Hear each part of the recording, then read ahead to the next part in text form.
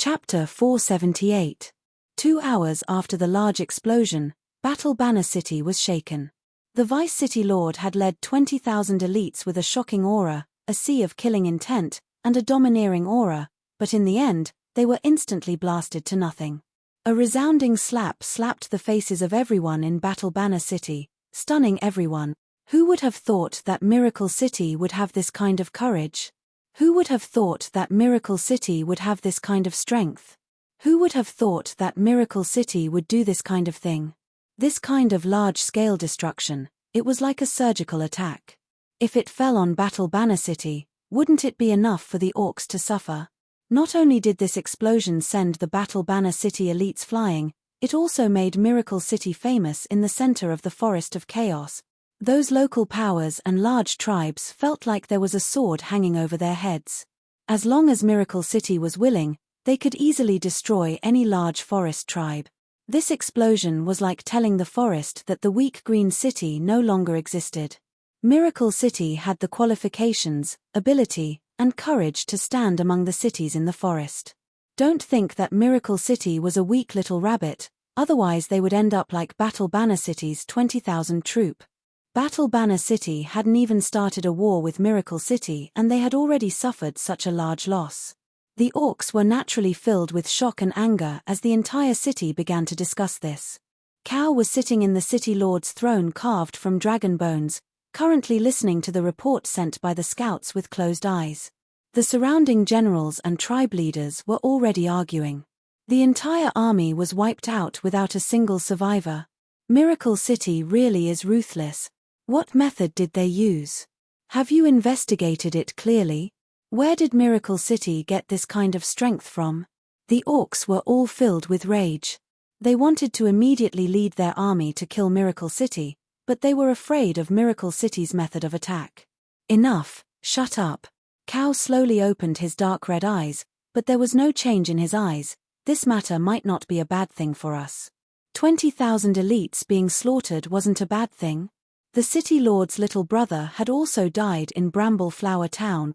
Of course, no one dared mention this matter, they just silently waited for the city lord to continue. Cow revealed a cold smile, exchanging 20,000 people for a good chance is worth it. We can use this reason to attack Miracle City and force Miracle City to surrender. This time, even the Elven King should have nothing to say.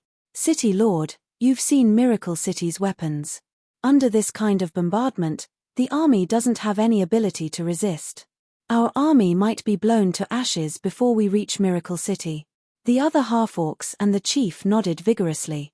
Miracle City had this kind of strength and weapon, it was more than enough to attack Battle Banner City. Shouldn't they be considering what kind of weapon it was and how to deal with it? Surround them.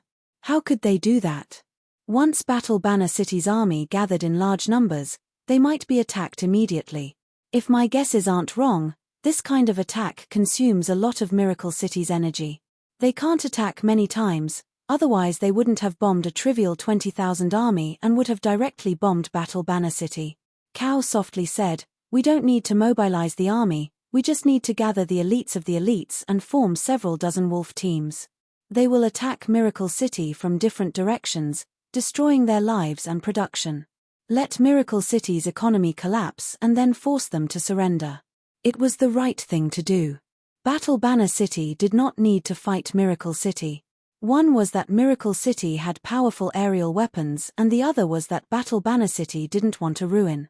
Miracle City's bombardment ability was still unknown, so using a large army to attack Miracle City was very risky. The best method was to gather the elites of the elites and destroy the enemy's rear in groups of several dozen. Battle Banner City was very strong, with experts like clouds in a forest. Miracle City couldn't do anything at all. Cow didn't wait for the others to express their opinions and immediately gave his orders, have the Air Force monitor Battle Banner City's airspace 24 hours a day. Battle Banner City's city protecting barrier will be prepared to be activated at any time. Other than that, each army will gather warriors above the 100-man commander level and 3,000 people to form a wolf assault team. They will attack Miracle City quickly and accurately, don't directly clash with Miracle City's army. We will retreat when the enemy advances, We will advance when the enemy retreats, and we will attack when the enemy is tired.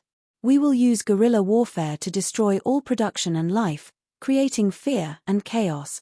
On Miracle City's side, Meng Qingwu had been paying close attention to the Bramble Flower Town negotiations. When she knew that Chu Tian had given the order to bombard the city, Meng Qingwu's heart sank and she knew that the negotiations had already collapsed. 0. Immediately send the order. Close all production inside and outside the city and have all the troops prepare for battle, preventing a surprise attack from Battle Banner City. Understood, Sir Vice City Lord. After Meng Qingwu finished arranging everything, she returned to the transport tower in the city. Chu Tian had already brought Nangong Yun back. When Chu Tian saw Meng Qingwu, he greeted her. "Young miss, how was the fireworks I set off?" "What did you do?" Meng Qingwu had a look of resentment on her face. "Why did you directly bombard them? Didn't we agree that no matter how unreasonable the other side's conditions were, we would pretend to compromise first and stall for time for miracle commerce? They would give us at least a week to manufacture the source energy bombs. If we fall out now, we'll be in big trouble. Big sister Qingwu, you don't know how hateful those fellows are." Nangong Yun had already changed into a new set of clothes. "I think boss did the right thing. We should blow those bastards to death." Meng Qingwu rubbed her forehead. "This bombing is satisfying, but it will bring at least 3 bad consequences. First, we will expose the power of the Heaven's Punishment airships too early and we won't be able to attack Battle Banner City. Second, the Eternal Forest will be very dissatisfied with us. Not only will they not send an army to help us, they might even stop the Elven King from making a move. Third, Battle Banner City will have a perfect excuse and opportunity. The battle between the two cities will break out early. This will make us very passive." Battle Banner City was afraid of the power behind Miracle City. Although the Eternal Forest was only in name, the Elven King had given the city to Chu Tian and made his daughter the Vice City Lord, which meant that the Elven King was very supportive of Chu Tian. In other words, if the two cities started fighting and Battle Banner City took the initiative to attack Miracle City. With Vivian's relationship, the Elven King could bypass the council and personally come to help. Even if it was the Elven King alone, it was not a small deterrent to Battle Banner City. After all, he was a peak expert of the Eternal Forest. This explosion changed the nature of the explosion. Although Battle Banner City first harassed Miracle City did not have any evidence. This time Battle Banner City had an alliance with Miracle City, but Miracle City killed 20,000 of the other side's people in one fell swoop. This was clearly giving Battle Banner City a reason to invade Miracle City. Miracle City's City Lord had treacherously set a trap. 20,000 elites and Vice City Lords had been killed. This reason was too good. The Elven Council was inflexible. In order to protect the Eternal Forest's reputation, not only would they not send out the Elven army, they would also stop the Elven King from interfering. This bombing seemed like Miracle City had gained a large advantage, but it was actually pushing them over a cliff. If they weren't careful, they would fall to pieces. Blowing up Battle Banner City's 20,000 soldiers will bring quite a bit of benefits. First, it will deal a heavy blow to Battle Banner City, lowering their arrogance and making it so that they won't dare send a large army to attack us in the short term. Second, it will raise Miracle City's morale, restoring the surrounding locals' confidence in Miracle City. Third, Miracle City's name will spread throughout the forest in one fell swoop, especially to the small and medium-sized powers. Battle Banner City's attempts to rope in the surrounding small powers to surround Miracle City won't work. Meng Qingwu found that there was no use talking to Chu Tian about this. Since the bombing had already been done, there was no use saying anything else. If I was Cao, after seeing Miracle City's large-scale attack, I wouldn't dare send a large army, but I would investigate while sending elite troops to attack. How should we deal with this situation? The small harassment from Battle Banner City in the past few days had caused quite a bit of trouble for Miracle City. This matter had become this big, Battle Banner City would definitely increase their strength by 100 times. Miracle City's production couldn't continue and there was even the danger of being completely destroyed. It was easy to dodge a spear in the open but hard to defend against a hidden arrow. If the two cities sent out their armies to fight, Meng Qingwu wouldn't be afraid of them. The problem was that the terrain of the forest was very complex, so it was impossible to defend against this kind of lone wolf attack. Relax, I have a way. How is the work on Yingying's side going? The undead towers have already been constructed. Alright, let's go take a look. Meng Yingying had been busy directing the construction of the undead towers over the past few days. The blueprints were provided by Chu Tian and the resources were supported by the barrier. Meng Yingying could create a death-attributed source spirit, so she could personally join in. Chu Tian had made large modifications to the Liquor's undead towers. The main undead tower was built outside the core of the undead ruins and the other undead towers were scattered around Miracle City. The main undead tower transmitted energy through the underground spiritual veins, forming a defensive line around Miracle City. Of course, the defensive value of the undead towers wasn't high. This was because the undead towers were too sparse. It wasn't enough to form a defensive zone around Miracle City. Meng Qingwu was very confused by Chu Tian's design. Rather than this, it would be better to be like the Lick, gathering large amounts of undead towers in one place and releasing their energy into the sky, creating an area of effect attack. Meng Qingwu was confused, but she didn't question this. These undead towers had been personally modified by Chu Tian and Chu Tian's modifications couldn't be worse than the Liquor's, so there had to be a reason for this arrangement. Chapter 479. The crater around Miracle City was now called the Miracle Mountain Range. The Miracle Mountain Range was a standard circle, with a circumference of around 6,000 kilometers. The highest peak was close to 10,000 meters and the widest was over 100 kilometers. Most of the locals and tribes related to Miracle City were in the range of the Miracle Mountain Range. Those outsiders that came to Miracle City, most of them moved their tribes to the Miracle Mountain Range. The mines, factories, and farms that Miracle City worked with the locals were mostly in this range. Therefore, the Miracle Mountain Range and Miracle City would form an inseparable entity in the future, just like a small independent kingdom. Miracle City only developed in the crater and didn't extend their tentacles to the outside world, so it was reasonable to say that they wouldn't touch the interests of other powers. They never thought that they wouldn't be able to avoid fighting and killing like this. Miracle City hadn't been developed for a long time, so the city's defenses hadn't been built yet. This weak time was when Miracle City was most vulnerable to being attacked.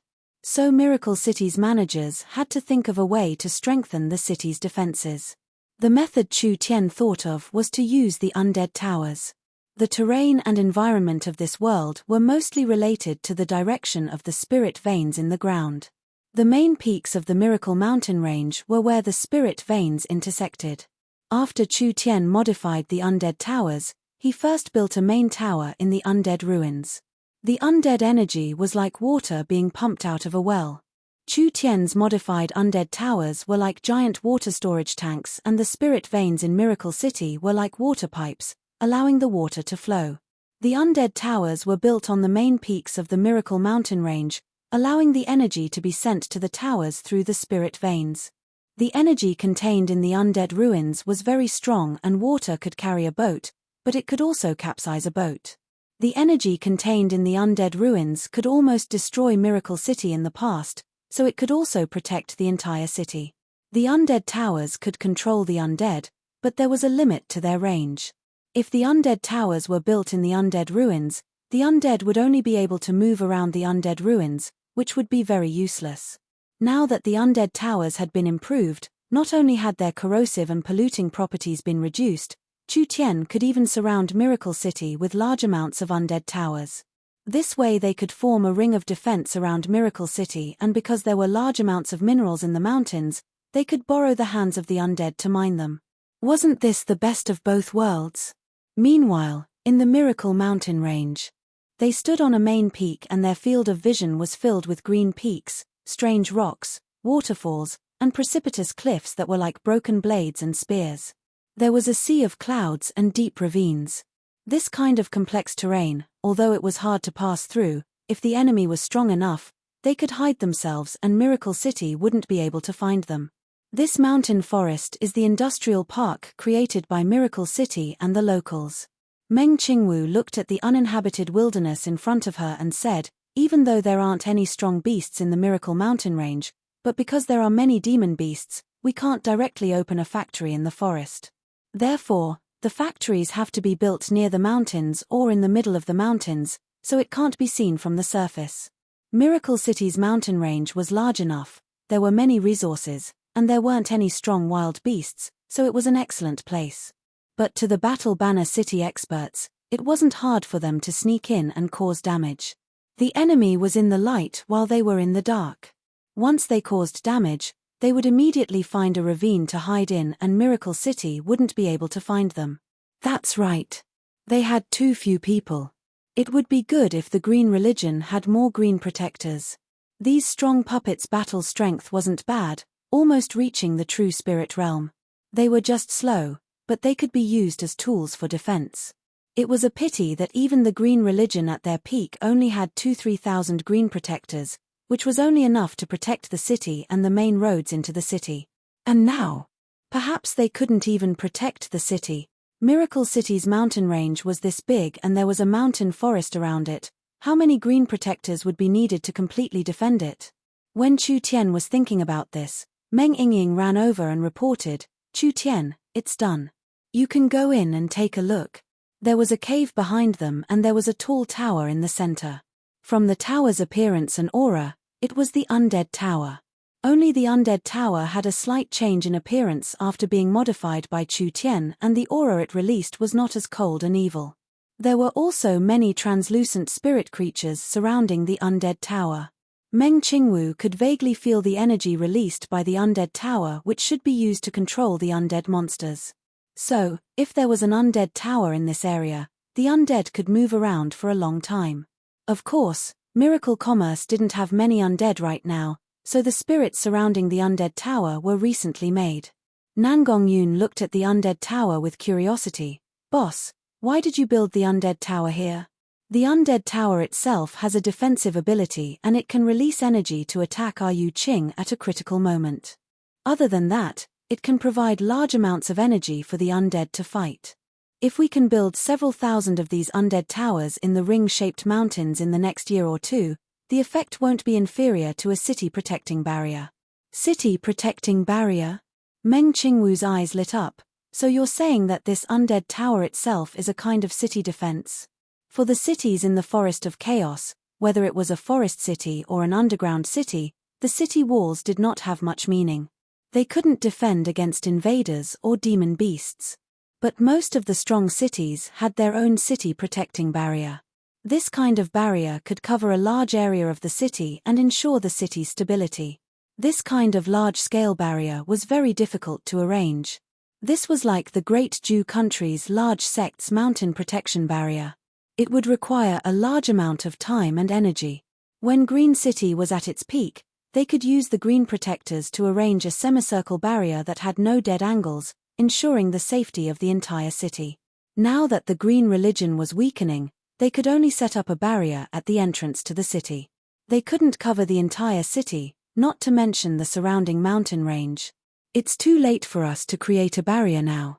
Meng Qingwu knit her brows. With our current talent and resources, no matter how fast we are, it will be hard to complete it in a year. Distant water cannot quench present thirst.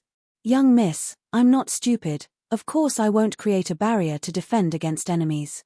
Chu Tian revealed a mysterious smile as he walked beside the Undead Tower. This Undead Tower has an important ability after being modified that can make up for our weakest link. What ability? Detection. Chu Tian said, "Do you see the spirits surrounding the Undead Tower? These undead spirits were deliberately added by me." They looked up at the Undead Tower. There were large amounts of spirits quickly moving around the Undead Tower, just like a protective layer of the Undead Tower. Chu Tian continued to explain, spirits do not have physical senses, they can use a kind of spiritual wave to detect life and energy to detect the existence of objects. They are especially sensitive to life detection. Could it be?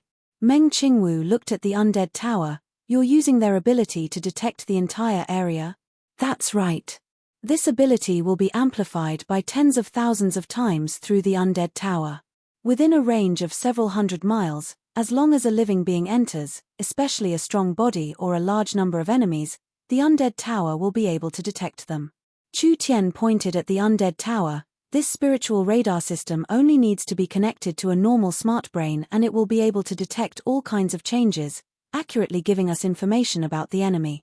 The undead tower's energy was the complete opposite of the energy in a living being's body. When an undead tower could detect the existence of living beings within 1,000 miles, once an expert from Battle Banner City entered, the undead tower would be able to detect them.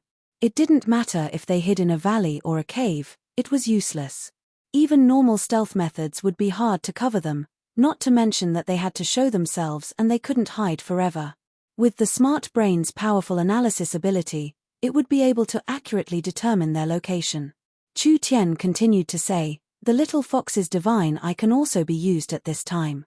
If the enemy has a powerful stealth technique, we just need to determine their general location and let the little fox use its divine eye to observe them. Any stealth technique would be useless and it would be like they are standing naked in front of us. Good, this is great. We've solved this urgent problem. Meng Qingwu thought of something and said, in our gnome research base, we've recently developed living puppet beasts. It can increase our ability to defend this area. Living puppet beasts. Chu Tian and the others didn't know what it was. Meng Qingwu took out a small egg-sized bird from her pocket. This bird didn't look any different from a living being, but the others looked at it and found that it was strange. This right eye was cold and empty. These puppet beasts have cameras inside them and they have a shaman GU controlling their brains, so they can move according to our will. Each one is equivalent to a mobile surveillance device. There are already several hundred of these puppet beasts and they are all in the forest near the industrial area. Once we find a strange situation, we can investigate it from a close distance. This is great. Nangong Yun felt that this city's warning system was simply perfect. Everyone didn't need to run around chasing after the enemies, but what can those idiots do to us? They're walking right into a trap. Chu Tian clapped his hands. All right, since the measures have been taken, everyone quickly prepare. Nangong, you'll have to work hard for a few days. I'll gather all the Miracle City experts and you'll be in charge of killing the mice. We want everyone to see our abilities and increase their confidence in Miracle City. No problem. There was another fight to be fought. Nangong Yun was looking forward to this kind of work. Chapter 480. Meng Qingwu quickly brought over a smart brain. After the smart brain connected to the pagoda of the undead spiritual radar started to operate normally. The main pagoda of the undead pagoda extracted energy from the undead ruins and this energy flowed along the earth veins to the main peaks of the ring-shaped mountain. These undead towers on the main peaks extracted energy and after being transformed by the source energy array, the 100 Spectres' detection abilities increased by a large amount. Finally they could send out a detection wave every 2 seconds. The data collected was too large. A normal spiritual body couldn't tell it at all. Miracle Commerce's smart brain was used. The smart brain itself was a spiritual body and after connecting to the undead tower, the smart brain could collect all the data and analyze it, creating a simulated image. After a few hours of collecting, the distribution map of the creatures in Miracle Mountain Ridge was basically presented. The life forms below the 7th awakened soul layer were screened out, eliminating 99% of the life forms. The rest were processed by the smart brain and finally created a creature map. This map had already been created. If new life forms came in, the undead radar would be able to detect them. The fluctuations of demon beasts were different from intelligent life forms, so they only needed to focus on the fluctuations of intelligent life forms. In the City Lord's Castle's dining hall, Chu Tian was currently eating with everyone. Yingying, eat more of this, it can help your chest grow. Pei, I don't need it. Yingying said this, but she stuffed it into her mouth and swallowed it in 2-3 bites. Then she ate several mouthfuls of the high-quality spirit rice produced by the elves to cover it up, as if she hadn't done anything. Chu Tian laughed from the side and the others all had smiles on their faces. Yingying's face instantly turned red. Nangong Yun revealed a look of envy. I just found out that boss is already with Yingying. I really envy you all. I'm already 20 years old and I still don't have anything to look forward to. You also worry about this kind of thing? I thought only the young miss would. Before Chu Tian could finish, the The young miss fiercely stuffed a chicken leg into his mouth and glared at him at the same time. Eat your food, don't speak nonsense. I am also a woman, all right. Nangong Yun was very dissatisfied with Chu Tian's words. Which woman in the world doesn't want to find the best husband? Ying, I really envy you. Why didn't I meet boss first? I don't think anyone wants me.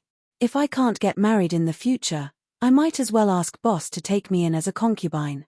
I don't want a title, I don't care about that. Puff. Chu Tian spat out the chicken drumstick. Meng Ying was also stunned. Everyone already knew that this demoness had a big mouth, but they didn't expect her to say something like that. No matter what, Nangong Yun was still a great beauty. Other than being a little fierce, she was definitely in line with the mainstream aesthetics of the continent. How could no one want her? Nangong Yun saw everyone's expression and solemnly said, I'm very serious, Ying, you won't dislike me, right? I'm absolutely loyal to boss. I can enter the bedroom, leave the hall, and even fight. Meng Ying scratched her head and was a bit embarrassed. Our relationship is this good and we're already sworn sisters, how could I dislike you? I've always felt that it's good for everyone to live together. Chu Tian, what do you think? Fuck, since Ying says this, then what else do I have to say? You. The young miss fiery eyes swept over at this time and Chu Tian felt like his tongue had been nailed shut. Ying was soft-hearted and easy to talk to, but that didn't mean other people were easy to talk to. He could only give an embarrassed smile. Let's eat first, let's eat first. This is a matter of ethics, we'll talk about it later.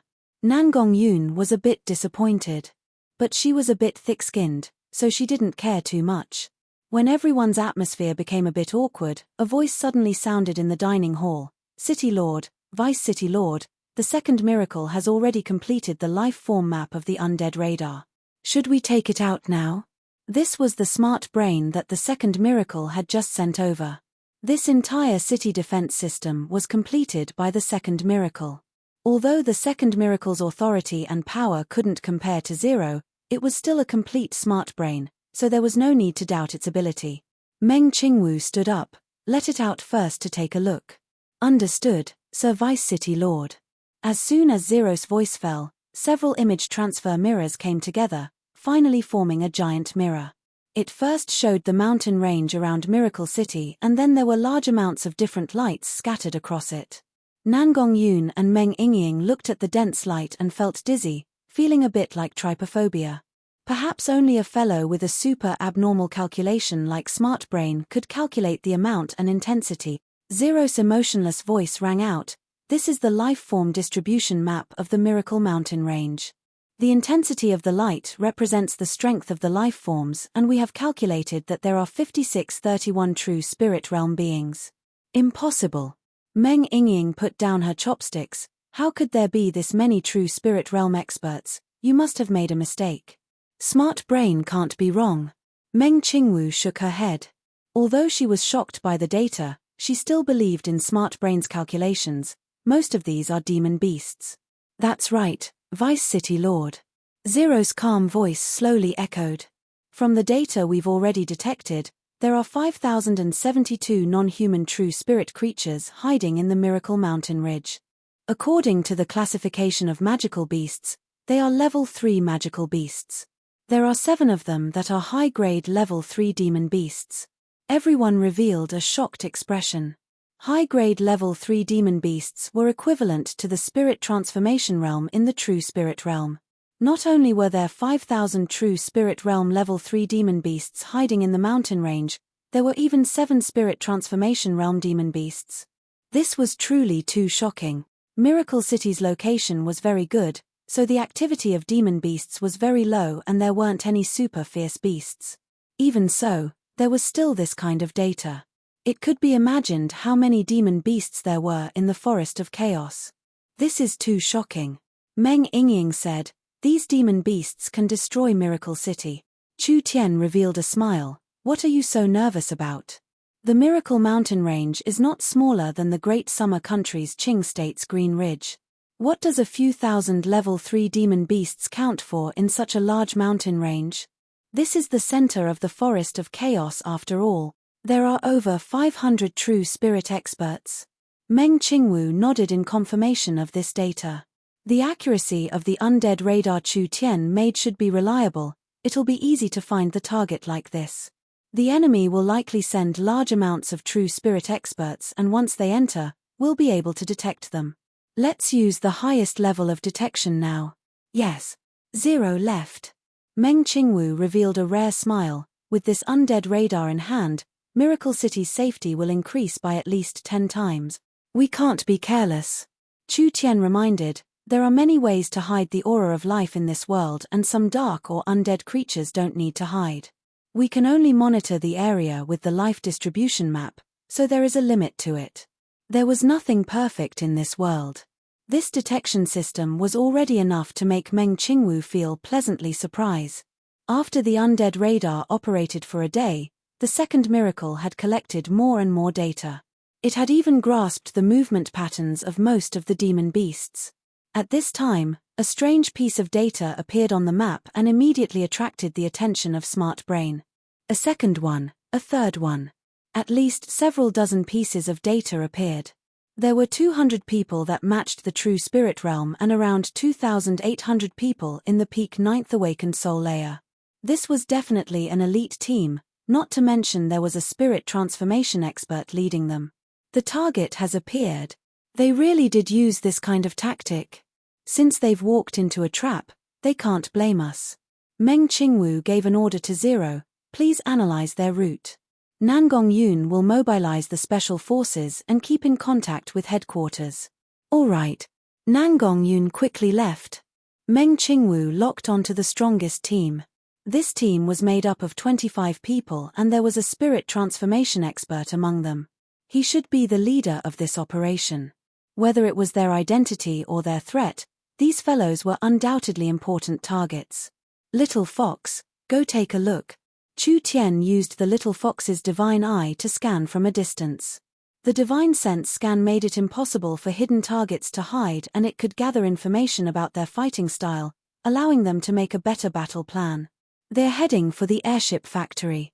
Could it be that they've already found out that the airship was responsible for blowing up their 20,000 people? Meng Qingwu was surprised that this team was heading straight for the airship factory, but this surprise did not last long. She immediately gave the relevant information to Nangong Yun. They will pass through a canyon, that is the best place to ambush. Nangong, it's up to you. Remember, you have to be careful, there are spirit transformation experts among them. Nangong Yun obtained the detailed information and was filled with confidence. She held a single source energy cannon and said with an arrogant expression, looking down on Miracle City, "We'll make them pay a heavy price today. Everyone, follow me." This was an elite team of around 1,000 people. This team not only had over 50 true spirit experts, there were shamans, druids, and green religion priests. The others were all experienced soldiers in the forest, so this was definitely a very powerful team. Under Nangong Yun's lead, everyone quickly began to move. The 1,000 people placed the 4 new cannons in the canyon and also placed large amounts of mines on the ground. All kinds of preparations were done and several hundred storm rifles were on standby, with the muzzles pointed downwards. Battle Banner City's people never would have dreamed that their carefully planned route would lead them to the gates of hell. Chapter 481. 25 orcs wearing camouflage cloaks quickly moved through the forest. Their bodies were covered in scent removal medicine, so even the most sensitive wolf dogs would find it hard to detect them. These people were all true spirit realm experts. They were all famous people in Battle Banner City. Some of them were tribe leaders and some of them were famous generals. They were led by the commander of Battle Banner City's army, forming this most elite assault team. Battle Banner City's retaliatory attack had already begun. They were prepared to destroy Miracle City's outer structures in one fell swoop and create chaos. Then they would infiltrate Miracle City and capture high-level members, forcing Miracle City to compromise or surrender. "Commander, we're about to reach our target." "All right, let's speed up." The body of the half-beastman commander was a size larger than that of an ordinary half-beastman. Every muscle was as tough as a rock, and its entire body was shrouded in a layer of powerful aura. Its weapon was a thick wolf tooth mace, and every spike was dancing with sparks of electricity. There was no doubt about the energy contained within. The 25 of them were all peak experts, so their feet didn't touch the ground during the entire process. They crossed 100 meters in the blink of an eye, and no matter how steep the terrain was, it was no different from flat ground in their eyes. Although they were very fast, there was no sound of breaking the air at all. This kind of large mountain range, this kind of secret route, and this kind of silent advance, even if Miracle City knew that their outer structures would be attacked, they couldn't do anything. After all, Miracle City didn't have many troops they could use. Even if they went all out, they couldn't control the entire mountain range. Not to mention that if they split their forces, Miracle City's defenses would weaken and these Battle Banner City experts could take advantage of them. Although it was like this. But it was strange. The Orc commander had a strange feeling like he was being watched, but he didn't feel any killing intent when he looked around. Other than a normal grey bird on a branch not far away, looking at these intruding beings, he didn't find anything strange at all. Was it an illusion? It should be. This kind of speed, stealth, and small-scale advance, Miracle City shouldn't be able to find them no matter how skilled they were. The Orc commander thought like this as he led his troops into a canyon. They were very close now. The airship factory was at the end of the canyon. As long as they destroyed this factory and burned all the airships in the factory, Miracle City's air force would be greatly weakened. This was the reason why the commander had personally led the troops to attack this place. Enemy target confirmed. The Orc Great Commander looked at the exit of the canyon. He could already see some leather processing sites outside the airship factory. He immediately raised his mace and roared, "Everyone, attack! Flatten it in 3 minutes." Yes. Half-beastmen's brains were weaker than humans. They didn't even understand the terrain before the Great Commander gave the order to attack. The 8-9 chiefs and warriors shot out like arrows. When they jumped out of the canyon, a faint source energy array appeared all around them. What? The beast men discovered that there were a large number of talismans buried in the rock wall at the exit of the canyon. These talismans displayed their effects together and countless lines began to spread out like water seeping into a crack. In just 2 breaths of time, a giant source energy array was formed around the valley, releasing a powerful restriction that made these cultivators feel their source spirits being suppressed. This is bad, we've been ambushed. The Orc Great Commander's face fell. Retreat. The orcs charging at the front quickly stopped their charge. Although their source spirits were temporarily restrained, these people were not ordinary people. They first stopped in the air and then quickly retreated. They stepped on the ground. When they were prepared to use their strength to break free.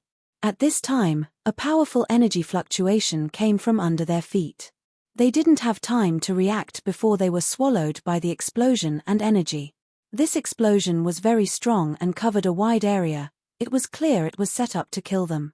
Several Beastman powerhouses were blown to pieces on the spot, while the others were badly mutilated and heavily injured. The energy flow produced by the explosion actually swept out for several hundred meters, tearing apart all the flowers, plants, and trees. Even the others were affected to a certain extent. The Orc Great Commander felt a strange aura. 2 sides. They're on the 2 sides. A large number of figures appeared on both sides of the mountain ridge. Several hundred people began to fire with their storm rifles, and there were even a few annihilator machine guns that spat out beautiful flames. Countless powerful source energy bullets were like a river flowing backwards. Even with the strength of these people, in this situation where they were caught off guard, they were beaten into a sorry state and most of them were instantly injured. The Orc Great Commander released his spirit energy in a rage, condensing a thick layer of spirit energy around him, blocking all the attacks coming at him. He shot into the sky like a rocket. This fellow was a spirit transformation expert. If they were allowed to close in, perhaps no one would be his match.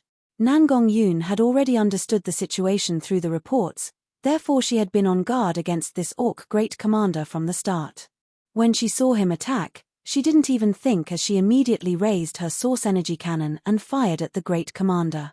Nangong Yun's shoulder cannon was made from new energy and the terrifying recoil almost sent a violent woman like Nangong Yun flying. The giant source energy cannon shot right at the Orc Great Commander. This close. This fast speed. Even if the Orc Great Commander had the strength of a spirit transformation expert, he couldn't dodge it. He could only block it as the beam of light slammed him into the ground, creating a large hole in the ground. Although the Orc Great Commander wasn't killed, he still suffered some flesh wounds. Damn, his skin is really thick, even this can't kill him. Nangongyun threw away the burning cannon and shouted, "Heavy cannons, where are the heavy cannons? What are you doing? Do you need this old lady to remind you? Fire the cannons and kill them." When had the orcs ever seen such terrifying source energy weapons before? In just a few short seconds, they had been caught off guard. The 4 source energy cannons were ready and a terrifying energy storm was brewing in the valley. These source energy cannons were strengthened versions of the source energy cannons. Although they were still using the white crystal oil cannons, they were several times stronger. With a single shot, normal Earth spirit cultivators would be instantly killed and Heaven spirit cultivators would be heavily injured. Now that 4 cannons were firing at the valley, what kind of scene would that be? Countless storm rifles and destroyer machine guns suppressed them, not letting the orcs fight back at all. The 4 cannons fired 3-4 times and the gap in the valley became larger. Other than the Orc Great Commander and a few stronger ones who were still holding on, the others had already lost their lives to the cannons. "Ha, ha, you're all too useless." Nangongyun jumped down from the cliff. "Miracle City's people, it's time to kill the enemy, immediately charge with me." Miracle City experts kept jumping out from the 2 sides of the mountain and large amounts of elites charged out from the valley. The Orc Great Commander was wildly surrounded, so how could he block the already injured Orc Great Commander? Nangongyun slashed through his neck and ripped off the Orc Great Commander's head. "The enemy leader has been executed. The enemy leader has been executed." The Miracle City people instantly cheered. The battle on this side was just the beginning. Battle Banner City's carefully planned strategy was now completely in Miracle City's hands. Each hidden team was surrounded by Miracle City and almost no one could escape.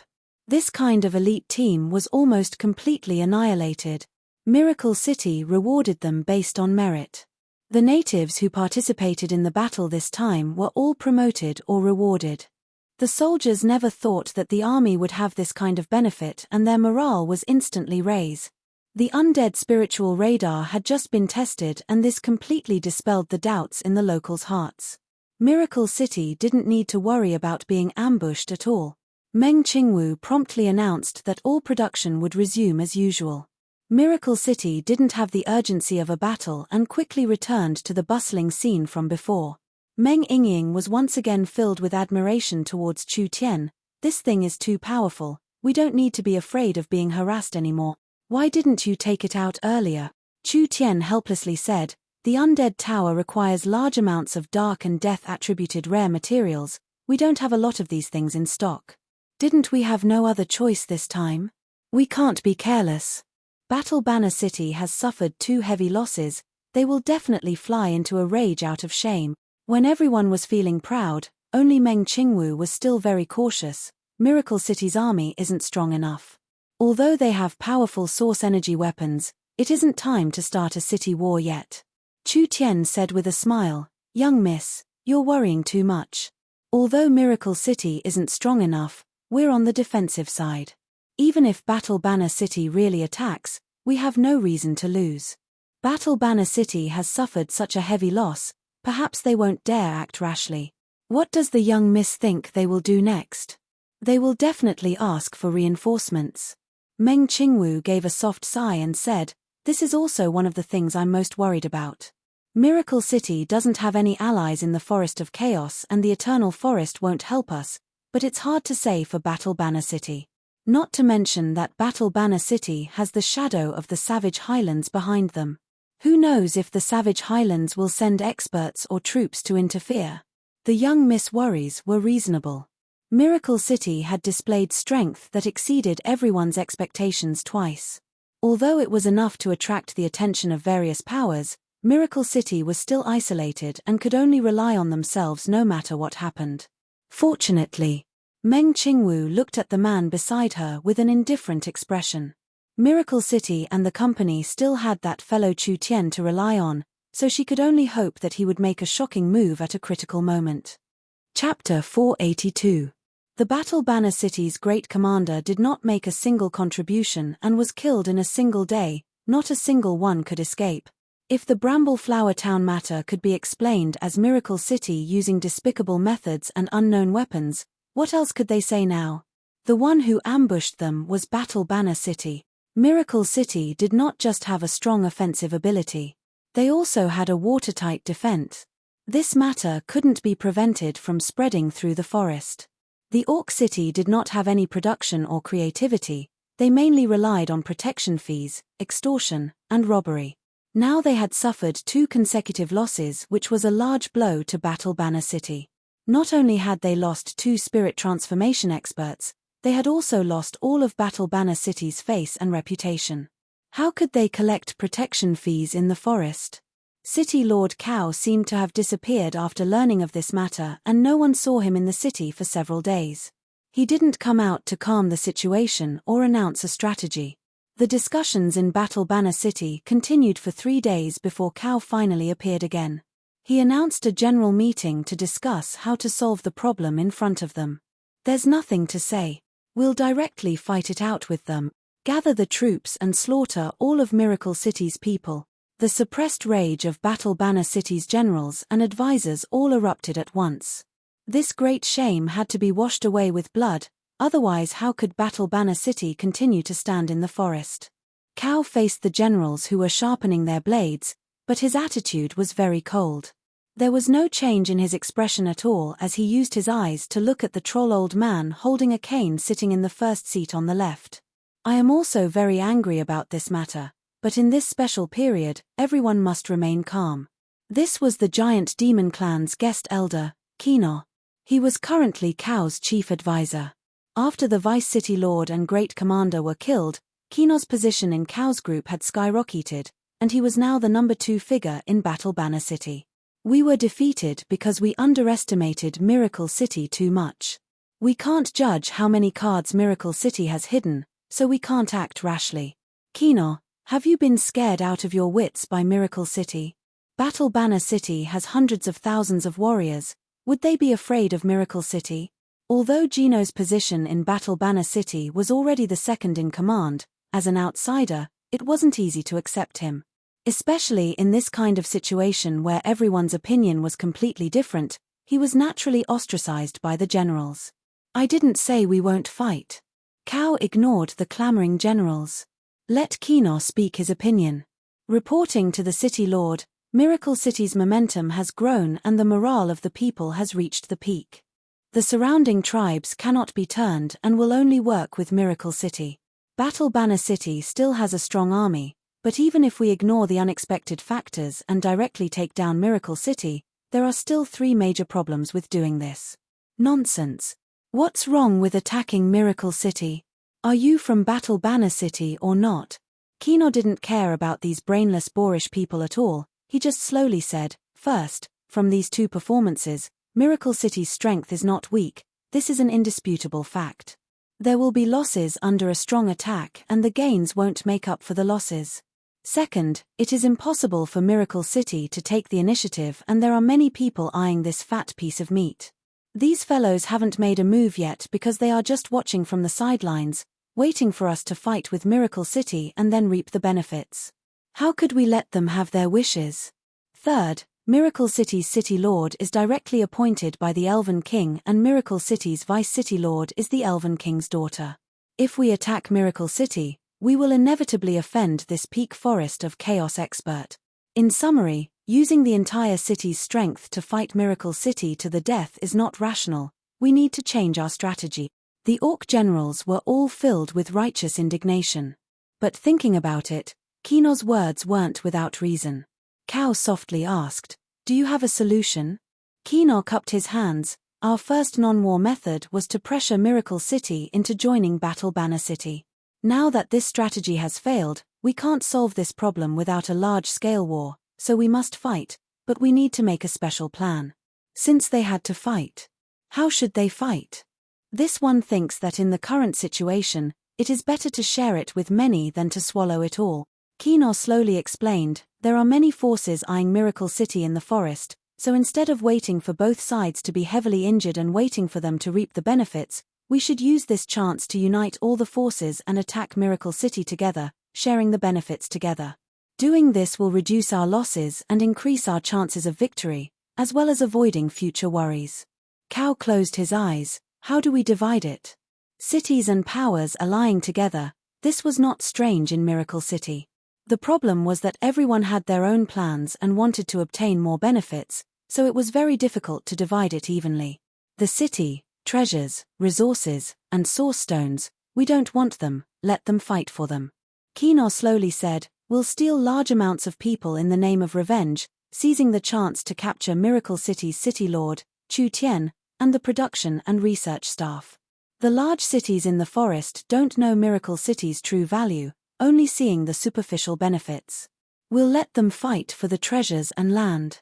If we throw away these hot potatoes, we can avoid quite a bit of trouble and conflict, and we can obtain benefits that everyone won't be greedy for.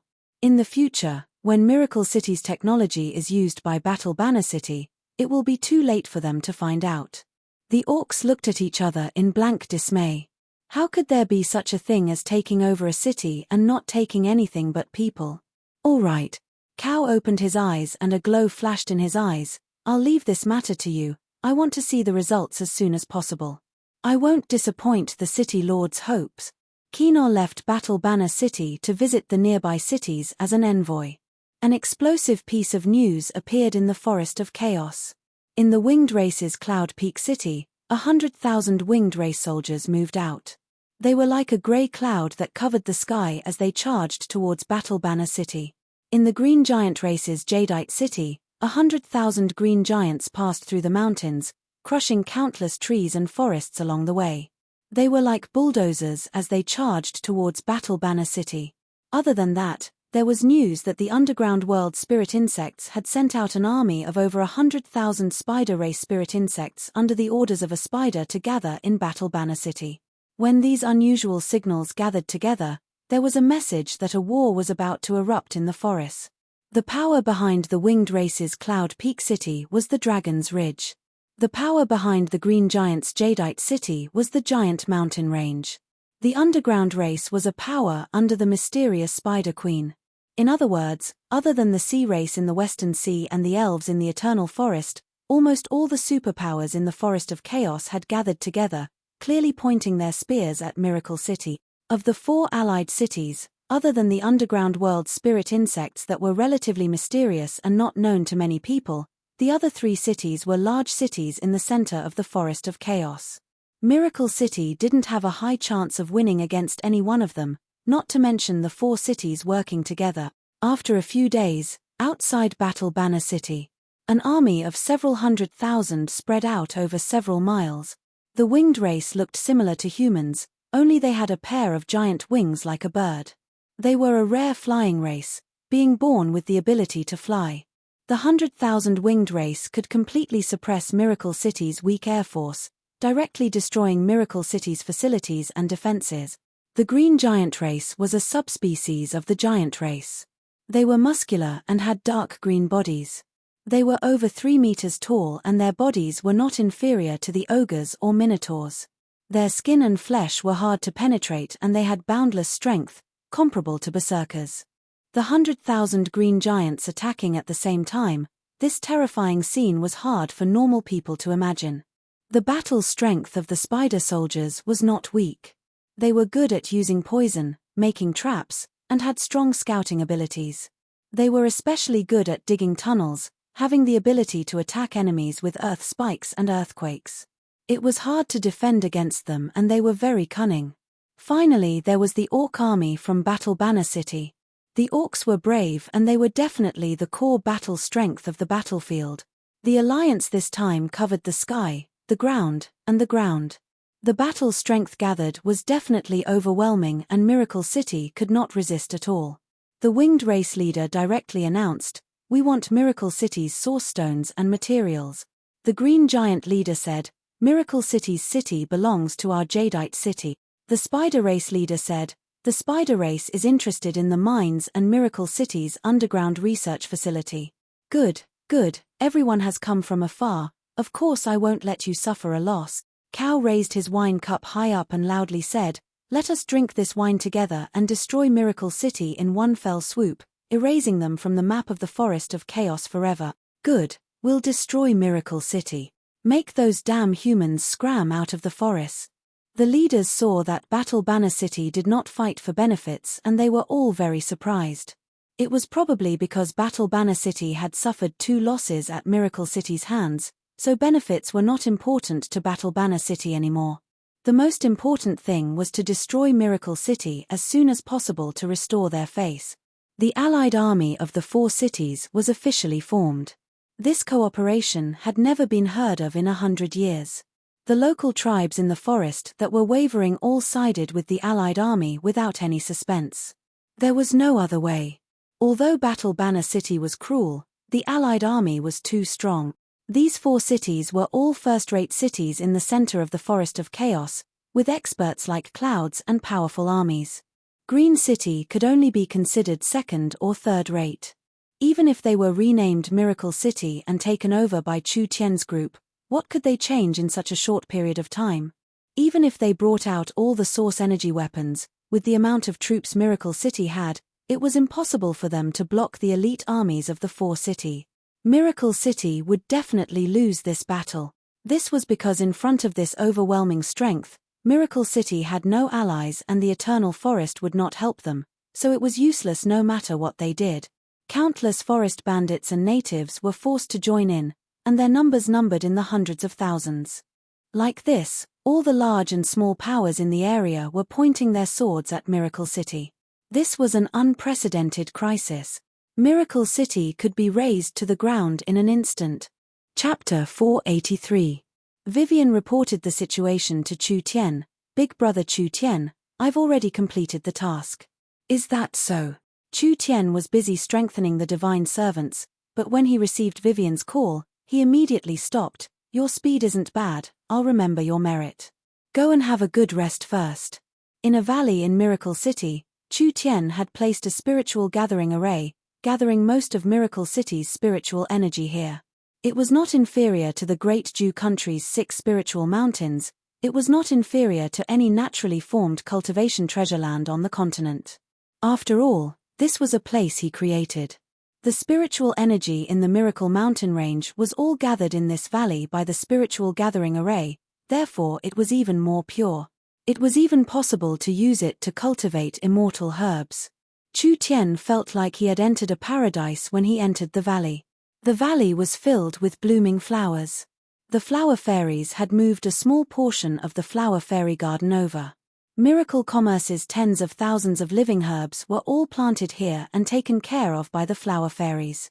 This was one of Miracle City's secret gardens. There were several hundred flower fairies living in the Miracle Gardens. The flower fairies were aloof from worldly affairs, so they liked this kind of environment. The Miracle Gardens was personally modified by Chu Tian, so the spiritual energy here far surpassed the flower fairies' garden. The flower fairies had already considered this their home. The little fox's eyes lit up as it charged into the medicine field, but it was stopped by a group of flower fairies. Lulu stood in front of the fox with her hands on her hips. "Little fox, are you here to steal food again? Are you worried about being spanked?" Chu Tian bent down and grabbed the fox by the neck. He looked at Lulu with a faint smile on his face. "It's been a long time since we last met. Are you used to living here?" "Ayaya, why did you come?" Lulu and the flower fairies all called out as they surrounded him, chattering non-stop. "This place is pretty good, it's not worse than the flower fairy garden at all. Moreover, we often rehearse movies and make spiritual spaces, so life is much more interesting than before. Only big brother Chu Tian, you're really something, not coming to see us at all. Could it be that you've already forgotten about us?" Sorry, I'll definitely come often in the future," Chu Tian said perfunctorily and went to the center of the garden. There was an empty space here that had been specially cleared. It was about 100 meters in diameter, and there was a 6-point star-shaped formation set up. If one looked carefully, they would find that each of the 6 corners of the hexagram was a subspace capture array, which was the original technology of the space warehouse. In the middle of the hexagram was a hexagon formation. Its structure was very complicated and profound, and it was connected to the 6 subspace capture formations. There were several silver energy pillars surrounding the hexagram array. Each one was around 10 meters tall, simply like a row of towers. These were all used to power the source energy array. Chu Tian checked and confirmed that there were no problems. Vivian was quite meticulous in her work. "Have your sisters come over," Chu Tian said to Lulu on the side. "We need to start working." Lulu and the flower fairies revealed serious expressions. They knew what Chu Tian wanted to do. This was something that the flower fairies had wanted to do for thousands of years. If Chu Tian could really do it, he would be a great person that could create miracles. "Take out the seed first." Lulu took out a normal-looking seed. This seed did not have any special characteristics. It was simply like a stone that could be picked up from the side of the road. "Please place the seed in the center. The entire process will require the support of the flower fairies." The flower fairies carefully placed the seed in the center of the hexagram array. Several hundred flower fairies surrounded the seed with their hands, and a faint glow was released from their palms. It wrapped around the seed and slowly seeped into the seed. There was no effect at all.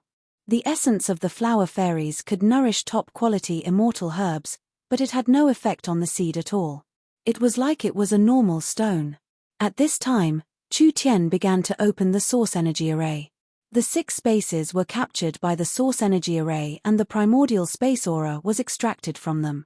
Finally, it was directed to the center of the hexagram array, and like a sponge absorbing water, the seed instantly swallowed the spatial aura. After around 10 minutes, there was suddenly an almost undetectable cracking sound. On the rough surface of the seed, there was actually a small crack that appeared. There was suddenly an incomparably thick energy that was released from inside. When Chu Tian felt this energy, he felt like all the meridians in his body had been opened. What kind of ancient and pure life energy was this? "Ah! There's a reaction. There's a reaction." The flower fairies cried out in pleasant surprise. But there was just a small change, and for this stone to completely germinate, it was not something that could be done in a single day. Chu Tian felt traces of energy leak out and his meridians became clear. If there was a bit more, he didn't know what effect it would have. "Interesting. Was this the legendary tree of life?" Chu Tian said to Lulu, "There might only be one chance like this. If we fail, it will be even harder to awaken the seed next time. You have to focus all your attention. Even if the sky falls down, you can't do anything. Do you understand?" "Yes. We will definitely succeed." The flower fairies' voices were a bit trembling. Awakening the ancient tree of life seed, this was their dream for thousands of years. When Chu Tian found Vivian, she was eating fruits while chatting with Meng Yingying and Nangong Yun. "Big brother Chu Tian, how is it?" "You've done pretty well." She was almost tired to death in this period of time, but there was nothing she could do about it. Who told only 3 people in miracle commerce to have spatial abilities? Chu Tian definitely wouldn't personally do this, and Meng Yingying's mirror image ability was only half-baked. Like this, who else could do it but her? She was very tired, but being able to play her unique role made Vivian feel very proud. At least it was better than working in the City Lord's castle all day. After all, in terms of managing a team or a city, she couldn't even compare to a single finger of Meng Qingwu. What did Big Brother Chu Tian want to do? Did he really think he could awaken the ancient tree of life seed? Whether it was the flower fairies, the elves, or the Treants, they had all been studied for over 10,000 years. This was impossible. So many things have happened in the past few days. Those green frogs deserved to be unlucky. Vivian took a hard bite of the fruit, like she was treating the fruit as City Lord cow. She used her teeth to crush it, provoking our miracle city. "They're tired of living." Right. The 2 girls nodded. Miracle City was becoming more and more prosperous from the chaos. Miracle City was not just a city managed by miracle commerce, it was also the perfect home that everyone worked together to create. No matter who it was, they were filled with feelings for this city. "Sirs, sorry to disturb you." Zero's voice suddenly came through the speaker in the room. "The Vice City Lord has an urgent matter. She asks you to see her in the discussion hall." Meng Qingwu had an urgent matter. They didn't dare be slow. Vivian teleported and everyone arrived in the discussion hall. Chu Tian saw a figure he hadn't seen in a long time. She had a graceful figure, long white hair, and the characteristics of a spirit beast. It was the fox beauty Dolores. Dolores was Miracle City's finance minister and was in charge of managing the city's caravans. Wasn't she away all this time? Why did she suddenly come back? She most likely used a rare return city scroll to instantly return to the city. Seeing her panting and anxious appearance and Meng Qingwu's serious expression, it seemed like something big had happened. "Young miss, what happened?" "I'm afraid it's not a small matter," Meng Qingwu said. "Let's listen to the information Dolores brought back first. The fox caravans finally found a few partners with great difficulty, but they've all chosen to separate themselves from Miracle City in one night and even want to expel the fox people." Dolores spoke of the recent matters. "I've finally found out the reason after asking around. They're all prepared to join the Four Cities Alliance to deal with Miracle City." Four Cities Alliance? Meng Yingying felt this was strange. What Four Cities Alliance? You don't know, but Miracle City's recent performance has made the surrounding powers drool. Because of Miracle City's fast development and strength, these large powers feel threatened and have already become the target of everyone in their area. Dolores said with a serious expression, "Battle Banner City, Jadeite City, Cloud Peak City, and Crypt City. These four cities have decided to work together and have mobilized over 500,000 people, all of whom are their elite. The most terrifying thing is that their momentum is too strong this time. There are many large tribes and local powers in the Forest of Chaos that want to fish in troubled waters. Their troops are quickly growing and I suspect they will surpass 1 million people." Everyone was dumbfounded.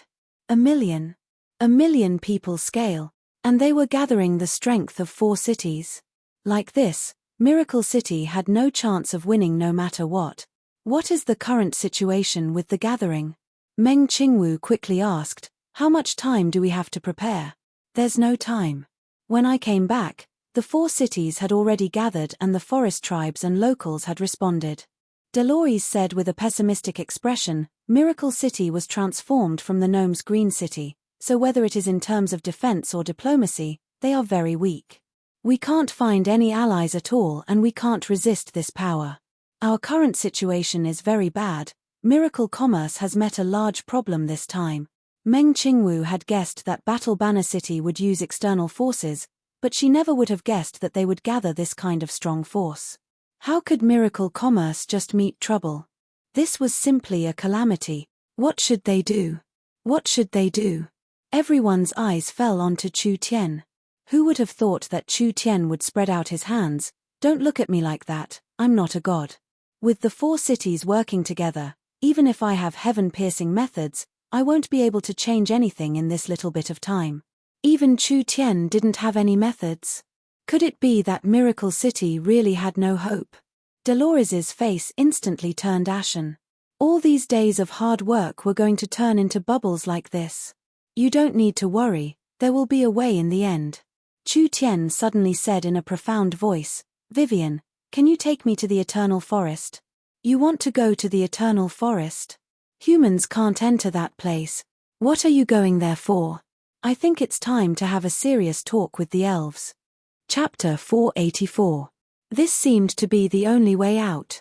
Would the Eternal Forest help them? Those old-fashioned elves didn't want to be involved in disputes, not to mention that behind the powers dealing with Miracle City were the strongest powers in the forest. The Eternal Forest and the elves always protected themselves. It was almost impossible for them to be involved in this kind of fight. Chu Tian helplessly waved his hand. "No matter what, we have to try, otherwise we can only wait for death." Vivian hesitated for a few seconds before nodding. "All right, we'll try." Meng Qingwu was still a bit in disbelief. "Chu Tian, you really plan on begging those stubborn old men in the Eternal Forest? Do I look like I'm joking? Other than the Eternal Forest, there is no other power that can save us. Can you convince them?" "It doesn't matter if I can convince the elves or not, but they will definitely send their troops." Where did Chu Tian's confidence come from? Was he this certain that the elves would save Miracle City? "I'll leave Miracle City to you." Chu Tian patted Vivian's shoulder. "There's no time to lose, let's go." Vivian left space without another word, and the two of them instantly moved several hundred miles away. Although Miracle City was far from the Eternal Forest, with Vivian's spatial abilities, this distance didn't count for anything. When Vivian's strength was about to run out, the two of them appeared outside the Eternal Valley. There was a white stone path covered in fluorescent moss. Vivian pointed at the long path and said, "This is the only entrance to the Eternal Forest." The Eternal Forest's environment was very special. It was similar to a secret realm. Other than this white path, there was no other path into the Eternal Forest. Even if they deviated half a foot from the path and walked in the same direction, they would never be able to enter the Eternal Forest. Because the Eternal Forest's spatial structure was very special and there was a very high-level barrier set up, the white path was the only entrance. This made the Eternal Forest a paradise that was easy to defend and hard to attack. The elves lived inside, free and rich, so they were aloof from worldly affairs. Vivian was a bit uncertain in her heart. Me bringing you here is already breaking the clan's rules. There will definitely be elven experts guarding the Eternal Path, so whether we can enter or not will depend on our luck. It's okay, let's give it a try. Vivian saw that Chu Tian wasn't slow from beginning to end, as if everything was under his control. Her heart instantly calmed down. There was nothing in this world that Big Brother Chu Tian couldn't handle. Since Big Brother Chu Tian was this confident, then she would go all out. The worst result was being locked up for several decades. What did this bit of trouble count for saving Miracle City? Stop. Who are you? Chu Tian had just walked a few hundred feet away from the trail when he suddenly felt a cold wind blowing on his left and right. Out of nowhere, more than a dozen elves appeared, each with a fully drawn bow. The two elves at the front were pointing their swords at Chu Tian. The guards of the Eternal Forest. Vivian quickly stood up and said, "Don't misunderstand. I brought him here. Your Royal Highness Vivian." The leader, a mature-looking elven woman, was a little surprised. "Why did you bring a human to the Eternal Trail? Don't you know that this is a serious violation of the clan rules? Although you are the Elven King's daughter, the Elven Council has the final say in the Eternal Forest." Vivian quickly explained, "This is Miracle City's City Lord Chu Tian. He was personally appointed as the City Lord by Royal Father. He is helping our Eternal Forest develop and manage the city, so he is considered a member of the Eternal Forest. There is nothing wrong with me bringing him here." This reason wasn't even enough to convince herself. Not to mention convincing the Eternal Forest's guards. What Vivian never thought was that when these elves heard Chu Tian's name, their eyes lit up. "Ah, this is the famous Mr. Chu Tian. Put down your weapons, put down your weapons, it's a misunderstanding." Vivian's eyes popped out. "It can't be." Chu Tian was very surprised. Didn't the elves want to cut humans to pieces? These elves' attitudes were too good. Was it because he was handsome? The leading elf looked at Chu Tian with a gaze of worship. "There are many things produced by Miracle Commerce in our Eternal Forest, especially the video disc player and the magnetic sound machine, which everyone likes. It's a pity that there is no signal here, so we often secretly go to places with signal to listen to Miracle Commerce's channel." "That's right," another elf said. "When will you cover this place with the signal? This way we won't have to go through so much trouble." "Ha, ha, ha, easy, easy."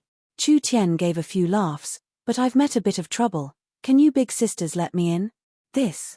The elves were a bit hesitant. "There has never been a human in the Eternal Forest before. We must report this to His Majesty the Elven King." "Please wait a bit." After saying this, the elf flew away. Vivian rarely came to the Eternal Forest. She never would have thought that Miracle Commerce's products would have this many customers among the elves. It was because of these products that the elves' impression of Chu Tian and Miracle Commerce had greatly improved. Perhaps they would really help them. In the end, the elf that reported to Chu Tian did not come back. There were over 100 dark golden armored elven guards holding long blades charging out, quickly surrounding Chu Tian and Vivian. Vivian's face sunk. "What are you doing? Do you know who we are?" These elven guards did not say much as they escorted the two of them into the Eternal Forest. Although their posture was not very good, Chu Tian was the only human to enter the Eternal Forest in the last 10,000 years. The Eternal Forest was filled with an incomparably strong vitality. The sun's well released a warm and bright light that covered the entire forest. There were over 1 million elves living in the forest, using the trees as houses, living carefreely. The beautiful elven songs filled every corner of the forest. The Elven King's palace was grand, hanging off a cliff covered in waterfalls. It was carved from pure white jade, with each detail being filled with an unimaginable sense of art and culture. Chu Tian did not have time to properly appreciate it before he was sent to the Elven Council. Several dozen elven elders had already arrived. The youngest among them was around 40 years old, giving off a gentle feeling like jade. It was like every inch of his body was condensed from the essence of the world. Royal Father. Vivian's arm was locked by the guards and she quickly shouted, "Make these annoying fellows let go." The Elven King shook his head with a bitter smile. "Vivian, why did you come here? Don't you know that you can't casually enter the Eternal Forest?" The speaker Augusta coldly stood up. "Vivian entering the Forest of Chaos without permission is already a serious violation of the clan's rules. Now bringing an outsider in is even more unforgivable. You are that human Chu Tian who likes to play tricks, making the current young people more and more restless. You are simply a sinner that has broken the 10,000-year tradition of the elf. I didn't pursue this matter, but you came to the Eternal Forest instead. What is your purpose? If you don't give a reasonable explanation today, don't think of leaving." Although he already knew that the elves were pedantic, he never thought they would be pedantic to this degree. It seemed like Ulysses was already considered good. Chu Tian said in a voice that was neither servile nor overbearing, "I'm here to ask for forgiveness." With these words, not only was Vivian stunned, the Elven King, Ulysses, and even the speaker were a bit stunned.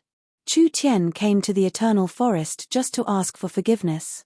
Chu Tian continued to say, "I failed the Elven King's trust and couldn't protect the city, so I'm guilty." Augusta looked at the Elven King beside him. "City? What city?" The Elven King helplessly replied, "He's referring to Green City." "Your Majesty, you're actually giving Green City to this human to manage?" Augusta revealed a look of disbelief. "That city does not belong to the elves. What qualifications do we have to manage it? Not to mention that even if it belongs to the elves, the transfer of the city should be decided after the council votes and public opinion.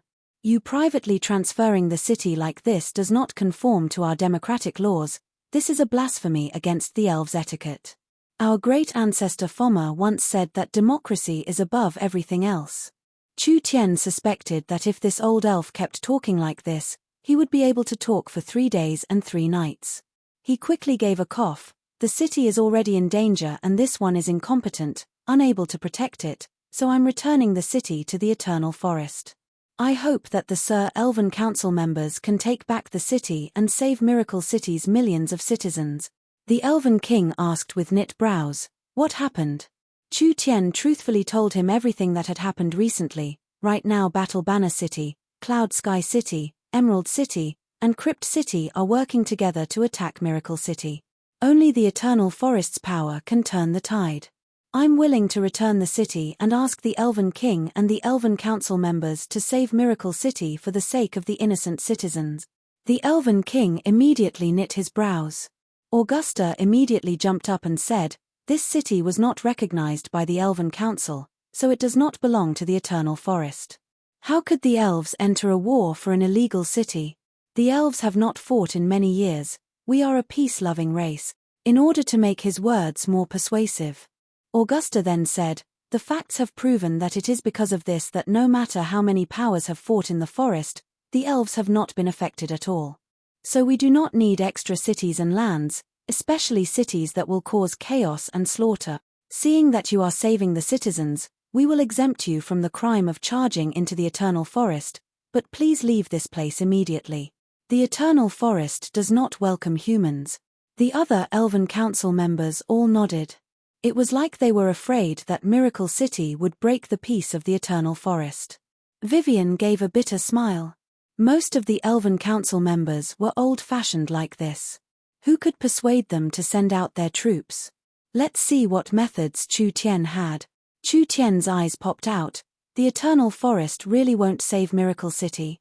We won't save them. The Eternal Forest will really abandon Miracle City. This city has always been illegal. All right. Chu Tian revealed a solemn expression. The Eternal Forest does not accept Miracle City, so I ask the council members to sign a contract with me, letting Miracle City cut off its relationship with the Eternal Forest.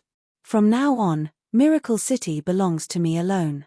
No matter what happens, the elves cannot use any excuse or reason to interfere with Miracle City's internal affairs. What was this human thinking in his head? Chu Tian said with a determined expression, since the Eternal Forest is not willing to recognize and accept Miracle City, in this final moment, why should Miracle City fight under the Eternal Forest's banner? I just want the citizens to fight for themselves in this final moment.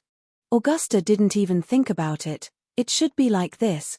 You can't go back on your word. The elves are a race of laws, how could we? All right, sign it. Under Chu Tian's supervision, the Elven Council passed the fastest decision in history. They signed a contract with the humans, announcing that Miracle City was illegal to the Eternal Forest and recognizing Miracle City's independence.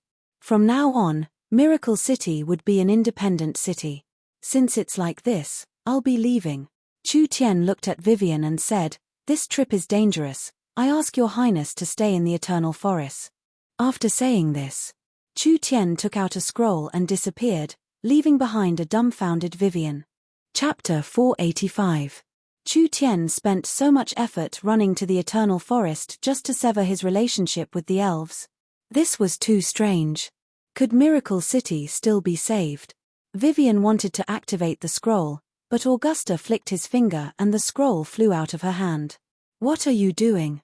Vivian was like a cat whose tail had been stepped on. Return the scroll to me. Miracle City already has no relationship with the Eternal Forest. What is the elven princess doing with the humans? Augusta grabbed the scroll and said with a glare, not to mention that Miracle City is very dangerous right now. For the princess's safety, please draw a line with humans like Chu Tian from now on. I'll draw your head. Vivian's palm cut open space, wanting to take the scroll back. In the end, a faint golden light appeared around Augusta's palm and blocked Vivian's power. How could the elves have such an uneducated, rebellious princess? Augusta's face sunk. Your Majesty is too lacking in discipline. Vivian, you can't be rude to the council chief. The Elven King was a bit embarrassed. He couldn't do anything to this old elf. You don't need to care about this matter for now. Since you're back, you should stay in the Eternal Forest for a while. Royal Father, even you treat me like this. I have to go back. Miracle City needs me right now. Pay attention to your words. You are an elf and you've already violated enough rules. If you are punished one by one, perhaps you'll face the wall for more than 100 years. Augusta said, the Elven Council can't let you continue acting willfully. From today onwards, you will have to learn the Elven race's 10 great laws and 96 etiquettes. When your actions conform to the rules of the Elven race, the Elven Council will let you regain your freedom. Even if I die in Miracle City, I won't learn those broken things. This isn't up to you. Vivian wanted to use her strength to escape, but Augusta pointed at Vivian. The difference in strength between them was too big, so Vivian's source spirit was directly sealed and she couldn't use any strength at all. Bring her away. Let me go, Royal Father. Several elven guards escorted Vivian away. Augusta turned around and looked at the Elf King. Your Majesty, please forgive me. Think about the princess's future. She is still young and has a lot of potential. Her rebellious personality needs to be polished. As the youngest princess of the elves, she should be a role model for the other young elves. What else could the Elf King say? Although he was the Elven King in name, he had been the Elven King for less than 100 years. Whether it was influence or prestige, how could he compare to this old fellow who had been in charge of the Elven Council for 500 years? Out of the dozens of seats in the Elven Parliament, only a mere 5 or 6 seats belonged to the Elven King's faction. The rest belonged to the conservative faction and the traditional faction led by Augusta. They had been adhering to the etiquette and laws of the elves for thousands of years as their highest standard. Their stubborn thinking was not something that could be easily broken. The Elf King looked at the scroll in Augusta's hand and said, "This scroll seems to have the ability of long-distance teleportation. This is an unheard of technology. This human named Chu Tian has even mastered this kind of spatial technology.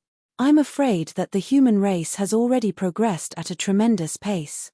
The ancestral teachings tell us that benefits will blind our eyes. Excessive development like this will only bring about destruction.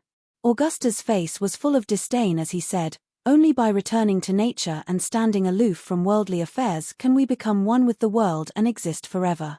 This has been the elves' path of survival for tens of thousands of years. Humans have overused their intelligence, abused their military force, and wantonly developed. In the end, they will inevitably become the public enemy of the continent. They are not far from extinction." The other people in the Elven Council nodded. The chairman had said too much. The elves were strong enough to protect themselves. Excess power would cause people to lose themselves, breeding slaughter and evil. Vivian was sealed like this and locked up in a golden copper tree. The Elven Council began to force her to study the Elven Codex as well as all kinds of etiquette books. Those hundreds of pages of books gave her a headache. She bit her pen while angrily complaining, "Big brother Chu Tian, you really are an out-and-out scoundrel. You actually left me here by myself." At this time, a voice sounded from outside, "Your Majesty, why have you come?" "I've come to see Vivian." "You can leave first. Nothing will happen." "Understood." The Elven King walked into the treehouse. When he saw that Vivian was still angry, he helplessly smiled and said, "Are you angry that I didn't help you, or are you angry that Chu Tian left you behind?" "Both angry, both angry. You two are about to make me explode with anger." Vivian almost jumped up when she said this. One was her father who loved her the most, and the other was her most worshipped big brother Chu Tian. These two actually treated her like this. Vivian felt as if she had been abandoned. How could she not be angry? "Silly girl, you've been with Chu Tian for a few months. Can't you see what kind of person he is?" Vivian stared blankly. "What did you say?" "Although I don't know what he wants to do, there must be a reason for doing this." The Elven King looked at Vivian and said, "As for what it is, I think we will find out soon." "Really?" Vivian was full of doubts. However, when she thought of Chu Tian's way of doing things, she felt that this matter was very strange. Could it be that Chu Tian deliberately broke off with the Eternal Forest and deliberately left her in the Eternal Forest? What was his goal? Could Miracle City hold on? Could it be that Big Brother Chu Tian knew that he couldn't save Miracle City, so he didn't want to implicate me, so he sent me back? Vivian's heart suddenly tightened when she thought of this. At this time, all of Miracle City was in a mess because the news of the Four Cities army gathering had arrived. An army of several 100,000 was charging towards Miracle City. Flags were flying all the way, covering the sky and giving off an aura that could swallow 10,000 miles. "Flatten Miracle City! Flatten Miracle City! Flatten Miracle City!" The sky above the ancient forest was filled with shouts filled with killing intent. The army spread out over 10 kilometers and the winged race army covered the sky. There were some winged race experts that could even fly 10,000 meters in the air. Once the airships attacked, these winged race people would notice them. The green giant moved like a small mountain, just like a green wave crushing the forest. Wherever he went, it was like he was being bulldozed by a bulldozer, turning the trees into a mess. Over 100,000 orcs were riding war wolves and giant leopards, quickly moving around, surrounding the left and right wings of the green giant. Once they came into contact with the enemy, the orc cavalry would be able to charge at them in a short period of time. The spider race was in charge of the rear and underground, so Miracle City had no chance at all. This kind of scene was rarely seen in the Forest of Chaos. All the locals fell down at the sight of this. They all listed Miracle City's crimes, expressing their irreconcilable hatred with Miracle City. They vowed to join the Four Cities army to attack Miracle City, as if Miracle City was an irreconcilable enemy that killed their families. Wherever the Four Cities army went, there were more and more people responding. Whether it was the tribes or the bandits, they didn't want to miss this chance. Miracle City was finished, there was no suspense in the result of this battle. This was a large forest city that had been in operation for several hundred years. The resources and wealth accumulated were enough to make people drool. Who didn't want a piece of the pie? The commander of this city extermination battle was personally appointed by the Battle Banner City's city lord Cao.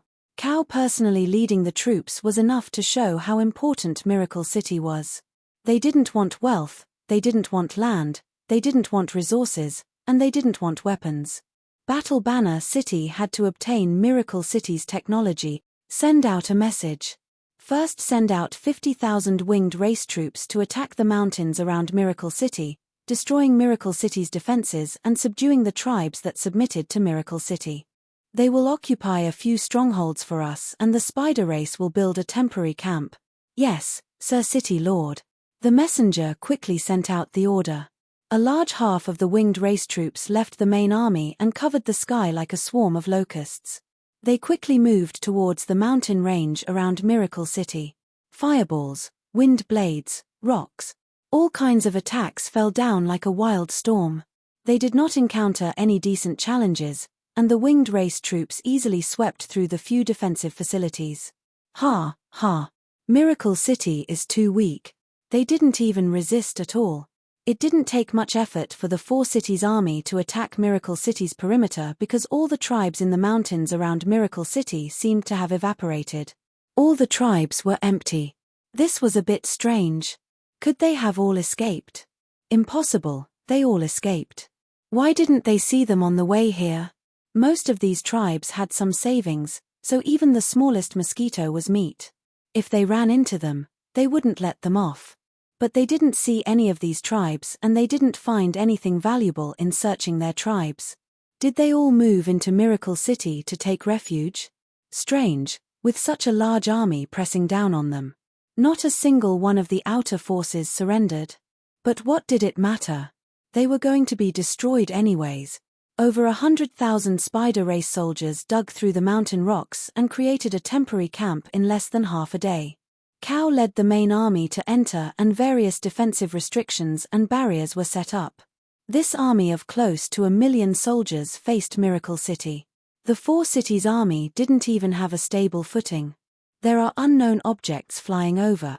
These must be Miracle City's strange weapons. Cao gave a cold laugh. Have the winged race shoot them down. Miracle City shot out several hundred guided missiles. The Battle Banner City people knew the might of the source energy weapons and if these things fell into their camp, they would instantly cause large amounts of damage. Therefore, the winged race immediately moved out. This was a race that specialized in speed, with true spirit experts that could easily surpass the speed of sound. Miracle Commerce had just started developing the guided missiles, so there weren't many of them. They were all cut down by the wind blades in the air and not a single one hit their target. Miracle City has already exhausted all their tricks. Cao was completely assured seeing this. The four cities' army was a three-dimensional army. The winged race was enough to form a strong defense line, making all of Miracle City's weapons lose their effects. Miracle City was already sealed off, without any supplies or reinforcements. Although their weapons were very strong, in this kind of situation, how long could they last? Send down the order. Prepare to begin the first round of attacks. Chapter 486. This is bad. A Miracle City Bearman soldier ran in front of Nangong Yun in a panic. Elder sister Nangong Yun, the enemy has taken over the periphery. I can see it. This old lady isn't blind. Nangong Yun was standing on a high mountain.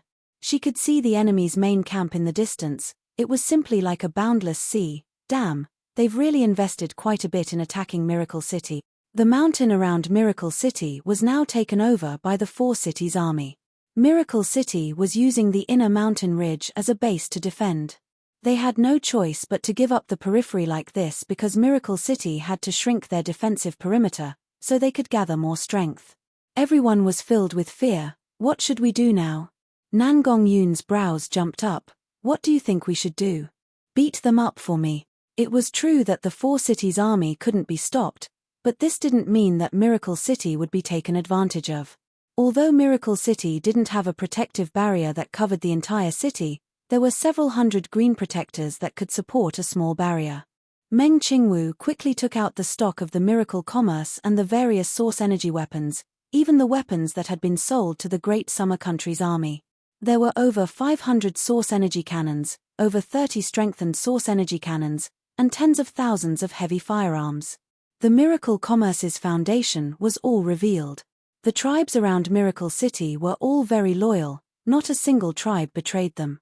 These over 2 million locals all brought their families to Miracle City. The stronger youths took the initiative to participate in the battle, contributing quite a bit to Miracle City's defense. Dongfang Howren was quickly called back, even Arnold and the others were quickly called back. Even Meng Yingying and Delores had to participate in the battle. Many experts of the Great Summer Country were sent over to help. Miracle City had gathered all the battle strength they could. This was definitely a life-or-death battle for Miracle City. Hong. Hong. Two large sounds came from the western mountain range. Nangong Yun received Zero's voice on her cell phone. Attention, there are enemy troops trying to attack Miracle City from underground. Because they entered our minefield, they were stopped. Nangong Yun took out a scroll containing information about the enemy. This enemy map was a piece of leather-coated material. The second Miracle Smart Brain controlled the undead spiritual radar to detect the life signals in the Miracle Mountain range once per second. After processing the data, it would be sent to the central Smart Brain Zero, and Zero would send the data to the front-line commander's hand. There were two front-line commanders. Nangong Yun was in charge of the southern line and Dongfang Howren was in charge of the northern line. Each line was divided into several areas and each area had its own troops. Delores was in charge of the rapid response and emergency forces, while Meng Yingying was in charge of dispatching airships and air forces, and Meng Qingwu was in charge of overseeing the overall situation. "Mph, idiot, you're courting death." Nangong Yun could clearly see several troops trying to launch a sneak attack. Miracle City had already expected the Spider Warriors to use this method, so they had stored source energy mines all around Miracle City. If these Spider Warriors approached the mines, it would be strange if they weren't blown up. Zero's voice sounded again. "Attention, the enemy is approaching in a large scale. Their main target is the southwest direction. I have already fired the interceptor missiles. Commanders, please prepare for battle." Was it finally coming? Because the battlefield was too big, the naked eye couldn't see the entire situation. Nangong Yun tapped on the enemy's situation map a few times and the enemy's situation map immediately changed. From the life signal map, it suddenly turned into the Heaven's Eye airship's high-altitude reconnaissance map. Nangong Yun could clearly see that there was a large group of winged men charging in her direction. These fellows were very cunning. They were moving close to the mountain peaks, so the naked eye couldn't see them. There was no doubt that they were trying to catch Miracle City off guard. Nangong Yun gave a cold laugh. 9 o'clock, source energy cannons, fire. The 80 source energy cannons were aimed at the gap between the two mountain peaks. Although nothing appeared, they didn't care about that. They just followed the order and the cannons began to fire. The moment the source energy cannons fired, a large amount of figures appeared from behind the mountain like a dark cloud. The source energy cannons landed right on top of them, instantly catching the winged men off guard. A large amount of them were instantly killed, causing several hundred casualties. Nangong Yun broke out in laughter. These damn birdmen aren't staying in their nests and are actually following the green frog to their deaths. Let's let them see Miracle City's might. Cannons, guns, crossbows, and javelins. Miracle City's advanced source energy weapons worked with the locals' traditional crossbows and javelins. All kinds of lights kept blooming in the sky. The beautiful light was incomparably dazzling and the terrifying roar was deafening. The winged men's agile figures kept moving through the sky. After all, this was the elite army of a forest city and each winged man was a 1 in 100 expert. Their movement speed was just too fast, so most of Miracle City's attacks missed. All kinds of wind blades and flames kept flying at the Miracle City guards. The green protectors spread their arms and released protective barriers one after another, stopping the winged men from destroying the defensive line. At this time, a large group of green giants were like gorillas, charging over the mountain peaks. Each one of them was like a human diamond, daring to charge through the storm rifles with their flesh and blood. The orc knights on the ground turned into countless black streams as they charged through the valley. The battle between the two sides instantly reached its climax. Cao watched from the distance and couldn't help being shocked. He was very happy that he didn't attack Miracle City alone, otherwise with Battle Banner City's strength, even if they sent out their entire army, they wouldn't have been able to take Miracle City. Even if they did take Miracle City, Battle Banner City's army would have been wiped out, so the losses wouldn't be worth it. It was just like Kino said. In the end, it was all for the other forces. Miracle City's performance was just too unexpected. Miracle City didn't have a large protective barrier. These mountains to Miracle City were not a barrier at all, rather they would hinder their counterattack to a certain extent. Miracle City was a typical forest city, so its area was just too big. So, this battle couldn't be compared to a normal attack and defense battle. The defending side needed to guard a large area that was filled with holes. The attacking side could take advantage of the gaps and attack the other side's weak points from all directions. Miracle City was not only at a disadvantage from the beginning of the battle. In terms of military strength, Miracle City's army was mainly made up of trained berserkers, several tens of thousands of new soldiers, Green City's gnomes, and finally the local army. This kind of mixed army was not only uncoordinated, they weren't strong at all. The four cities' allied army was not the same. This army's main force was made up of the elites of the various cities. It was not something Miracle City could compare to. Miracle City that didn't have the right time, place, or people had blocked the wild attacks of the allied army. The source energy weapons filled the giant gap in battle strength. The city's dynamic intelligence system filled the holes in the city's defenses. It was because of this that Miracle City blocked the four cities' allied army, or at least blocked the first attack. Cao had been attacking for close to an hour, but he still couldn't break through Miracle City's defenses. The four cities' army was already in chaos, and if they kept fighting like this, they would lose more than they gained, so they immediately withdrew their troops. This was truly a bloody battle. The Wings race lost 20,000 men, the Green Giants lost 15,000 men, the Spider People lost 30,000 men, and the Orc Cavalry lost 25,000 men. A total of 90,000 people had died. Cao's face instantly turned livid. Although Miracle City's losses weren't small, this kind of loss far surpassed his expectations. The Wings race leader complained to Cao, "City Lord Cao, Miracle City is much stronger than we imagined. Our Wings race has lost over 20,000 men, but we can't even break through the other side's defenses. I dare bet that Miracle City's losses aren't as high as ours. Are you doubting this City Lord's abilities?" Cao gave a cold snort. Miracle City clearly has some kind of unknown detection ability. During the battle, I sent out at least 10 sneak attacks, but no matter which mountain valley they came from, they were all intercepted by Miracle City. As for the might of their weapons, you should have experienced it. Just tell me what to do. The Green Giant leader rudely cut him off. Our losses are this serious. The blood of our clansmen can't be spilled for nothing. Miracle City must be captured. No rush. City Lord Cao sat in his seat and said with a calm expression, "Today's battle wasn't smooth, but Miracle City's losses aren't small. Their weapons have been used up quite a bit and they rely on these weapons too much. We just need to gather large amounts of forest tribe warriors and gather them into an army of 1,000,000. We can attack from many directions and attract their firepower, reducing the pressure on us, and we can definitely break through Miracle City in one fell swoop." Everyone nodded. This was reasonable. They would do this.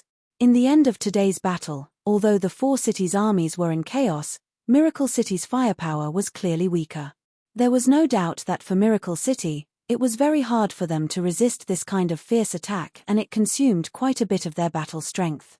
When Nangong Yun returned to the City Lord's castle, her head and face were covered in burn marks and her clothes were in tatters. On the battlefield today, the area she was in charge of was the focus of the attacks.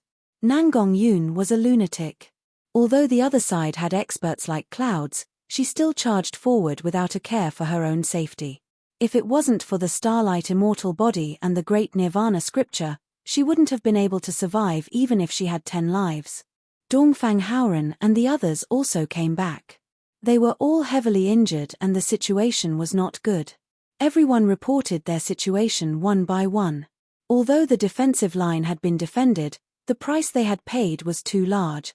Delores said with a frown, the source energy mines in several minefields are almost gone. If we fight again, we won't be able to resist the other side's spider army. If they couldn't resist the spider army, the consequences would be serious. These fellows might even appear in the center of Miracle City. At the critical moment of the battle today, I used several Heaven's Punishment airships to reverse the situation. In the end, when we were halfway through throwing in the bombs, 5-6 bird people found the airship. Meng Yingying indignantly said, those bird people were at least at the Heaven Spirit Realm and they were too fast. The airships couldn't escape in time and the Heaven's Punishment airships were all destroyed. There's also me. Nan Gongyun slammed her fist on the table. They destroyed 60% of the cannons here. I'm afraid we won't have enough firepower when we fight again. Elder Sister Qingwu, do we still have any cannons in stock? Give me another 100 to replenish them. We don't have any. Meng Qingwu also felt a headache coming on. She shook her head with a sigh. The cannons of the Great Summer Country's 4 states Lakes fleet have all been sent here. We have already used up all our strength and resources in this battle. There's no other way. Everyone looked at each other in blank dismay. What should they do? Miracle City's defensive line had not been broken through, but their current defensive power had been greatly reduced. The second attack of the 4 cities' army would be even more fierce and Miracle City would not be able to resist with their current situation. Chapter 487. The Heaven's Eye airship overlooked the entire battlefield. The radar made it impossible for people to hide. No matter how fast Cao's army moved, they couldn't escape Meng Qingwu's grasp. Now that Cao's army had a large change, they should be preparing for an all-out attack. This meant that there would be an even more intense battle. Miracle City's greatest disadvantage was their lack of a city-protecting barrier, but their source energy weapons were their greatest advantage. Cao clearly wanted to spread out Miracle City's firepower, making it easier for the main force to enter Miracle City. His plan wasn't bad. 0. Analyze the situation. Yes, Sir Vice City Lord. Zero's voice came from the speaker in the room before falling into a few seconds of silence. It was most likely he was running a supercomputer to complete a large calculation. The second smart brain has analyzed the data and the results are as follows. The number of enemies is between 800,000 and 900,000 and it is still increasing.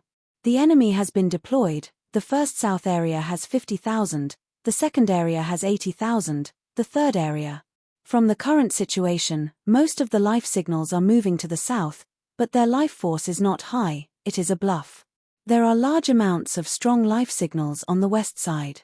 Although there aren't as many as the south side, it is still the main force of the enemy. I suggest we deploy the heavy weapons to the west and use the ground troops and source energy weapons to block the south, immediately. The most intense attack today was the southern defense line. Cao's main camp was also on the south side. According to normal logic, this was the main focus of the attack. Right now, Cao's army's deployment was a little off. They seemed to have placed a small number of troops here. They seemed to have a lot of troops, but in reality, it was just a bluff. The main force of the 4-city coalition army had circled to the west side to launch an attack, crossing hundreds of miles.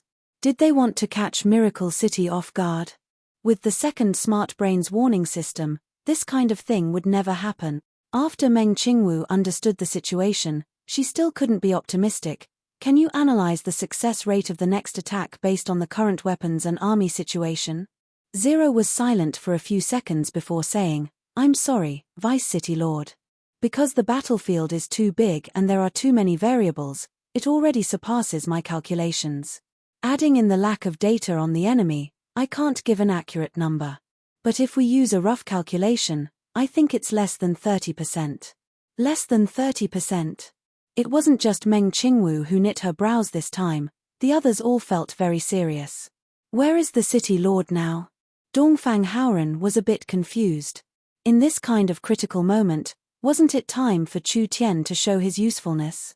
He should have a way. Meng Qingwu gets angry at the thought of Chu Tian. This bastard brought Vivian to the Eternal Forest, but the result was nothing and he even dragged Vivian down with him. Forget it, we can think of another way. Who knew that after Chu Tian came back, He had been hiding in the garden. No one knew what he was doing. Miracle City can't hold on, we have to call him out no matter what. Just wait, I'll call him. Meng Yingying dialed Chu Tian's number and was about to reprimand Chu Tian. However, before she could open her mouth, Chu Tian said a lot of things first. What did you say? Oh. Wait a moment. Meng Yingying put away the cell phone and looked at the others with a strange expression. Chu Tian is calling everyone to the garden. Miracle City was already in danger and Chu Tian was calling them to the garden? Meng Yingying explained, Chu Tian is saying that Miracle City's predicament is about to be solved and the solution is in the garden. He wants us to quickly go and help. Nangong Yun called out, what about Miracle City? What if the enemy attacks again? Dongfang Haoran took the initiative to say, me and the great summer marquises have a good understanding of the source energy weapons, so we can temporarily defend the situation. Since the city lord is confident in solving the problem, we should ask everyone to quickly go. They could only do this. Chu Tian's way of thinking was something normal people couldn't understand, but they trusted Chu Tian and hoped that Chu Tian could do something shocking. Therefore, they gave the command to Dongfang Haoran and the other great summer marquises and they quickly ran to the miracle gardens. Chu Tian's spirit-gathering array had a camouflage effect, so they couldn't see the situation inside from the outside. However, once they entered the barrier, it was like they had entered a different world. The spiritual energy in the garden was sealed and didn't leak, so it was a place filled with life energy. Now, it was enveloped by an incomparably vigorous life force. The entire garden was covered in a layer of faint green light. With every breath he took, he could feel pure life force pouring into his body. The life energy here was strong and pure, just like a giant energy field. Even if they were cut by a knife, the terrifying life energy would quickly heal the wound. Chu Tian was standing beside a six-pointed star array. This primitive spatial aura-gathering device had been in operation for several days. It was like a squeezer, squeezing out the primitive spatial aura from the space. Since it was in operation, it had squeezed out at least 100 spaces. Several dozen energy pillars had been completely used up. These energy pillars were refined from Oldman Small Town's new oil. It could keep Miracle City running for several months, but it had been used up in just a few days. We're about to succeed. We're about to succeed. Sisters, everyone put in a bit more effort. Lulu had led over 100 flower fairies to fight for several days. They looked very tired now, but they were very excited and happy. In the center of the flower fairies, there was a thing floating in the air. It was a bead-sized thing that was completely translucent green, releasing a bright light. The energy in the entire garden was released by this little thing. This. What is this? Nangong Yun stared at the glowing thing with wide eyes. Something that can release such a strong life energy, perhaps it is a supreme divine item.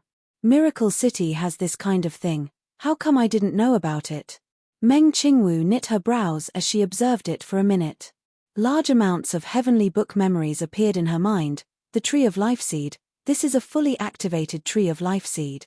The Treants and Flower Fairies had asked Chu Tian to help awaken the seed, but the Flower Fairies were usually in charge of it, so even Meng Qingwu had never seen it before. The reason why Meng Qingwu could recognize it was mainly because of her special source spirit. Meng Qingwu's source spirit had countless ancient memories sealed in it. Only when she met the corresponding item would these memories awaken. Meng Qingwu finally understood what Chu Tian wanted to do. Young Miss, Yingying, Nangong, what are you looking at?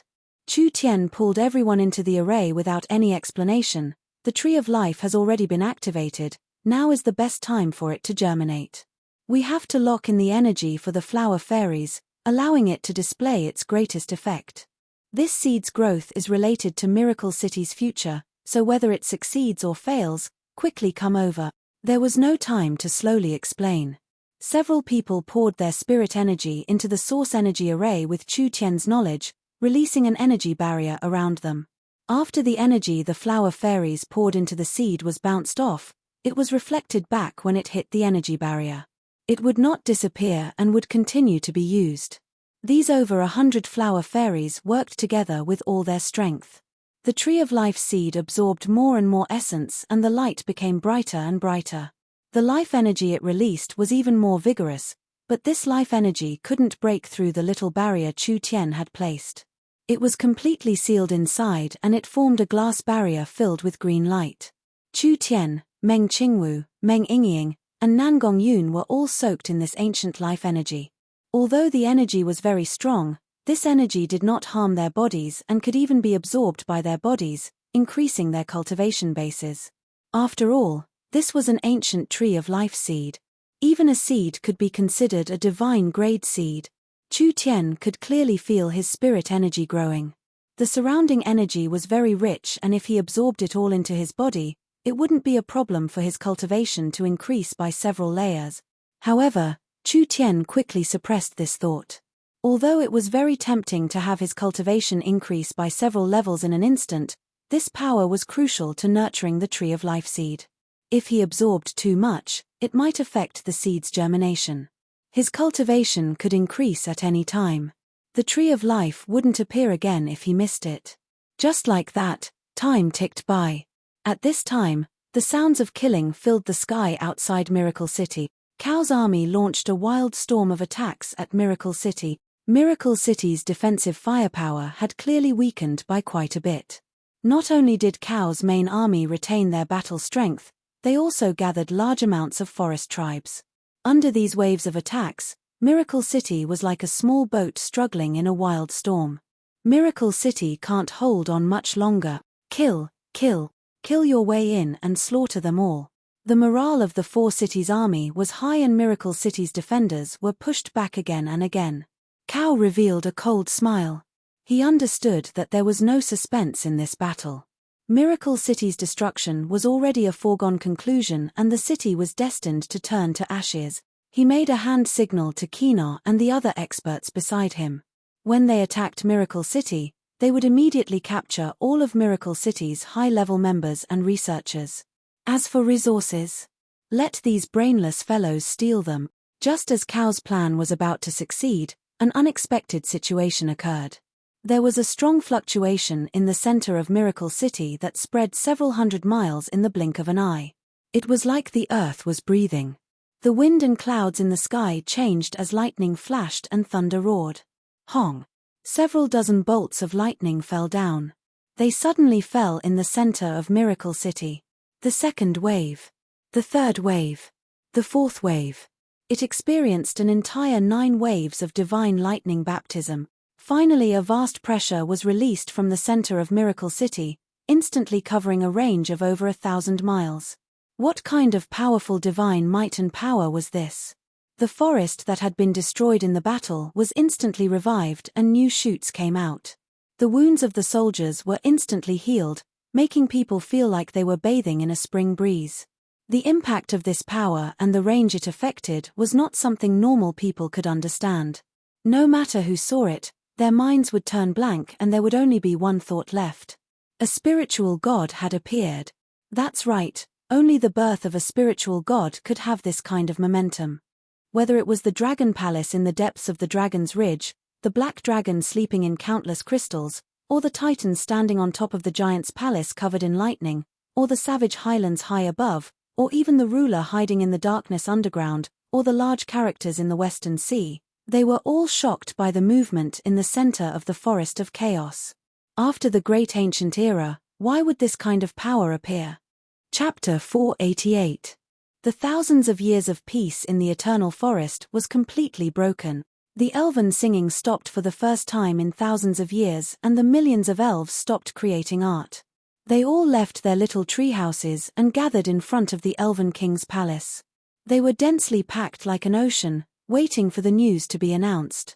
The Elven King called for an emergency Elven Council. Whether it was the gentle Elven King or the serious Augusta, they all had serious expressions. Everyone, there is no need to doubt it, this is the power of the ancient tree of life. There was no difference between the ancient tree of life and an ancient spiritual god. After the Great Ancient Era, this kind of divine object could not exist in this world. Although the elves, treants, and flower fairies had tried to make the ancient tree of life sprout seeds for tens of thousands of years, they did not have much hope. Who would have thought that the ancient tree of life would appear again? This had a very high meaning to the elves. The legends say that the wood elves were born under the protection of the ancient tree of life and had not gone extinct since the great ancient era. The ancient tree of life was not just the ancestor of the elves, it was the origin of the elven civilization and the source of the elves' power. The ancient tree of life's birth had a very large meaning to the elves. The Treants and flower fairies chose to believe in Chu Tien. It seems like this was the right decision. The elven vice speaker Ulysses' face was filled with excitement and joy. This must be Chu Tien's masterpiece. This is too incredible, he actually did it. Augusta's long white fur trembled a few times. This was also a good thing done by that brat. What kind of divine object was the ancient tree of life? A despicable human. Even if he had a bit of intelligence, how could he awaken this kind of divine object? The elven king Lancelot spoke. No matter what the reason is, I think it is fate that has reappeared. This is a large auspicious sign. Our race is destined to prosper once again. Only the ancient tree of life has appeared and the entire forest has been shaken. Those fellows should have felt it. We have to personally protect the ancient tree of life. Your Majesty is right, Ulysses said in an approving voice. Now that the ancient tree of life has appeared in Miracle City and Miracle City is in danger, we can't just sit back and do nothing. This. Augusta was as stubborn as a rock. The eternal forest can never participate in any disputes. This is the 10,000-year rule passed down by the elves. Do we have to abandon the law of the elves? This time, the elven king Lancelot clearly wasn't prepared to give in to Augusta. The elven laws were set down by the ancestors. The ancestors made the laws to regulate the lives of the elves. Now that the era is different, if we stubbornly hold on to the ancestral teachings, it will become a shackle to the elves. The ancient tree of life is the wood elves' faith. We can't abandon our faith and belief. That's right. The counselors of the elven king's faction all stood up. These people all saw the golden opportunity of a lifetime. The elven code and etiquette had bound the elven race for tens of thousands of years. If they could take this opportunity to completely break it, the elven race would have a chance to rise again. No, this goes against the spirit of the elves' laws. Augusta was caught between a rock and a hard place. This matter is of great importance. We have to discuss it properly. After all, it's a master who wants to amend the code. This needs to be discussed by the Parliament. There's no time, Sir Speaker. Ulysses stood up with a serious expression and said, every minute we delay now, Miracle City will be in more danger. Perhaps because we are late by a minute, the ancient tree of life will be destroyed. Perhaps because we are late by a minute, not only will the elves regret it for generations, we will become sinners for all eternity. Sir Speaker, do you want to be despised by your descendants and the elves forever? That's right. Sir Speaker, we should make a move. The ancient tree of life is not normal, we can just rebuild it after the law is broken. I think even the ancestors will understand us. This time it wasn't just the reformist elves that wanted to move, even the traditional Elven Council members supported this. It was rare for the Elven Council to be united, but the Elven Council's leader was Augusta. If he didn't nod his head, the Elven Council couldn't make a decision. Sir Speaker has always emphasized that the elves are a civilized race and each elf has the right to make decisions. Let's see the will of the people now. The Elven King did not give Augusta any time to hesitate. The millions of elves in the forest raised their heads in anticipation. The Elven King appeared on the balcony of the castle at this time and his voice spread through the entire eternal forest with the wind. Although it wasn't loud, it was like there was an invisible force that clearly appeared in the ears of each elf. I have a piece of good news for everyone.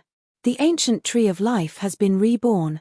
When this was said, the elves broke out in loud cheers.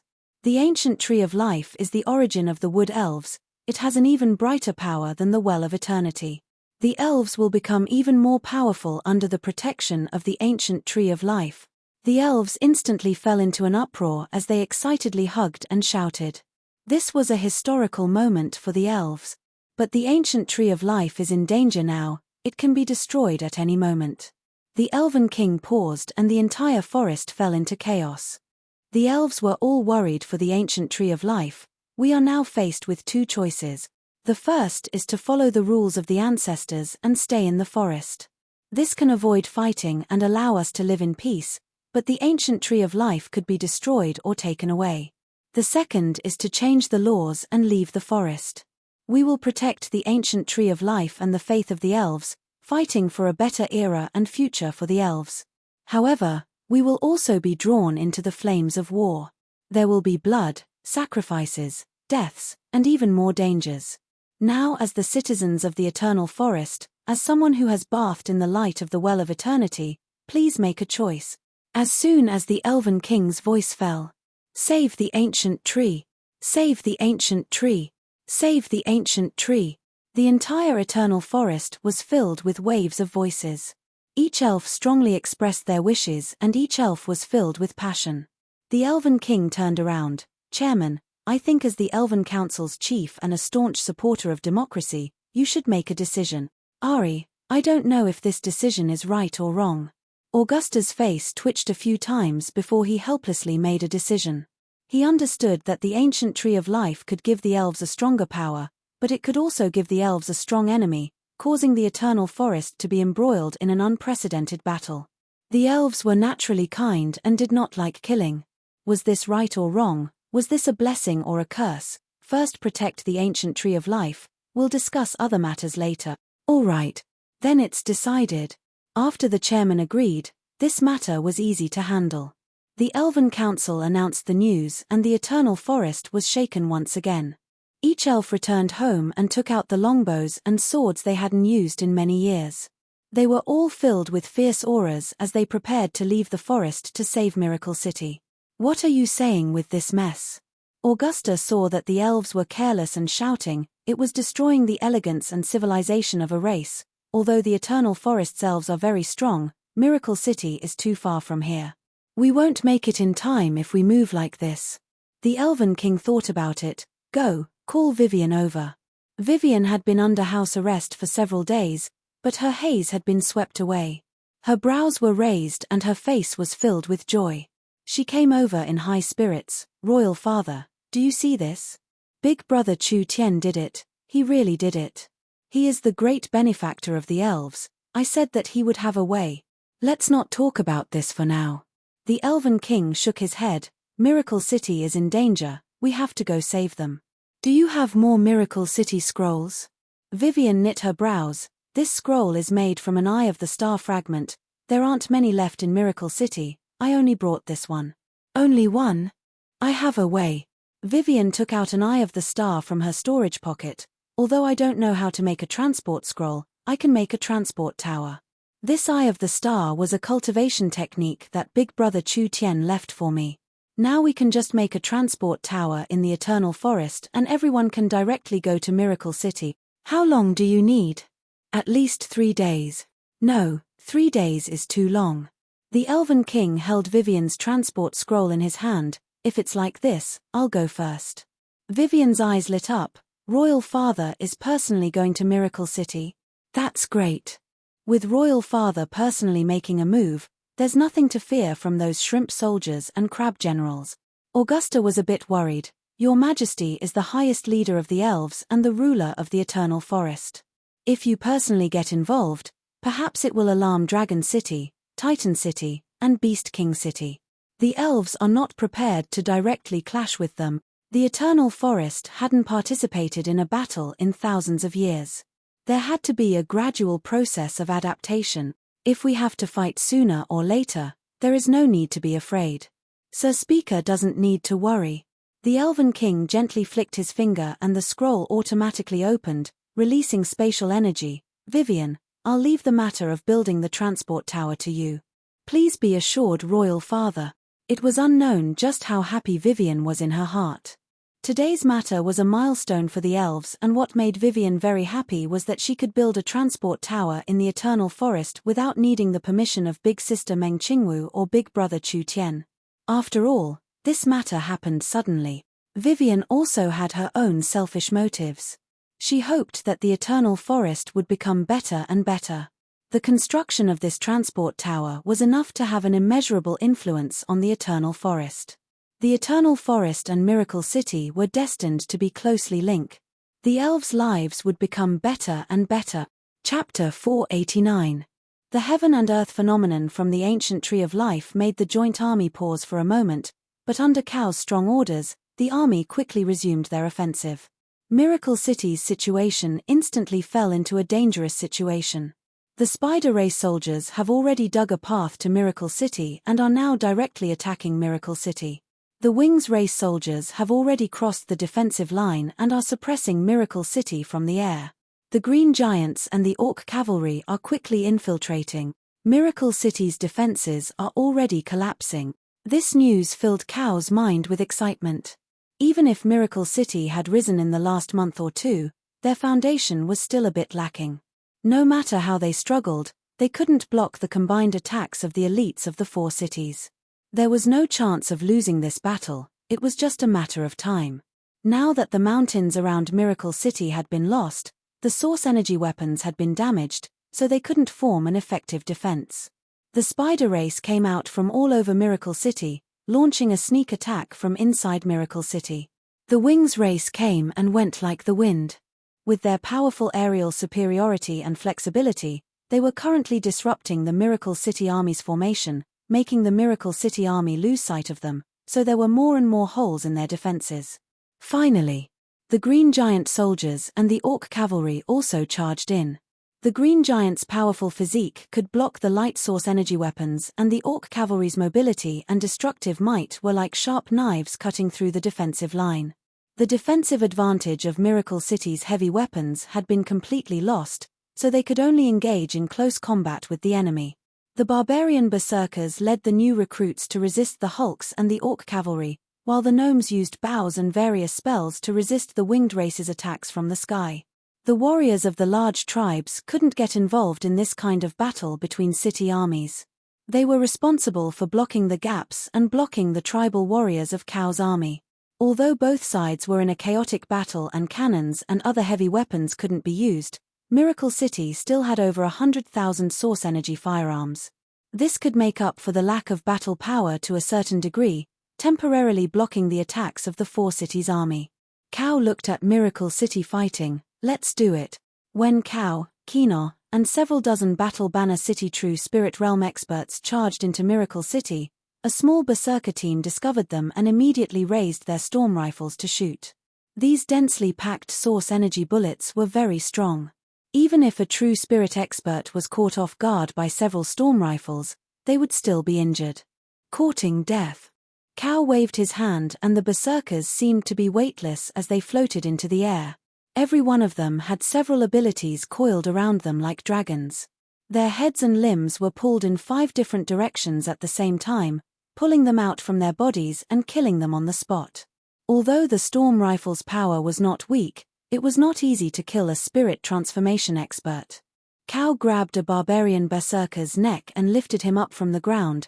"Where is your city lord? Speak." The berserker had gone berserk and didn't know what fear was. Therefore, he didn't hesitate even if his life was hanging by a thread.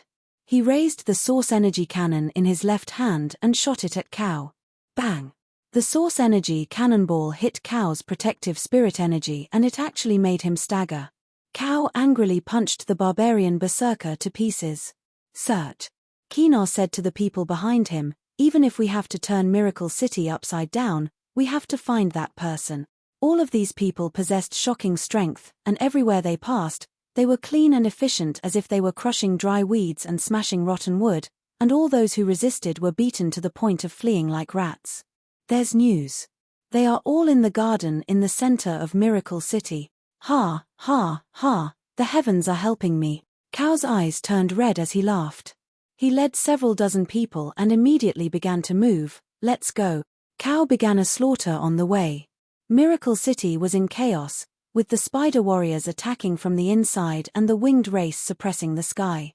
There were large amounts of green giants, orcs, and forest tribe warriors that attacked and plundered Miracle City from all directions. Cow's group was too small, so they couldn't encircle them. A small army couldn't stop them, so these people easily killed their way into the Miracle Gardens. The Miracle Gardens were filled with sacred herbs collected by Miracle Commerce. It was simply a giant treasure house. Even if these experts saw this scene, they couldn't help feeling shocked. They never thought Miracle City would actually be this rich. Although there were many resources in the Forest of Chaos, who didn't want to transplant these treasures so they could use them whenever they wanted? Although these heaven and earth treasures wouldn't rot like normal materials, once they were picked, they would quickly lose their vitality. This would cause the medicinal effects to weaken and finally their value would be greatly reduced. Was transplanting something easy? This kind of precious material was very harsh on the environment it grew in. Each sacred herb not only needed a high-level cultivation technique, it also needed a special environment and fertile soil. At least it was impossible to find such a large herb field in Battle Banner City. These heaven and earth treasures were very eye-catching, but what shocked Cow the most was not them. When Cow and the others looked at the center, they saw a small sapling that was around 3 feet tall. This sapling didn't seem special at first glance, but the sapling was covered in a pure green divine light. The entire garden was covered in this aura and power. It looked like it was 3 feet tall, but in fact, it gave off the feeling of a baby. It should have just been born. Every leaf was bright green, like the best gemstones and jadeite. If the patterns on the leaves were magnified thousands of times, one would see that they were all densely packed innate runes, and every single one of them contained the vitality of heaven and earth. Divine object. A divine object.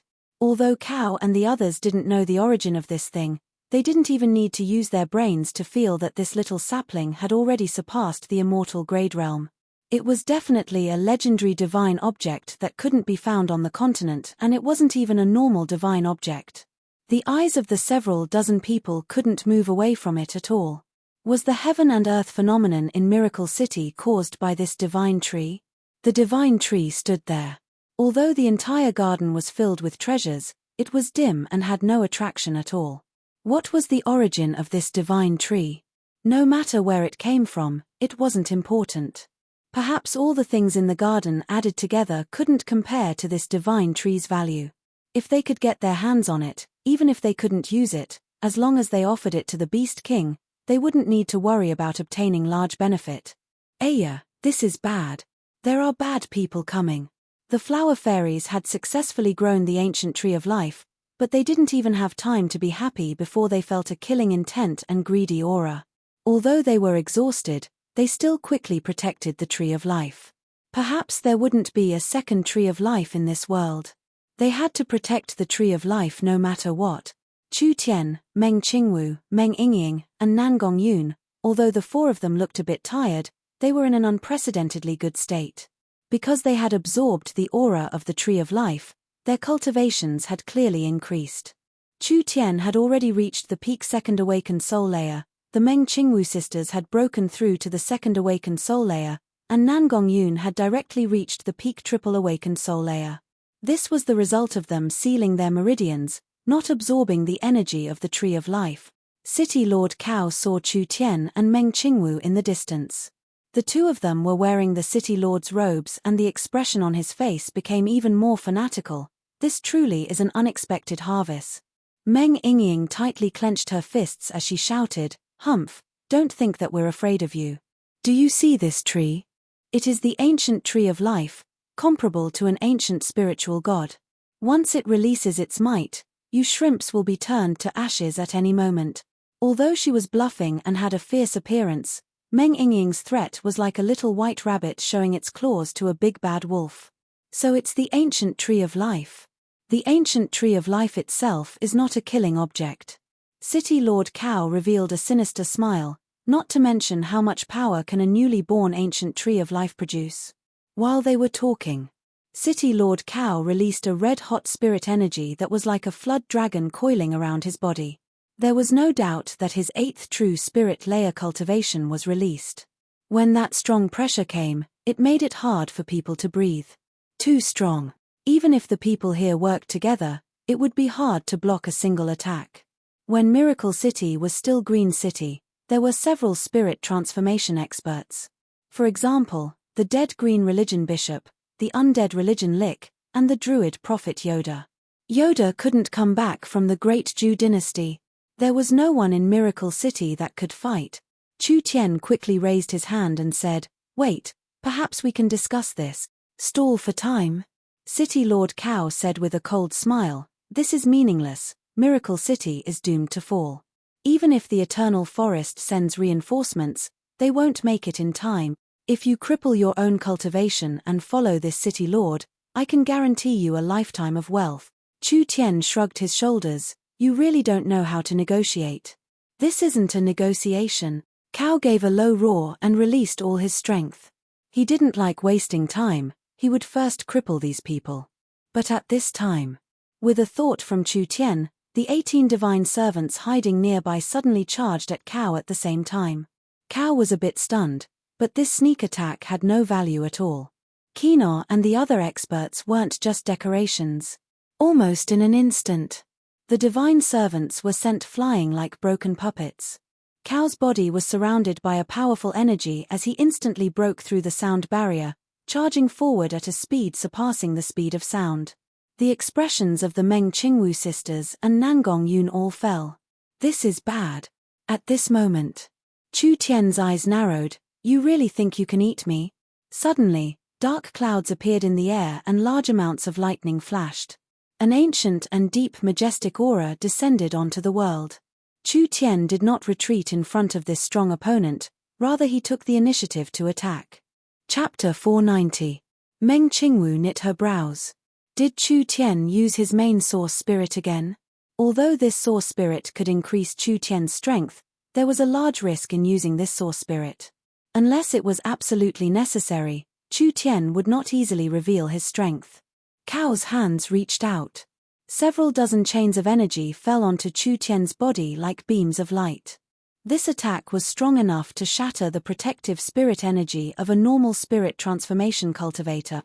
Even if Meng Yingying and Nangong Yun were outside the range of the attack, they could still feel the strong destructive might of the attack. "Be careful." The two of them wanted to warn him, but they didn't even have a chance. Several dozen attacks fell onto Chu Tian's body. Cow didn't want to kill Chu Tian, so he didn't directly attack him. When the several dozen chains of energy were about to hit Chu Tian's body, they all exploded and turned into millions of thin threads. Each thread was like a steel needle that stabbed at different acupuncture points and meridians in Chu Tian's body. "You want to destroy my meridians?" Chu Tian gave a cold laugh and his eyes turned black. It wasn't a normal black, but rather an extremely deep black, just like a black hole. When those thin threads of energy entered his body, it was like a clay ox entering the sea. There was no sound at all. Cow's brows slightly knit as he released another chain of energy. This time it directly hit Chu Tian's body. Although a part of the energy was swallowed, Cow's strength was too strong and most of it still hit Chu Tian's body. In the end, it was bounced off by the starlight around Chu Tian's body. Chu Tian didn't even stop as he charged in front of him. The long sword turned into a black slash. Cow's body released several hundred chains of energy, easily bouncing off the sword filled with destructive might. His palms slammed into Chu Tian's chest at the same time. The starlight protecting Chu Tian's body was finally shattered and he was instantly sent flying dozens of feet away. While he was in the air, he was continuously whipped by Cow's energy chains. Finally, he fell to the ground, creating a large hole in the ground. Chu Tian was just in the peak 2nd true spirit layer and Cow was an expert in the 8th true spirit layer. The two of them had crossed 3 stages, an entire 6 layers of cultivation. This was not a difference that could be measured by any cultivation technique or skill. What made people dumbfounded was, Chu Tian exchanged a few moves with Cow and was forced back. Chu Tian flipped over and jumped up. At least 7 or 8 of his ribs were broken, and his 5 internal organs were not small injuries. His eyes turned green, and an exuberant vitality spread throughout his body, allowing his injuries to heal quickly. "This source spirit is..."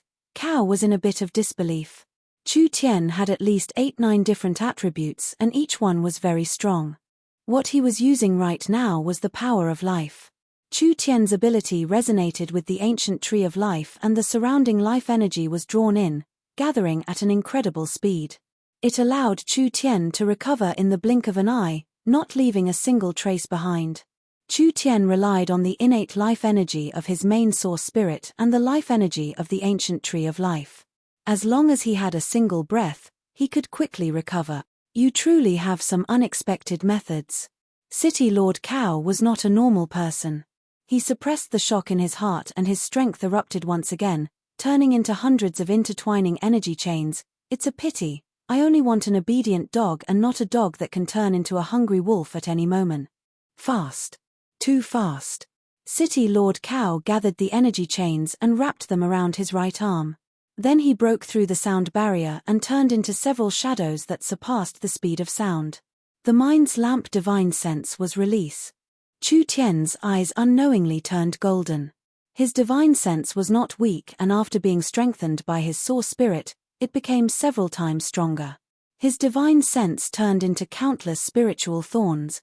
Spiritual attacks ignored distance. Therefore this kind of attack was instantly release. City Lord Cow was just about to attack when he felt several dozen thorns stabbing into his brain, causing intense pain. His speed also slowed down. At this time, Chu Tian's golden eyes released another intense glow, endless purgatory. The sky and earth suddenly collapsed, and his entire person fell into a bottomless abyss. The power condensed from his spirit covered all of his senses, and finally constructed a pitch-black underwater world of death.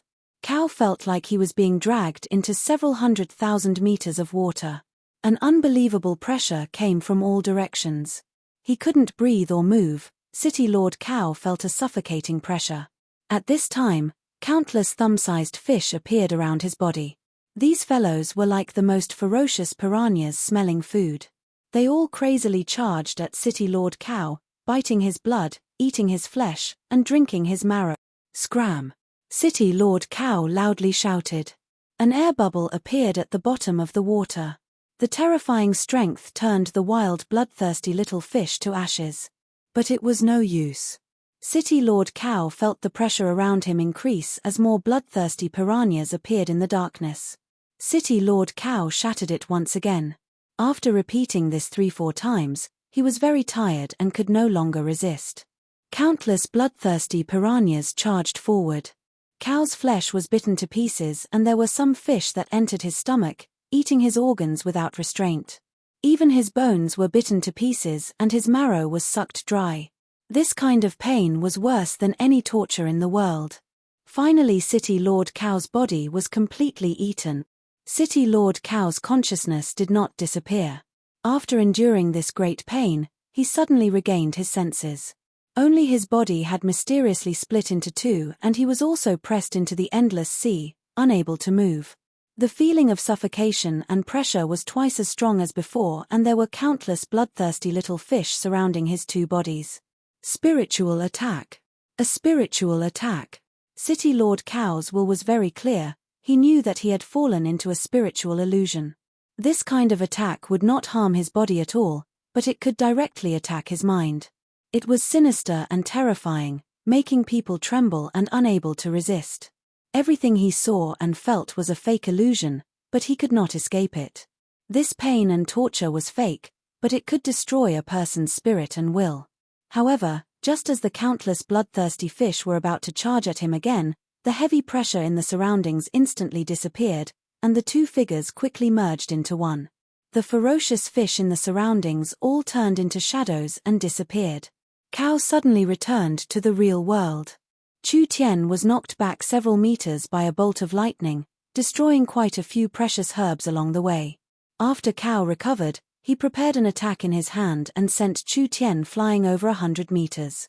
Over 100 precious herbs were destroyed in this process. This lightning attack was sent out by Kino. The moment Cow was hit by the spiritual attack, he decisively attacked Chu Tian. Kino was also a spirit transformation expert with a cultivation in the 7th true spirit layer. This was enough to penetrate the starlight immortal body to injure Chu Tian. This is too much of a pity.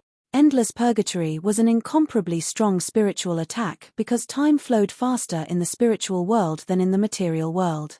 Even if a normal expert was hit for an instant, Chu Tian would be able to kill them thousands of times in the illusion, completely shattering their spirit and turning them into a madman or vegetable. When he was chased by the Warhound's Kingdom's Malim on the prairies, Chu Tian had used this move. Although the difference in strength was too large, it still made Malim lose his battle strength. The current situation was even more complicated than before. The difference between Chu Tian and Cao's cultivation had already surpassed the difference between him and Malim, not to mention that Cao's divine sense was not weak. It was already hard for Chu Tian to barely hit him, so he couldn't create a large difference in time. This caused the attack to be interrupted as soon as it started. Chu Tian flew back. The surrounding life energy wildly surged in, quickly healing his injuries. He flew through the air and steadily fell down, like he had never been hit at all. This truly is incredible spiritual energy, City Lord Cao praised, but his eyes were filled with rage. If it wasn't for the fact that Chu Tian still had a use for him, perhaps he would have already killed him. What other moves do you have? Chu Tian's injuries could be healed with the ancient tree of life, but his divine sense could not be restored. Chu Tian felt his head turn dizzy. It seems like he really couldn't do it. If it was just Cao alone, Chu Tian could deal with him with his main source spirit, but the problem was that there were several experts here other than Cao. Big brother Chu Tian, we'll help you. Lulu and the flower fairies surrounded him as they sent out essence energy. This essence energy was more effective than any pill, quickly restoring Chu Tian's consumed spirit energy and divine sense. The flower fairies were truly versatile helpers. Cao had already lost his patience, capture them alive and kill the rest. The Meng Qingwu sisters and Nangong Yun's hearts turned cold. They and Chu Tian had transport scrolls in their hands, so if they couldn't hold on, they could hide in the Great Summer Country or the Great Dew Country. But what about these flower fairies? The flower fairies did not have any battle strength, they would definitely be killed by Cao. Move! Cao's aura erupted once again. Meng Qingwu decisively said, Yingying, quickly take Lulu and the others and leave this place. Meng Yingying did not even have time to move before Cao, Kino, and the others charged over. Chu Tian quickly controlled the recovered 18 divine servants and quickly surrounded them. Overestimating yourself. The 18 divine servants were sent flying like broken dolls again. Chu Tian blocked Cao's attack first, but he was hit by Kino's lightning bolt. With 4-5 experts attacking him, he was instantly heavily injured. Don't let him recover, cripple him. Cao gathered his strength in his right arm and punched at his dantian. If this attack landed on Chu Tian, it would most likely scatter most of Chu Tian's cultivation. This is bad. This was a very dangerous moment. A green vine drilled out of the ground and it was like a green python as thick as an arm. It quickly and anxiously wrapped around Cao's arm. How profound was Cao's cultivation? Not to mention a trivial little vine, even if it was 10 chains made of refined steel, they wouldn't be able to bind him. But now it was just a small vine that could stop Cao's attack without any effort. Chu Tian used his spatial energy to jump out 100 meters, returning to the young miss and Yingying's side. Nangong Yun quickly asked, Boss, are you alright? Relax, I'm very good. Chu Tian was filled with life energy and all his injuries were instantly healed. When his source spirit slowly came back, no need to worry, Miracle City has already been defended. What did you say? Cao split the vine with a palm and looked up with a serious expression. Which expert is this? You actually ruined this City Lord's good matter. Chapter 491. City Lord Cao's cultivation and strength were enough to be ranked among the top experts in the Forest of Chaos, otherwise how could he become a City Lord? With this kind of strength, he was attacked by the enemy without him noticing at all. From the other side's attack to when it landed, Cao did not notice anything. In other words, if the other side wanted to take his life, it was very likely they would have succeeded. The other side did not do this, so why was that? He either had no motive to kill Cao or he felt that killing Cao was as easy as turning his hand. So, this was not a good time for him and he did not need to waste any effort to grasp it. When everyone looked over, there was a figure that had appeared in the garden at an unknown time. This was a middle-aged elf who looked gentle and refined. His face was impeccably handsome even among the elves. There was not the slightest energy fluctuation coming from his body. He looked just like an ordinary person. He was wearing a green robe and a simple crown on his head. There was a long scepter in his right hand and a silver-white cloak dancing in the wind behind him. A legendary name appeared in the minds of Chu Tian's group. The Elven King Lancelot. There were few people in the Eternal Forest that had seen the Elven King's true appearance, so of course Chu Tian's group hadn't seen him before. However, from Vivian's description of her father, they could tell that this person was Lancelot. The power the Elven King used came from the scepter in his hand. This scepter was called the Forest Scepter, and it was said that it was made from a branch of the ancient tree of life. It had an unfathomable might, and there was not a second person in the Forest of Chaos qualified to use this weapon. The first feeling the Elven King gave people was not that of a king, rather he was like a well-read scholar or a very charming wandering poet. City Lord Cao still could not determine the other side's identity, but like a wild beast that smelled danger, the veins on his forehead tightened, making his face look fierce. His pupils slightly shrank, revealing not killing intent, but rather nervousness. This was like a hunter who was fully focused on attacking, but suddenly had a piece of red-hot charcoal stuffed in his crotch, and yet he couldn't cry out. The Elven King was like a smooth and calm jade sculpture. His scepter, which was simple and unadorned, was inserted into the ground. Although it did not emit any energy waves, everyone could clearly feel that the entire garden had become the domain of this expert. His power could erupt anywhere at any time. "Retreat, I won't kill you." The Elf King opened his mouth and spoke. There was no sense of threat.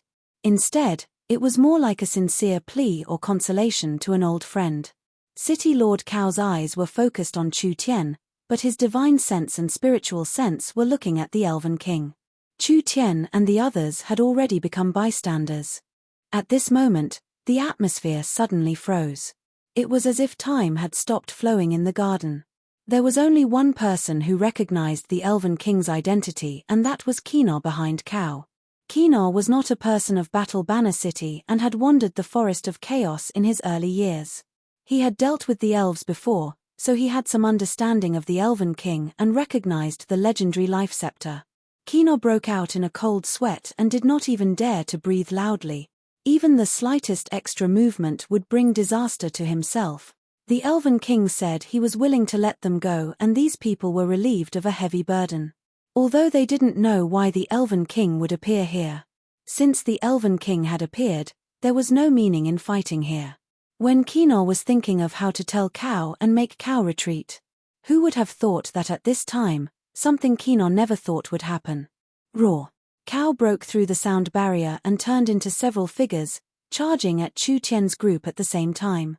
They didn't know who this elf was, but it was most likely related to the Eternal Forest and was most likely here for the Divine Tree. There was no way to obtain the Divine Tree. But they had to capture these people at the very least. Otherwise, what meaning was there in this battle? How could Cao be willing? When the Elven King saw this, he gently stabbed the forest scepter a few inches deep into the ground. A vast power spread out from the ground and countless green wooden vines drilled out. They easily bound Cao, who was moving at supersonic speed, and lifted him into the air. Several dozen vines shot out. Like piercing through a piece of paper, they instantly pierced through Cao's body. Cao revealed a look of disbelief. You. If you kill me, His Majesty the Beast King will not let you go." The Elven King gave a soft sigh. Lancelot will take responsibility for this." Lancelot. When Cao heard this name, his mind turned blank and his eyes opened wide like a dead fish. He finally knew why he was completely defeated. It was the Elven King. Dying in his hands, it wasn't an injustice. With a tearing sound, the Orc City Lord was torn to pieces. Even someone as strong as Cao, in front of the Elven King, he was no different from a little bug. He was so weak that he couldn't even take a single blow. We didn't know it was His Majesty the Elven King. Kino's head was covered in sweat as he quickly bowed. "We'll leave now, we'll retreat now." The Elven King gave a faint nod. It was like they had been granted amnesty as they immediately ran away without even thinking about it. Nangong Yun shouted in a dissatisfied voice, "Are we letting them go like this?" Although the other side was the Elven King, Nangong Yun was very familiar with Vivian, so she didn't feel any pressure seeing her father. These fellows caused a mess in Miracle City. Wasn't it too easy to let them go like this? Of course. This was already the best result for Miracle City. Although the Elven King was strong, it was impossible for him to fight against over 1 million people by himself. Every minute this battle lasted, Miracle City would suffer even more damage. The Elven King killing Cow was just a deterrent. After all, with Cow's death, the highest leader of the Four Cities army was gone. If Kino brought the news back, these people would definitely choose to retreat. The prestige of the Elven King was indeed useful. The news of Kino bringing the news of Cow's death and ordering the Battle Banner City army to retreat quickly spread. The armies of the various cities also knew of the Elven King's arrival and immediately rushed to join the evacuation team. The Elven King was one of the strongest people in the Forest of Chaos. His appearance meant that the Eternal Forest was interfering. Who knew how many experts the Eternal Forest had sent, and for them to reach the level of the Eternal Forest, this kind of battle was not something they could handle. Your Majesty Lancelot, I never thought that you would personally come. The Flower Fairies happily surrounded him. The Flower Fairies had a good relationship with the elves, so Lulu and the others had the chance to see the Elven King in their endless lives. The Elven King Lancelot walked in front of the Tree of Life and looked at the 3-foot-tall divine tree with a shocked gaze. This is the ancient Tree of Life. I never thought that it would actually succeed. Your Majesty, this is all thanks to Chu Tien. The Flower Fairy Lulu said, if it wasn't for Chu Tien's method of activating the seed, we wouldn't have been able to make it sprout no matter how much effort we put in. The Elven King swept his eyes over Chu Tien's group. Meng Qingwu and Meng Yingying were a bit nervous. The Elven King was the ruler of the Eternal Forest, the strongest existence among the elves and one of the most influential experts in the Forest of Chaos. Even if it was Meng Qingwu, it would be hard for her to maintain a calm attitude when facing this kind of person. What you did this time was too risky. If I came a bit later, even if you could escape, the Tree of Life would have suffered a mishap. The Elven King looked at the ancient Tree of Life again. This tree's matter has already attracted the attention of many people, so I suggest moving it to the Eternal Forest.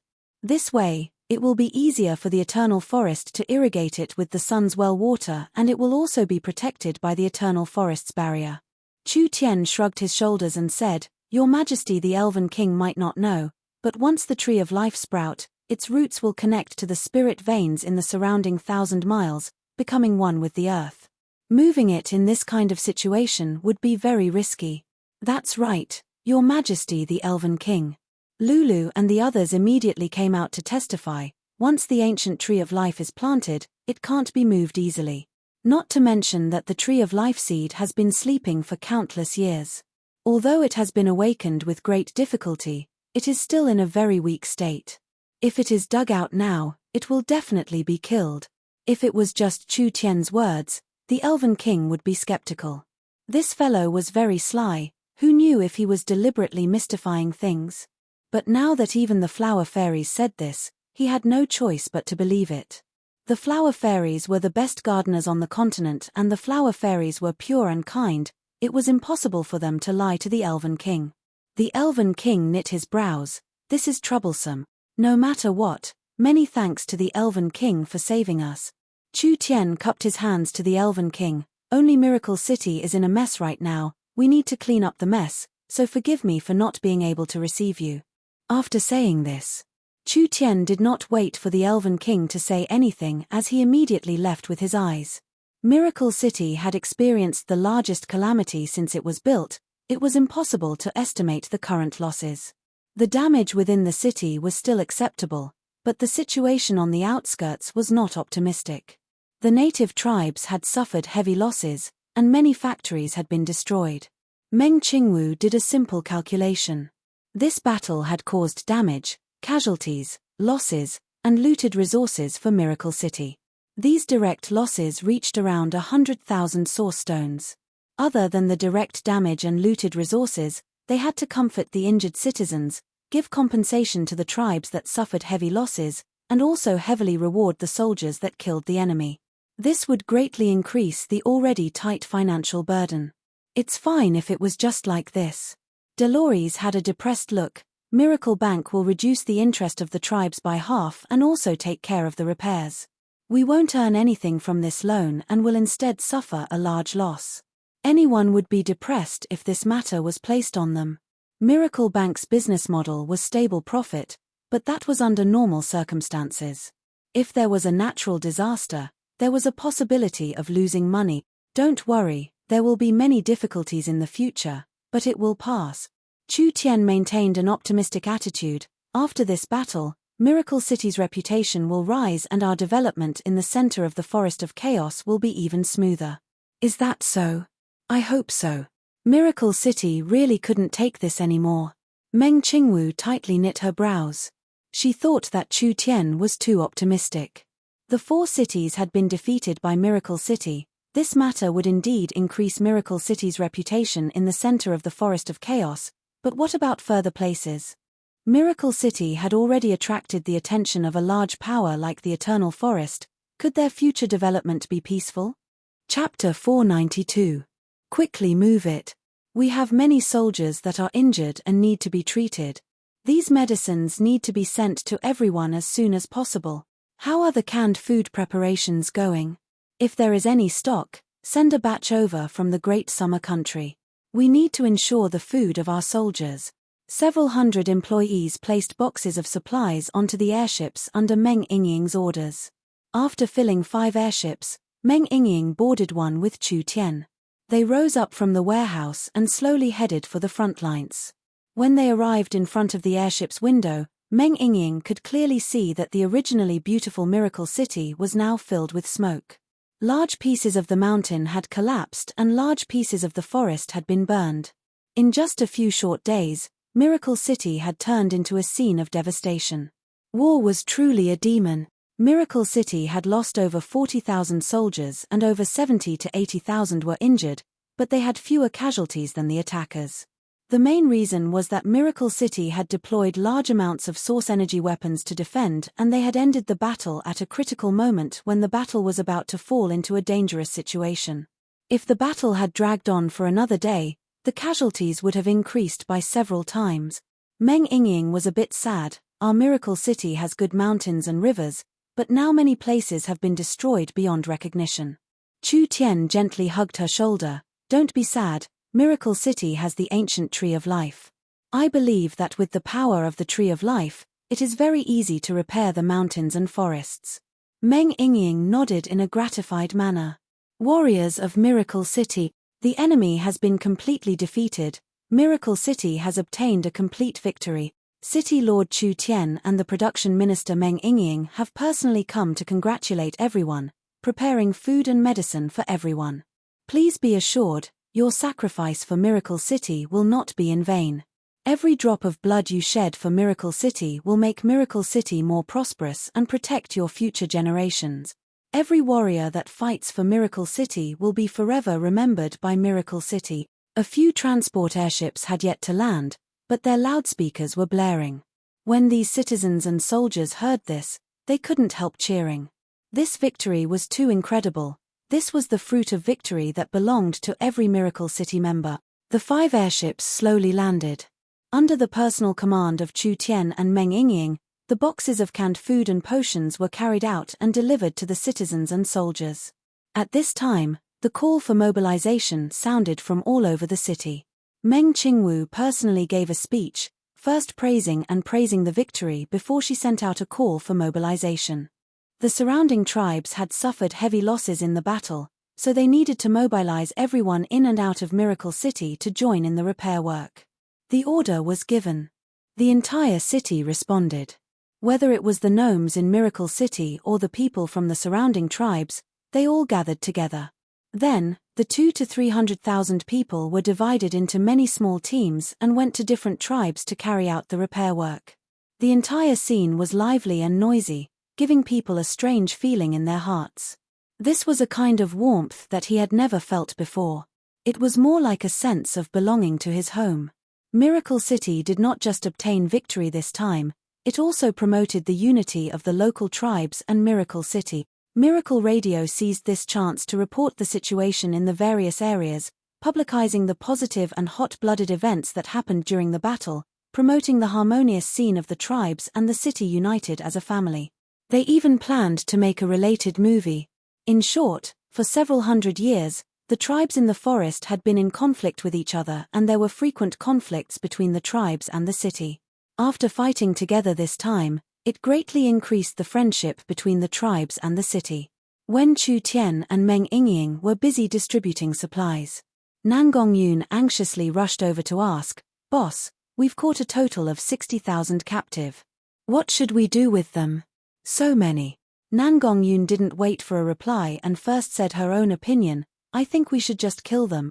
Since they are invading other people's homes, they should be prepared to pay the price with their lives. Killing them will raise the morale of Miracle City's people and intimidate these thieves, making it so the enemies won't dare invade again. This is over 60,000 people." Meng Yingying revealed a look of disbelief. Kill over 60,000 people? What kind of bloody scene would that be? This method is just too cruel. What else can we do if we don't kill them? Nan Gongyun was an extreme martial artist, but she wasn't a bloodthirsty person.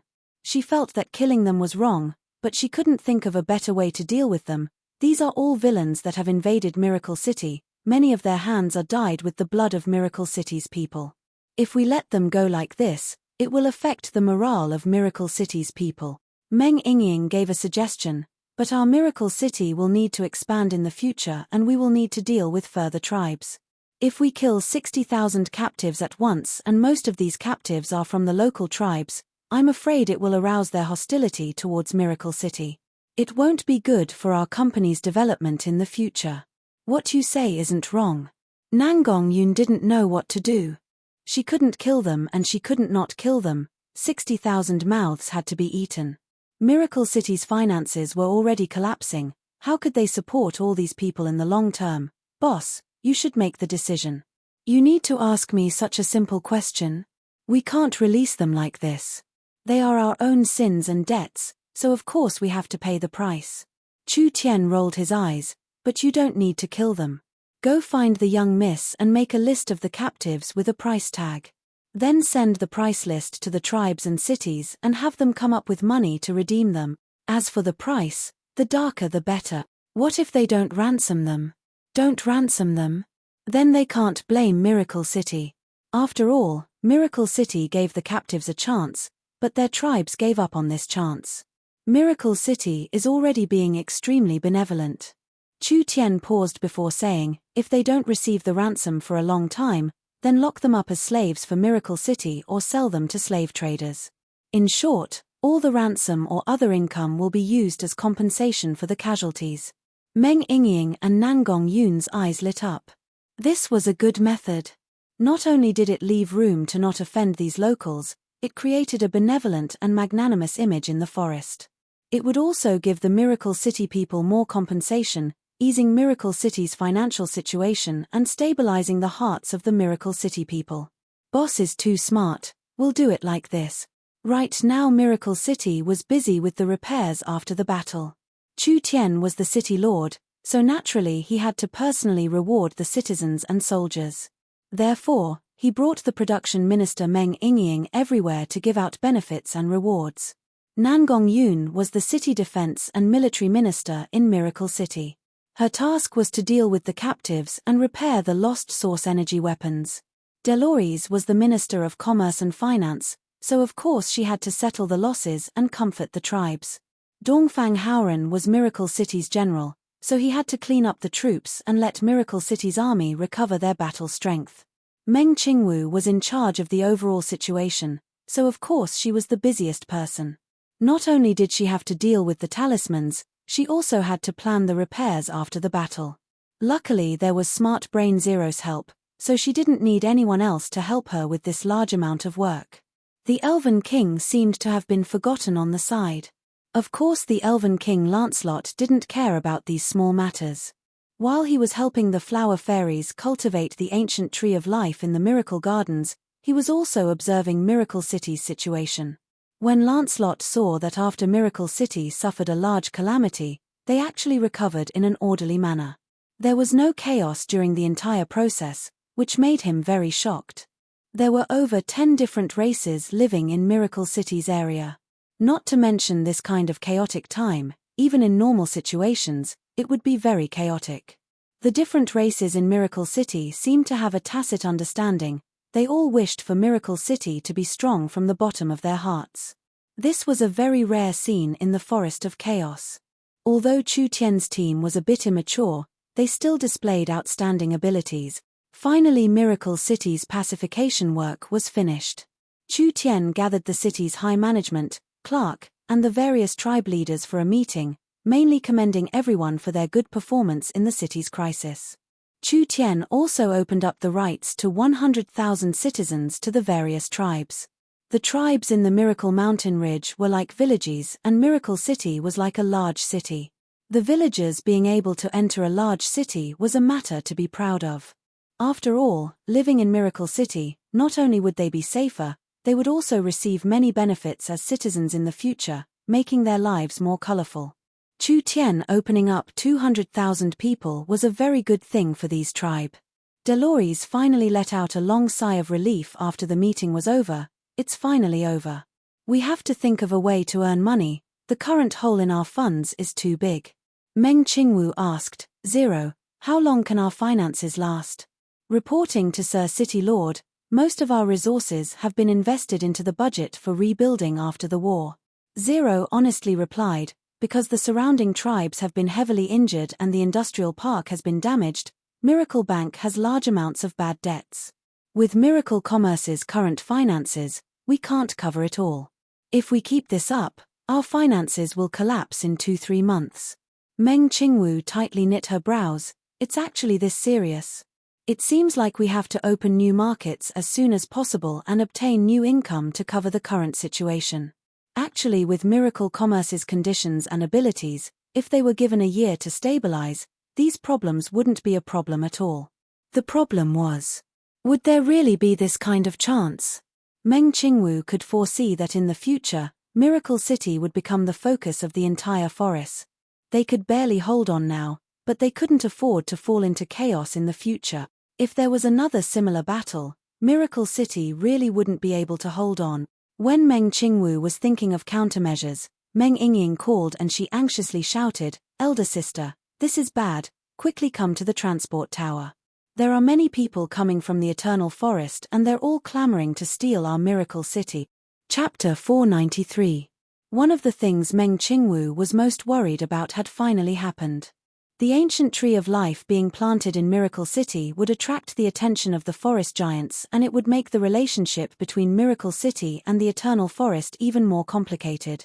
This was because the ancient tree of life was like a god to the wood elves, just like how the demonic god religion worshipped the little fox. How could the elves allow this kind of important divine object to be taken by outsiders? If this conflict couldn't be resolved, there would be a large problem. In front of the Eternal Forest, Miracle City's strength was too insignificant. Meng Qingwu did not dare be negligent. She put down what she was doing and rushed over. Vivian wanted to build the transport tower for the Eternal Forest to benefit both Miracle City and the Eternal Forest, but when several dozen Elven Council members were sent over, the entire matter developed in a completely unpredictable direction. The ancient tree of life had already grown to around 2 meters in just 2-3 days. The life energy it released was even more vigorous and it was beginning to show its abilities. This divine tree was planted in the center of the garden and it immediately connected to the several 100-mile spiritual veins. It extracted even more pure spiritual energy from the depths of the veins, nourishing the surrounding soil by 10 to 100 times. Its effect surpassed the best spirit-gathering array. Miracle City's spiritual energy became more abundant and each grain of soil was filled with energy. With the ancient tree of life continuously releasing life energy, all the surrounding plants and animals were nourished, especially the elixirs in the garden. Their growth in a day was equivalent to a month of growth in the past. In other words, the growth of a sacred herb in several weeks was equivalent to a year in a normal environment. If an herb was planted for several years, wouldn't it become a 1,000-year-old herb? Even if Miracle City didn't do anything, they could just buy large amounts of low-aged herbs and sell them to earn large amounts of money. Not to mention the fact that the ancient tree of life had just been born for a few days, its growth potential was unimaginable. Who wouldn't be tempted by this kind of divine object? Not to mention the fact that the ancient tree of life had a special meaning to the Eternal Forest's elf. Once the ancient tree of life was planted, it would be very difficult to transplant it. At least they didn't have the conditions to transplant it right now.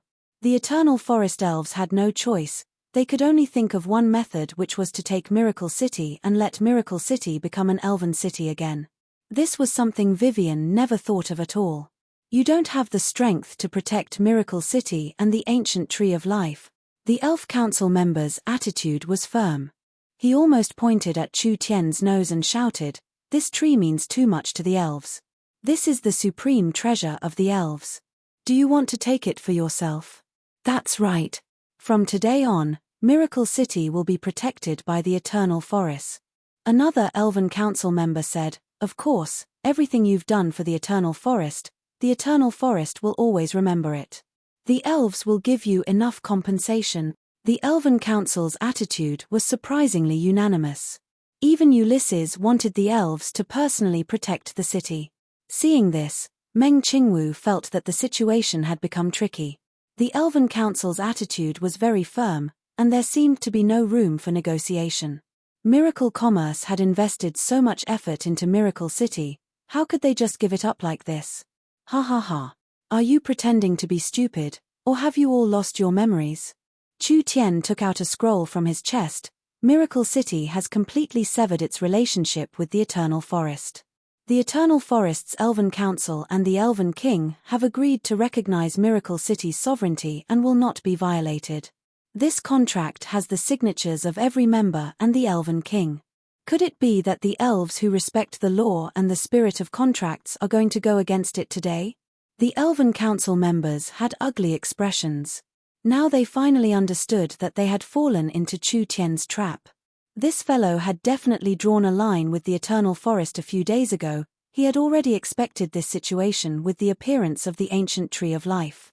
Chu Tian continued to say, "You elves are proud of your civilization. Are you prepared to go back on your word?" The Elven Council members' expressions all changed. Although the elves were divided into conservative and reformist factions, they were all elves in the end. They were very protective of contracts and laws. After all, this represented the spirit of the elves and was the reason why the elves were so confident. Augusta stood up in a bit of anger. "Human, this is such an obvious trick. Do you think the elves don't have brains? Whatever you say is fine." Chu Tian laughed. "The Eternal Forest is 100 times stronger than Miracle City, and Miracle City is definitely weak. Bullying the weak and breaking the contract, what can I do? Just come. At worst you can kill me and show the hypocrisy of the elves to the world. Big brother Chu Tian, don't be angry." Vivian saw that the situation was bad and she quickly stood up. "Grandfather Speaker, why do you have to force Big brother Chu Tian? If there wasn't Big brother Chu Tian, would Miracle City still be Miracle City? Why can't we work together? Relax, the elves don't do things like bullying the weak." Augusta gave a cold snort. "It's just a contract created by a conspiracy. It can't bind the Eternal Forest. The elves will take back Miracle City legally." Chu Tian gave Vivian a look. How hard was it to deal with this group of rotten wood? The elves had a fatal flaw in their character. No matter how old they were, no matter how long they lived, or how much knowledge they accumulated, they would always be simple and inflexible. The elves had a long and complicated law. Chu Tian could find several loopholes with his eyes closed. Also, the elves were very slow at doing things. If they really wanted to argue with Chu Tian, it would take a long time. Ulysses had dealt with Chu Tian before, so he knew that this wasn't a good idea. He immediately gave a suggestion. "Chu Tian, we know that you've invested your heart and soul into Miracle City. The elves are not an unreasonable race. How about we trade cities for cities to compensate you?" "What? Trade cities? Give me a map." Ulysses opened a large map, circling an area in the southern part of the Forest of Chaos. This forest is called the Silver Moon Forest. It is not worse than Miracle City in every aspect. The elves have been in Silver Moon City for over 5,000 years. It is several times more prosperous than Miracle City, which only has a few hundred years of history.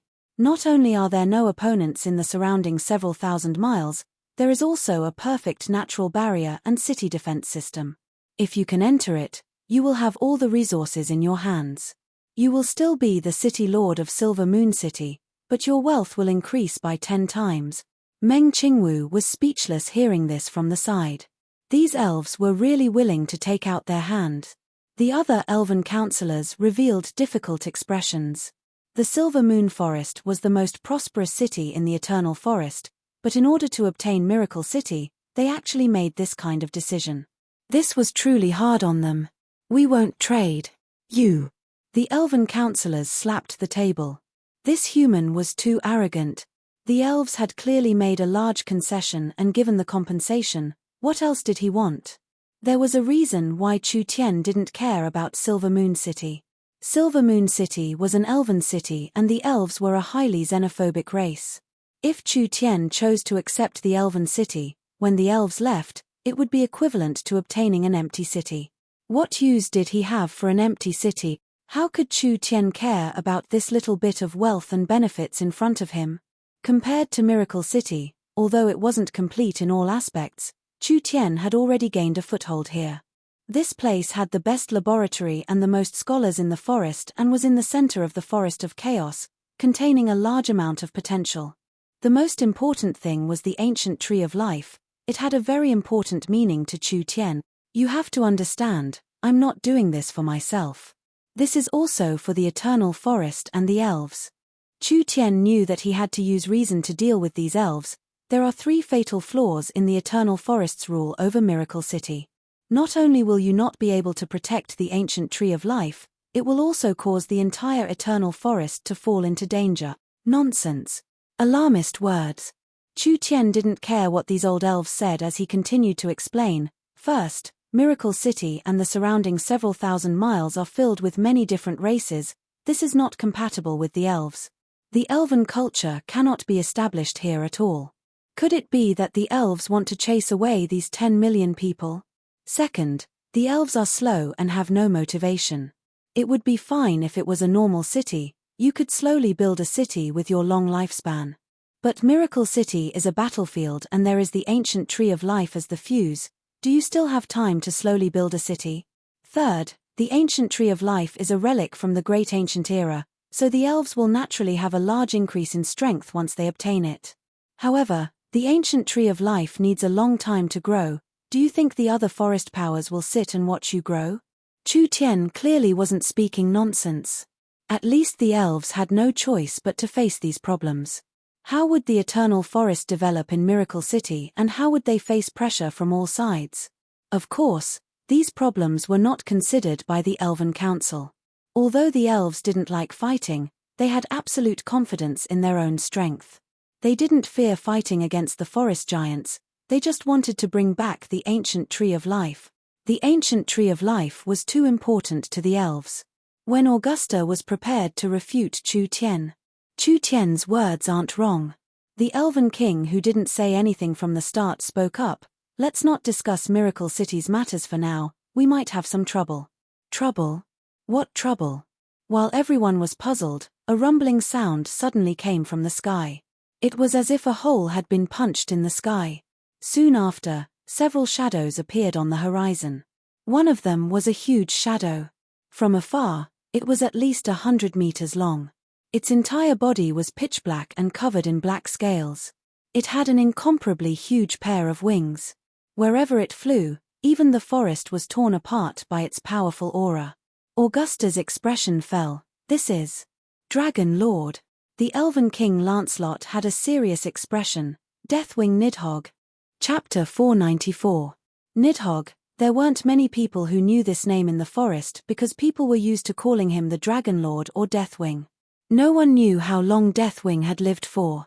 With a lifespan of tens of thousands of years, he should have just reached middle age among the giant dragons. Deathwing, who was at least 10-20,000 years old, could be considered one of the oldest beings in the Forest of Chaos. Deathwing occupied the Dragon's Ridge. Legends said that Dragon City was a city made of treasures and the treasures there could be piled up into the sky. The dragons all had a strong hobby of collecting and Deathwing Nidhogg was one of the best. He had an almost infinite lifespan and a strength that could look down on all living beings, so he had enough time to plunder and collect treasures for himself. There was no doubt.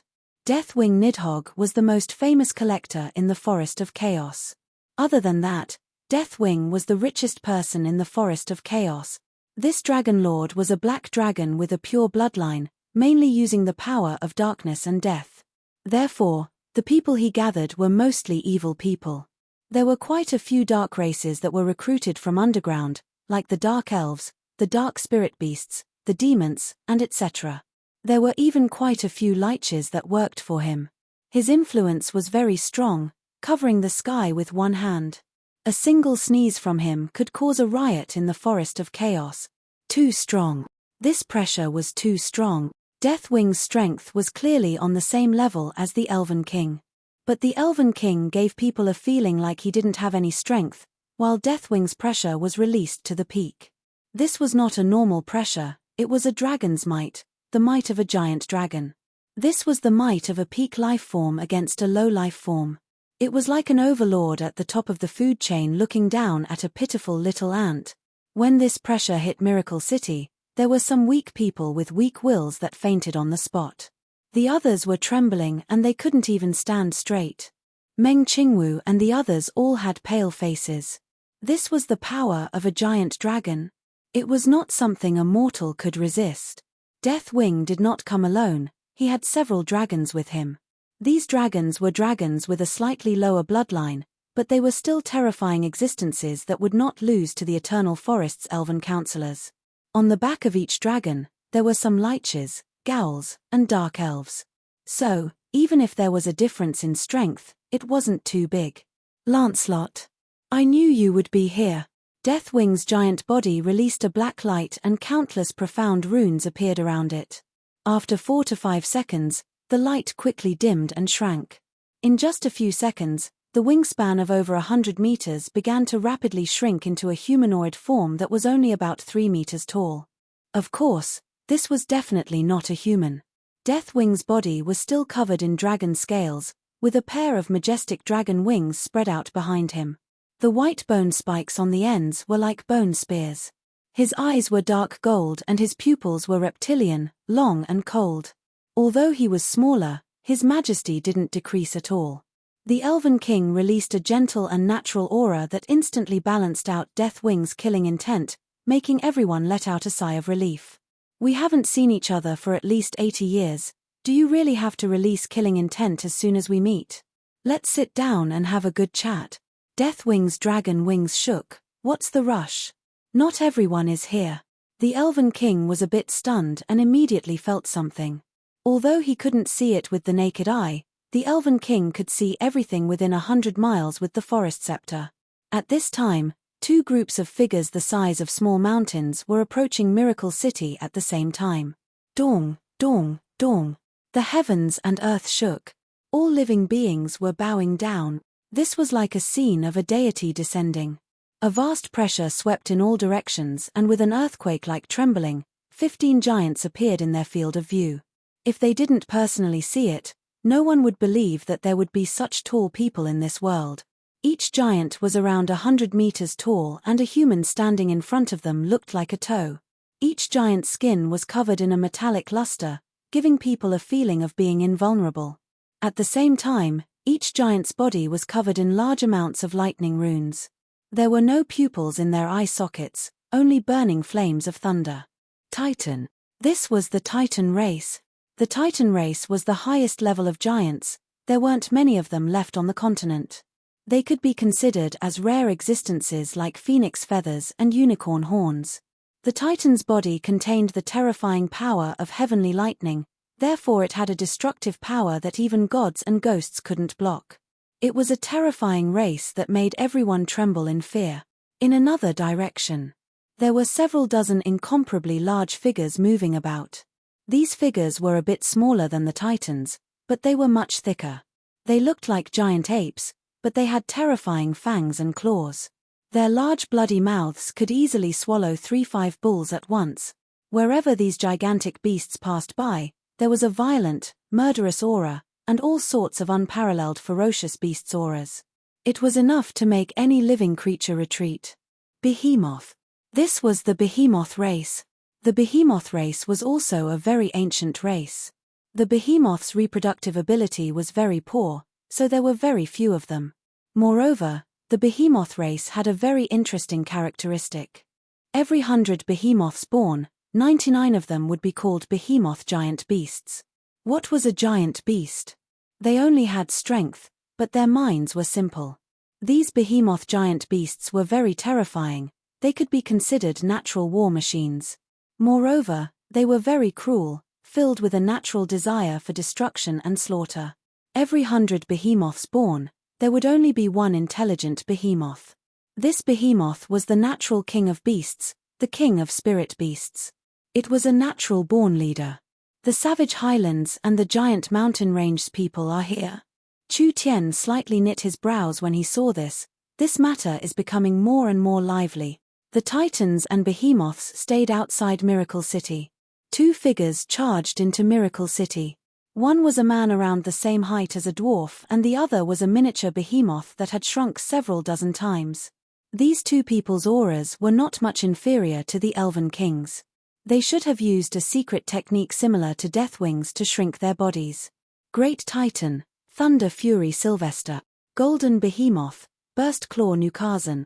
These 2 people were also legendary characters.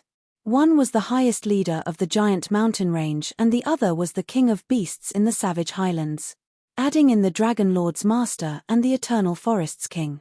The 4 most influential people in the Forest of Chaos were all here. This was definitely a scene rarely seen in 100 years.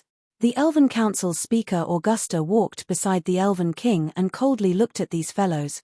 What are you doing here? Even though Renew had become as short as a dwarf, his aura was still intimidating. He looked at Augusta and said in a slightly mocking tone, "You're still alive, old elf?" "It really isn't easy." Augusta's face sunk. "Thunder Fury, you better be more polite with your words." Whether it was the Titan Thunder Fury, the Behemoth Burstclaw, or the Dragon Lord Deathwing, they were all existences with incomparably long lifespans. Even the elves in front of them had already been replaced several times.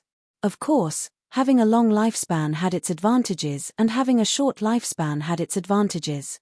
The elves had the most experts and the Elven King Lancelot was not inferior to these 3. Other than that, the Elven speaker Augusta was also an expert on the same level. The highest Elven leaders of the forests under the elves' control were only experts that were a level lower. The laws of the continent were fair. Long lifespans, weak reproduction, slow growth, and strong individual strength. Short lifespans, fast reproduction, and fast growth, group strength could not be ignored. The reason why the humans could quickly rise on the continent was because of this. Burst Claw said in a deep and heavy voice, "Lancelot, you're not going to give me an explanation for killing my people?" The Elven King revealed a faint smile. "I gave him a chance, it was him who didn't cherish it." Burst Claw's eyes were filled with a red light and a cruel killing intent appeared. It said that the Eternal Forest's current Elven King is even more elegant than the previous one. "You've only been on the throne for 100 years and haven't fought yet. How about we take this chance to compete?" The 2 of them were both peak experts of the forest. If they fought in Miracle City, the situation wouldn't be good. "I have no objections if you want to compete." Deathwing seemed like he had no interest in fighting with these people. "But my time is very precious, so I'll go straight to the main topic. I can smell the ancient tree of life scent and with such a good thing appearing, aren't the elves prepared to let us see it?"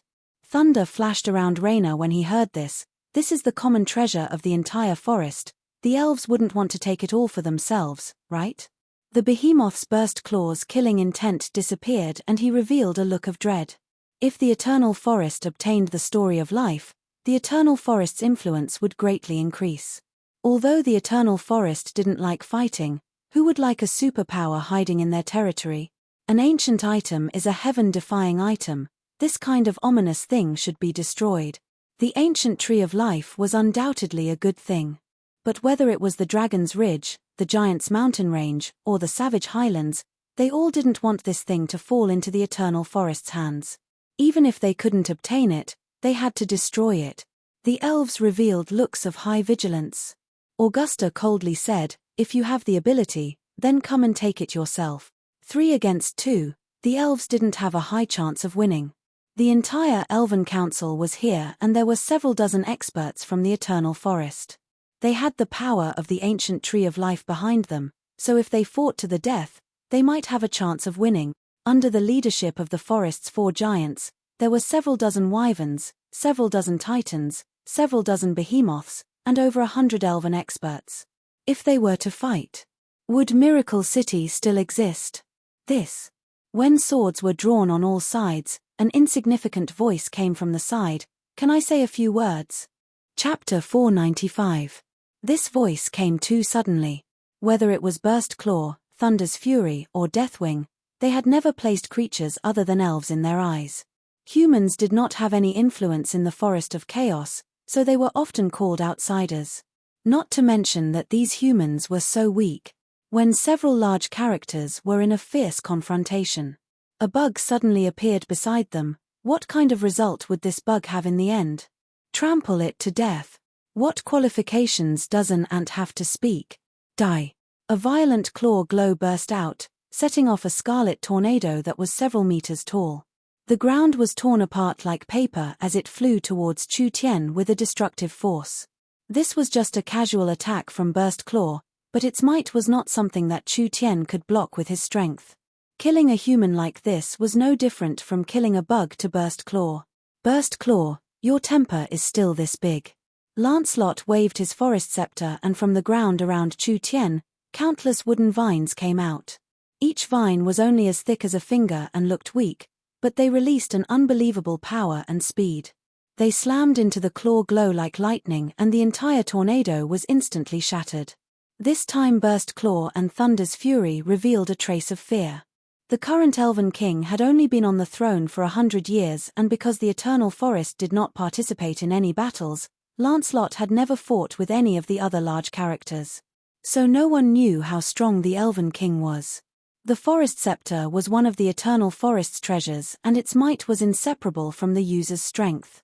The Elven King did not use any of his own strength at all, just using the Forest Scepter's power to resolve Burst Claw's attack.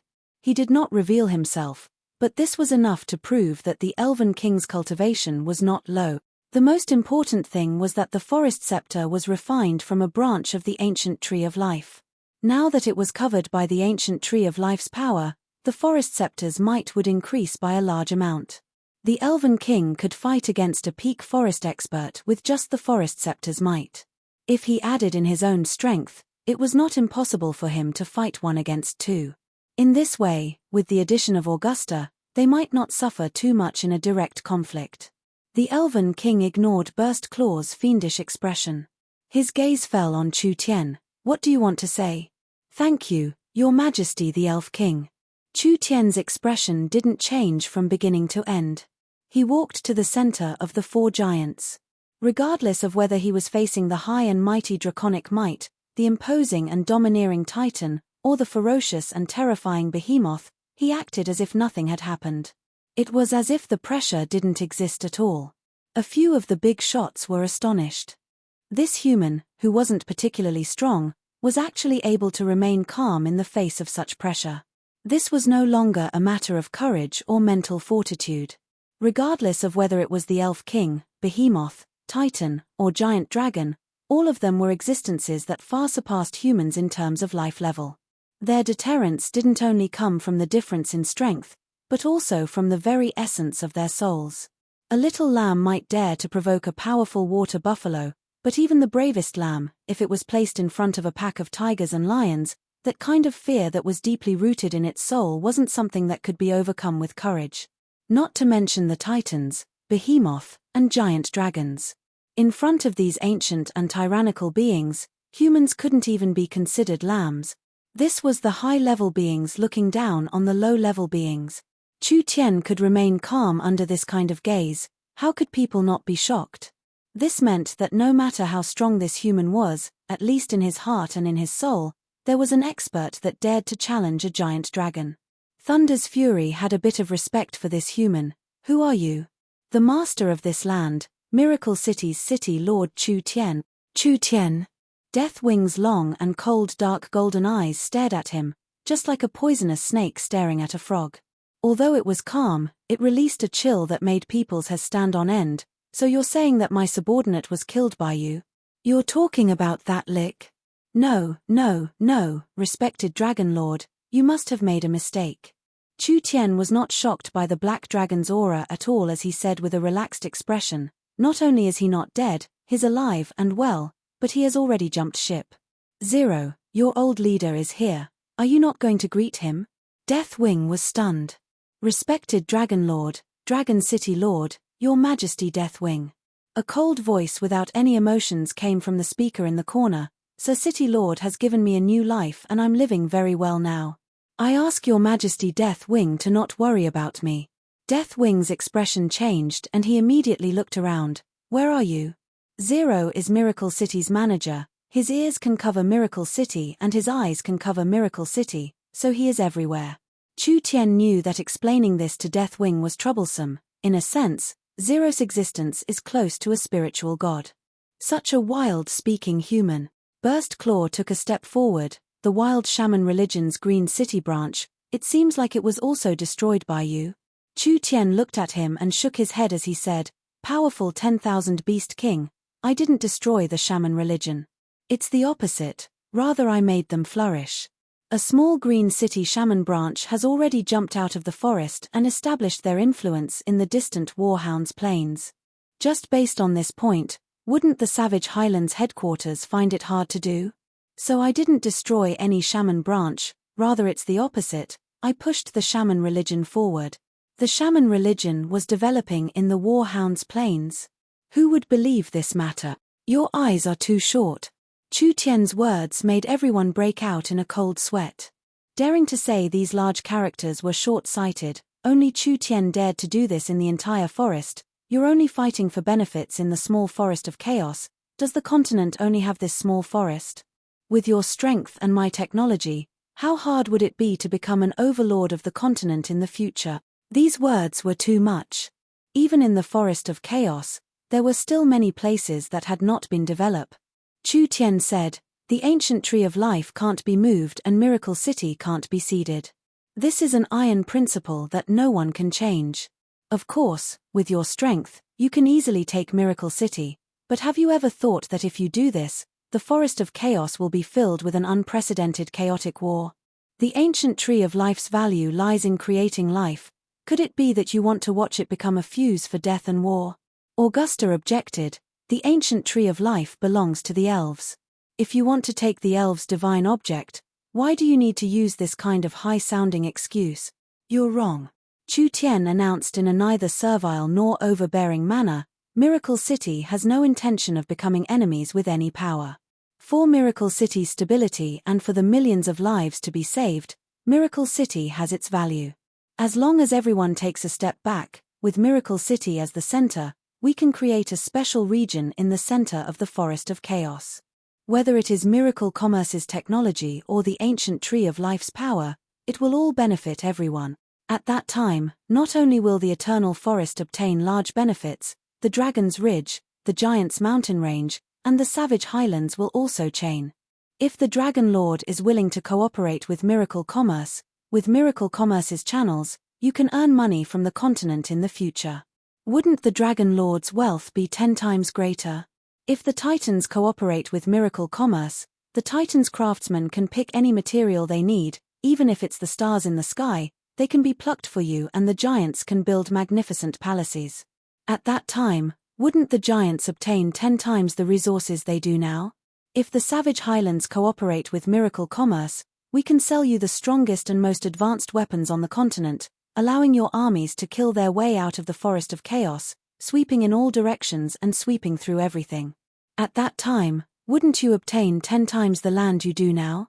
Although the Forest of Chaos communication was blocked, these giants all had eyes and ears. With what happened to Miracle City recently, it was impossible for them not to know about Miracle City's technology, at least they knew a part of it. If Chu Tian was given enough time, Chu Tian had the ability to do this. However, would these big shots agree to it?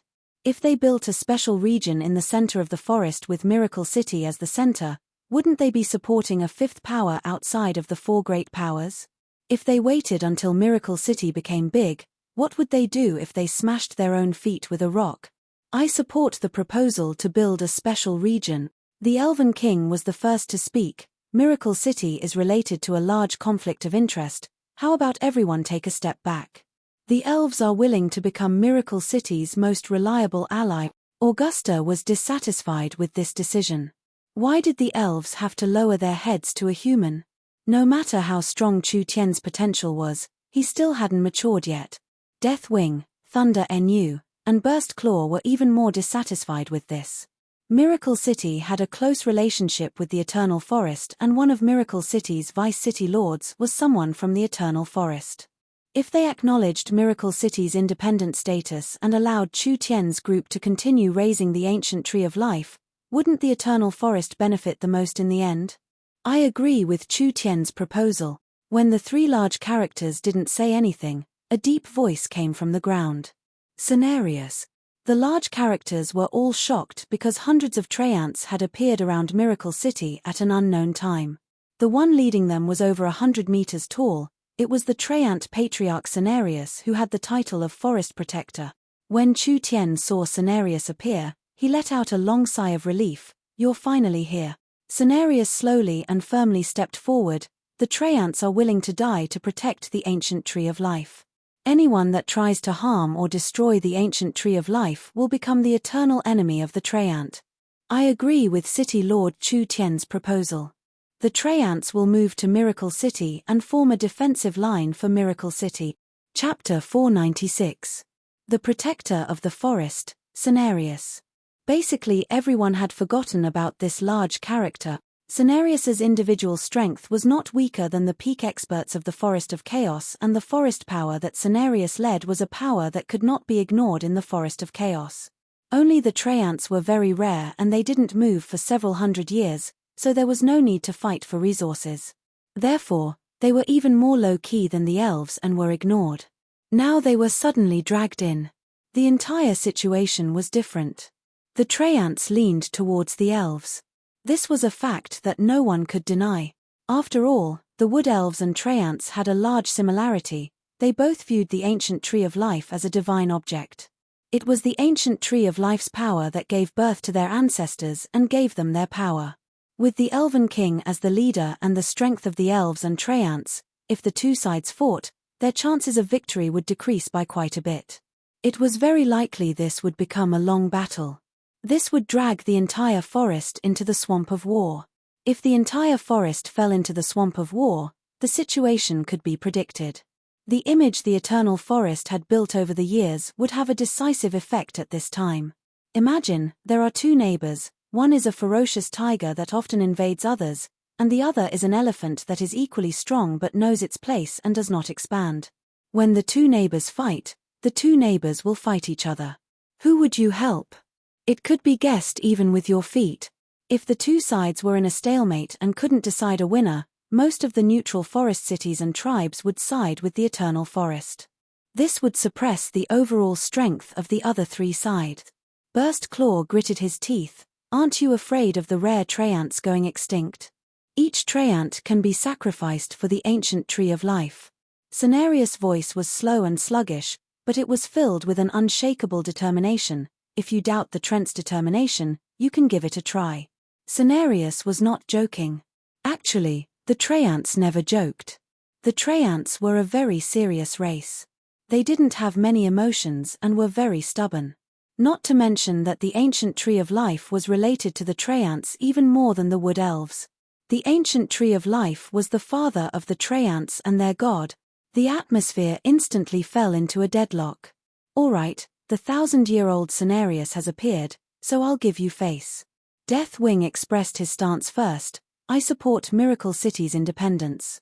Since Deathwing said this, what objections could Burst Claw and Thunder's Fury have? This wasn't because they truly wanted to support Miracle City, it was just a delaying tactic. As long as the ancient Tree of Life wasn't completely controlled by the Eternal Forest, these three powers didn't need to fear them. No matter how powerful the treants were, their numbers were still limited. The wood elves were the true opponents that they had to be wary of.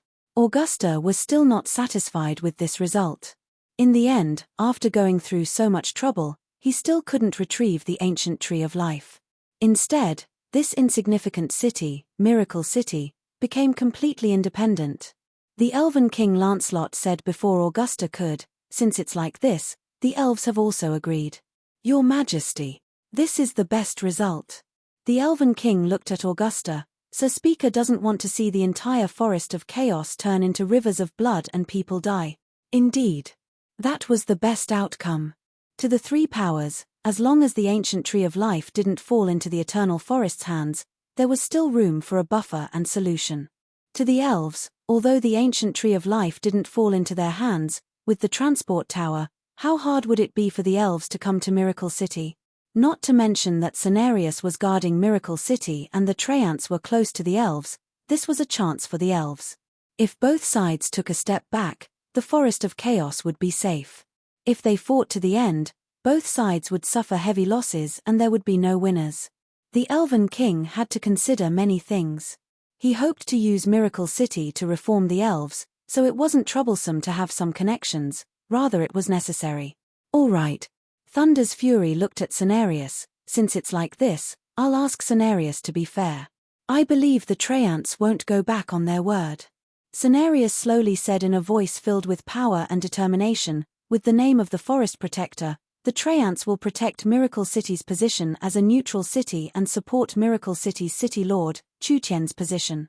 Whether it is the elves, dragons, titans, behemoths, or any other race in the forest, if they try to take Miracle City for themselves or use any methods to directly or indirectly control the ancient tree of life or Miracle City, they will be considered enemies of the Treant.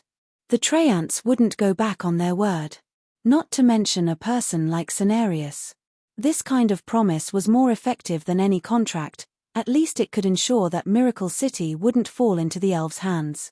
Because everything happened so suddenly, no one was prepared, so this was the best solution. Lancelot, I hope you can keep your word. Goodbye. Deathwing, Burst Claw, and Thunder's Fury quickly left Miracle City. They knew that they didn't make enough preparations this time, so this promise was just a delaying tactic. As for how to deal with Miracle City and the ancient tree of life, they had to consider it further. The elven counselors all had dark faces. The Miracle City people all had strange expressions on their faces. In the end, the four giants didn't gain any benefits at all and it was the weak Miracle City that gained the benefits. This change of events was too much for them to handle. Damn. Finally Augusta could only pinch his nose and throw it away. We're returning to the Eternal Forest for the meeting. Other than the Elven King father and daughter, the other elves all left Miracle City.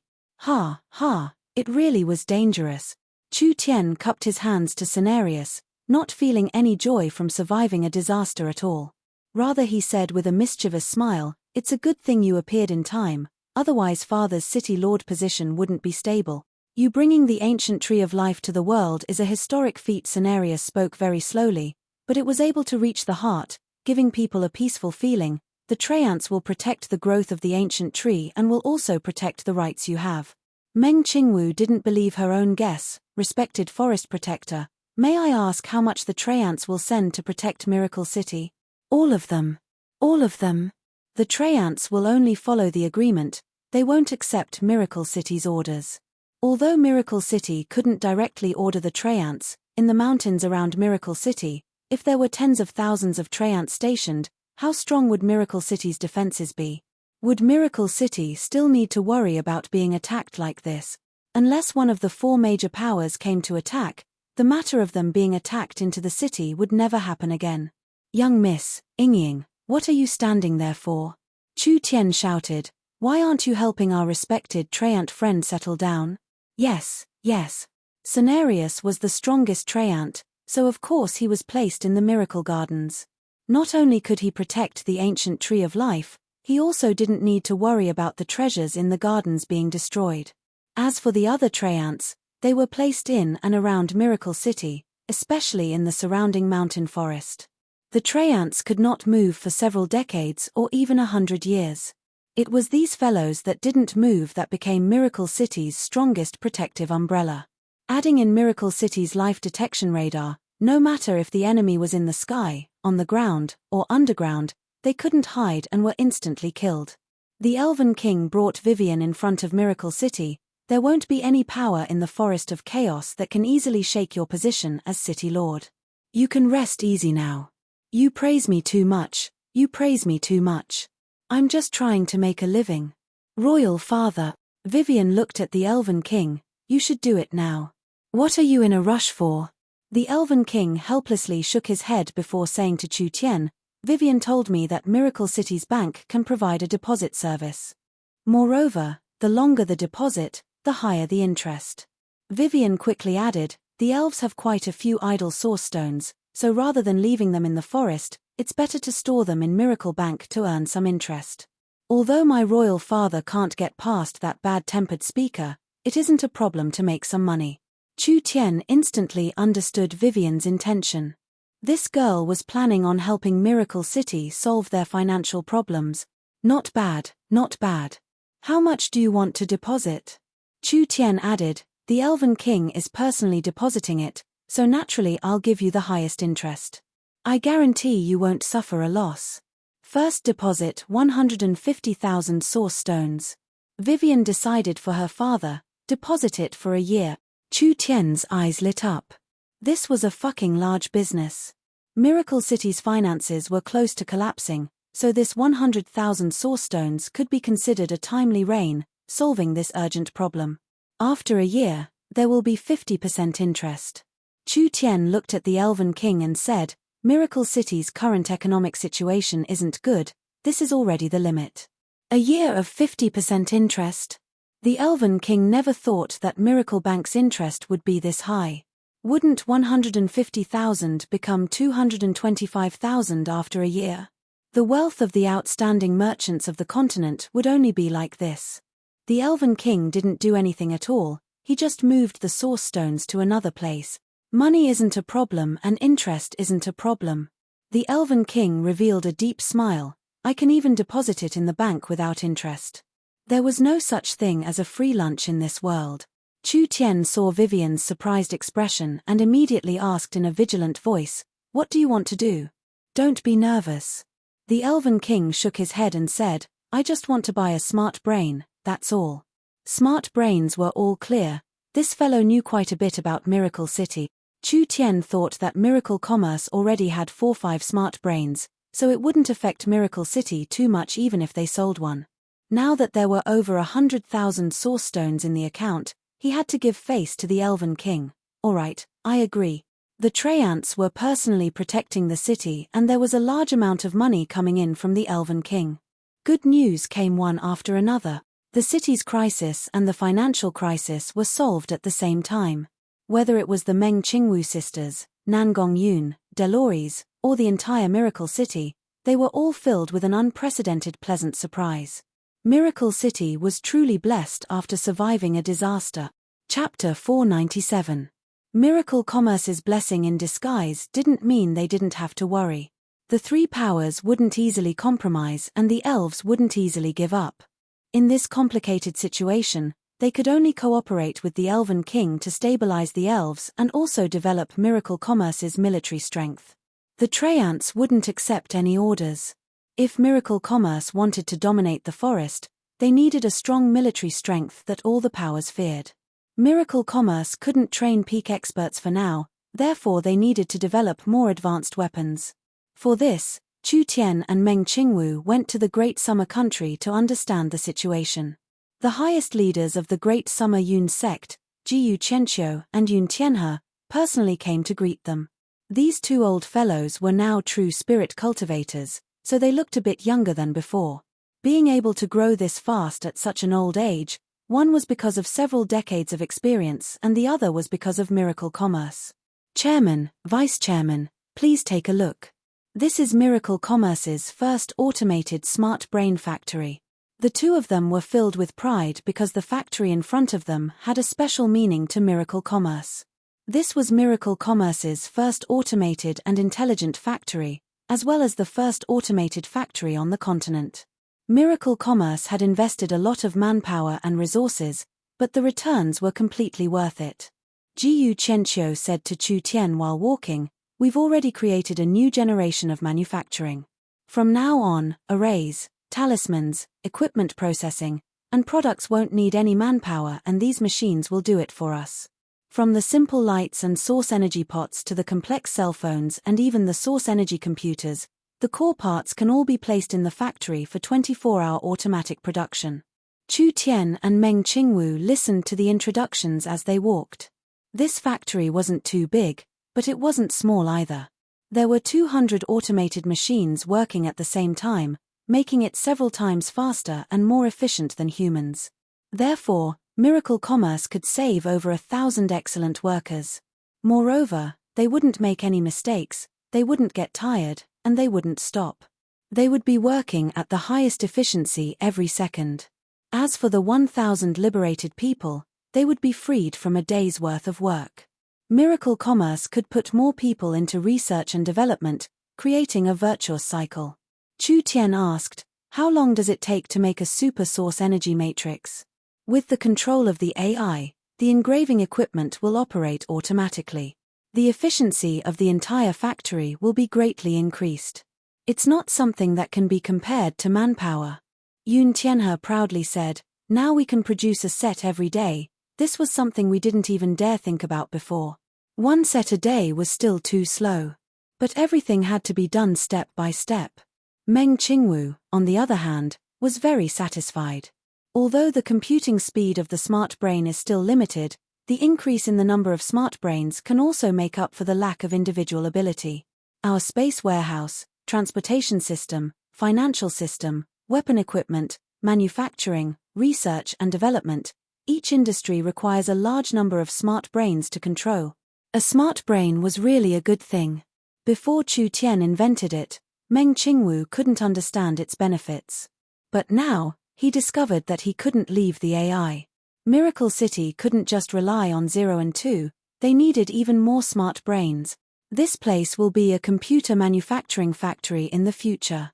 We'll only make supercomputers and won't care about anything else. Chu Tian felt this wasn't enough. Other than that, we need to make faster and more advanced smart factories. In half a year, we need to have 10 in the Great Summer Country, 5 in Oldman Small Town, and 20 in Miracle City. The two old men couldn't help being speechless. That many? This is the minimum requirement. Meng Qingwu replied for Chu Tian, "The manufacturing industry is the support of prosperity. Although Miracle Commerce doesn't have much money, we have accumulated enough resources over the past year and there are enough gnome scholars, so we don't need to worry about manpower. Our company's resources and manpower allocation are the highest priority, so you can directly report to the production minister Ying." Jiyu Qianqiu and Yun Tianhe nodded. "Let's look at the weapon results." Alright, according to the chairman's design, an entire 500-person research team has been working on it for several months. Adding in the addition of smart brains, the research progress has increased by a large amount. The first generation of close combat energy and defensive weapons have finally been successfully researched. Oh! Chu Tian was a bit surprised. "Let's take a look first." Jiyu Qianqiu took out a black metal sword hilt and a similarly black metal arm guard. Chu Tian and Meng Qingwu were the highest leaders of the Yun sect. There was no need to mention Chu Tian. The core technology and ideas for the Yun sect project were all proposed by him. Meng Qingwu was not simple either. Her strong learning and memory allowed her to grasp more technology than any scholar in the Yun sect. This was the energy sword and energy shield. Miracle Commerce had always focused on researching source energy equipment, so it was impossible for the two of them to be unfamiliar with it. Miracle Commerce's source energy weapons were mainly long-range guns and missiles, lacking in close-range attacks and defense. These energy swords and energy shields were made to make up for these shortcomings. Of course, compared to normal source energy weapons, this equipment was much more technical. Although Chu Tian provided the core technology and ideas, it took several months of research and tens of thousands of source stones and materials, as well as several tens of thousands of failures before succeeding. The energy swords and energy shields use white energy. Yun Tianhe picked up the sword hilt and activated the array on it. A spider web of light spread out, and with a slight buzzing sound, a bright beam of light shot out from the sword hilt. The light was not dazzling, looking very beautiful, but it also released a strong and dangerous energy fluctuation. The energy in the Sword of Light is several times stronger than the source energy cannons. It can easily cut through the protective spirit energy of a true spirit expert at close range, so its killing power in close range is quite impressive. It's not bad. Chu Tian looked at the arm guard. How about the energy shield? Meng Qingwu, in comparison, was more concerned about the energy shield technology. The energy swords could only be used in close range, But the energy shield was different. If Miracle Commerce could master the energy shield technology, they could use it in all aspects. Not only could it protect a person, it could also protect the source energy cannons, missile launchers, airships, battleships, and even cities. Yun Tianhe put the arm guard on his left hand and activated the source energy array. Wang. A half-arc of energy was released from the groove on the arm guard, covering around 2/3 of his body. The light was condensed like an energy sword and did not scatter, flowing like water. The current energy shield also uses white energy. Large amounts of energy particles collide with each other to create a repulsive force, repelling energy and physical attacks. All the energy is one, so each time it receives an attack, it will be weakened by a bit. At full strength, it can block an attack from an earth spirit cultivator. Meng Qingwu's eyes lit up. Very strong. If normal soldiers could block an attack from an earth spirit cultivator, even if it was just one attack, the battle strength of the army would increase by a large amount. This was a pity. If this kind of weapon was mass-produced earlier, they wouldn't have suffered so many losses in the war. But since the research had succeeded, would it be far from mass production? Chu Tian nodded in satisfaction. Our source energy equipment technology has already matured, now it's time to create even higher grade war weapons. Meng Qingwu knit her brows. Even higher grade war weapons? Chu Tian said, the airships are too weak in the end. I feel like we have the ability to create even higher grade energy devices. Moreover, we can use smart brains, radars, missiles, source energy cannons, energy shields, and etc. This kind of airship is the true overlord of the skies. The moment he said that, everyone was quite frightened. Smart brains, radars, missiles, source energy cannons, and even the newest energy shields, as well as a higher grade energy structure than the airships. This kind of weapon made people's blood run cold just thinking about it. Perhaps just a few of them would be enough to conquer a small country. These individual technologies are maturing day by day. I don't think it will be a big problem. Meng Qingwu closed her eyes in thought for a bit before finally shaking her head and saying, but to develop this kind of complex war weapon, even with smart brains' help, it requires large amounts of people, large amounts of resources, and large amounts of money. I'm afraid Miracle Commerce doesn't have enough people to support this kind of project and funds will be tight, so I don't think it's time yet. Chu Tian was a bit puzzled. We're taking in the gnomes, would we still lack talents? Although there are many gnome scholars, they haven't worked in Miracle Commerce before, so they don't understand our technology. They need time to adapt and learn. Not to mention that Miracle Commerce has too many research projects. Even if we have the gnome scholars, we still lack talents in some special fields. Resources and funds were also a problem. This was not something as simple as making an energy sword or an energy shield. Was he too impatient?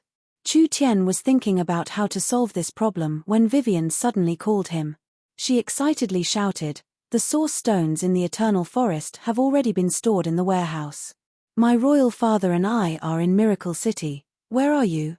Quickly come. Elven King. Chu Tian fell into deep thought. Lancelot was a very open ruler. He was more determined to reform the elves than bringing the ancient tree of life back to the Eternal Forest. This was because this young elven king was very clear that if the Eternal Forest obtained the ancient tree of life, they would have to isolate themselves for a long time. Would the elves be able to sit back and relax with a single ancient tree of life? Impossible. The protection the ancient tree of life gave the elves would only make the elves more isolated from the world. This kind of isolation was very terrifying. The continent's spirit beasts and humans were developing like the sun in the sky, and the former overlords of the elves were gradually being marginalized. If they didn't change this situation, the elves would become a weak small race in 10,000 years. If the Elven King wanted to reform, Miracle City was the key. Then why didn't Miracle City use the Eternal Forest's resources? The elves had more high-level talents than the gnomes, and the resources the elves had could be counted on one hand. Chapter 498. The Source Stones have been loaded. Vivian personally counted the Source Stones several times to make sure there wasn't a single one missing before running to Chu Tian to report. I asked Big Brother to check. No need, no need. Vivian is one of us. Could she be unreliable? Vivian's heart felt warm as she happily said, of course, I'm a person of Miracle City in life and a ghost of Miracle City in death. I won't do anything bad to Miracle City. Big brother Chu Tian, please trust me. The Elven King couldn't help giving a soft cough. Did this girl even forget what race she was?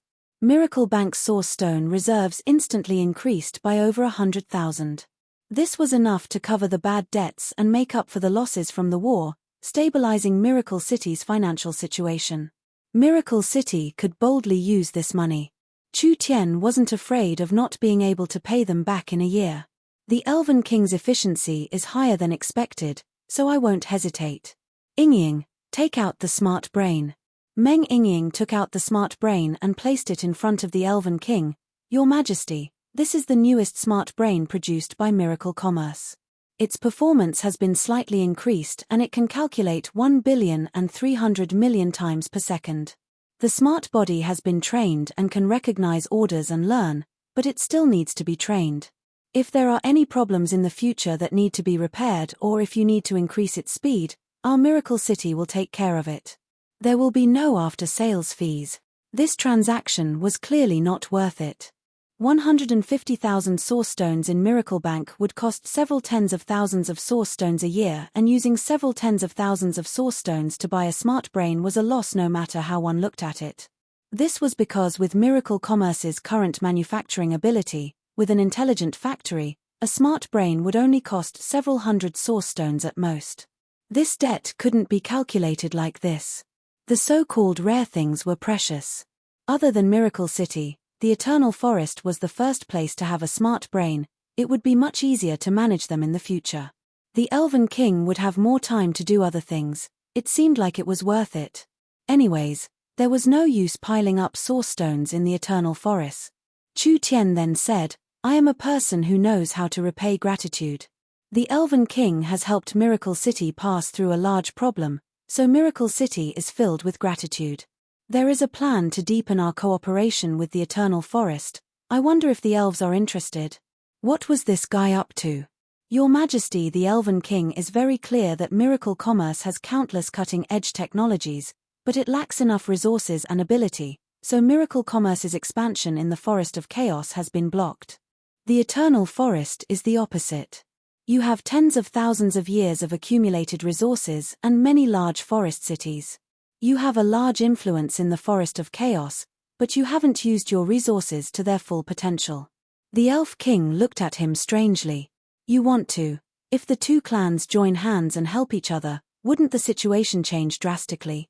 Chu Tian didn't like to beat around the bush. He went straight to the point and said, let's work together to develop the forest. I'll provide all kinds of technology, and you'll provide manpower and resources. For example, the Eternal Forest stored large amounts of spatial crystals and there were many rare innate spatial energy users.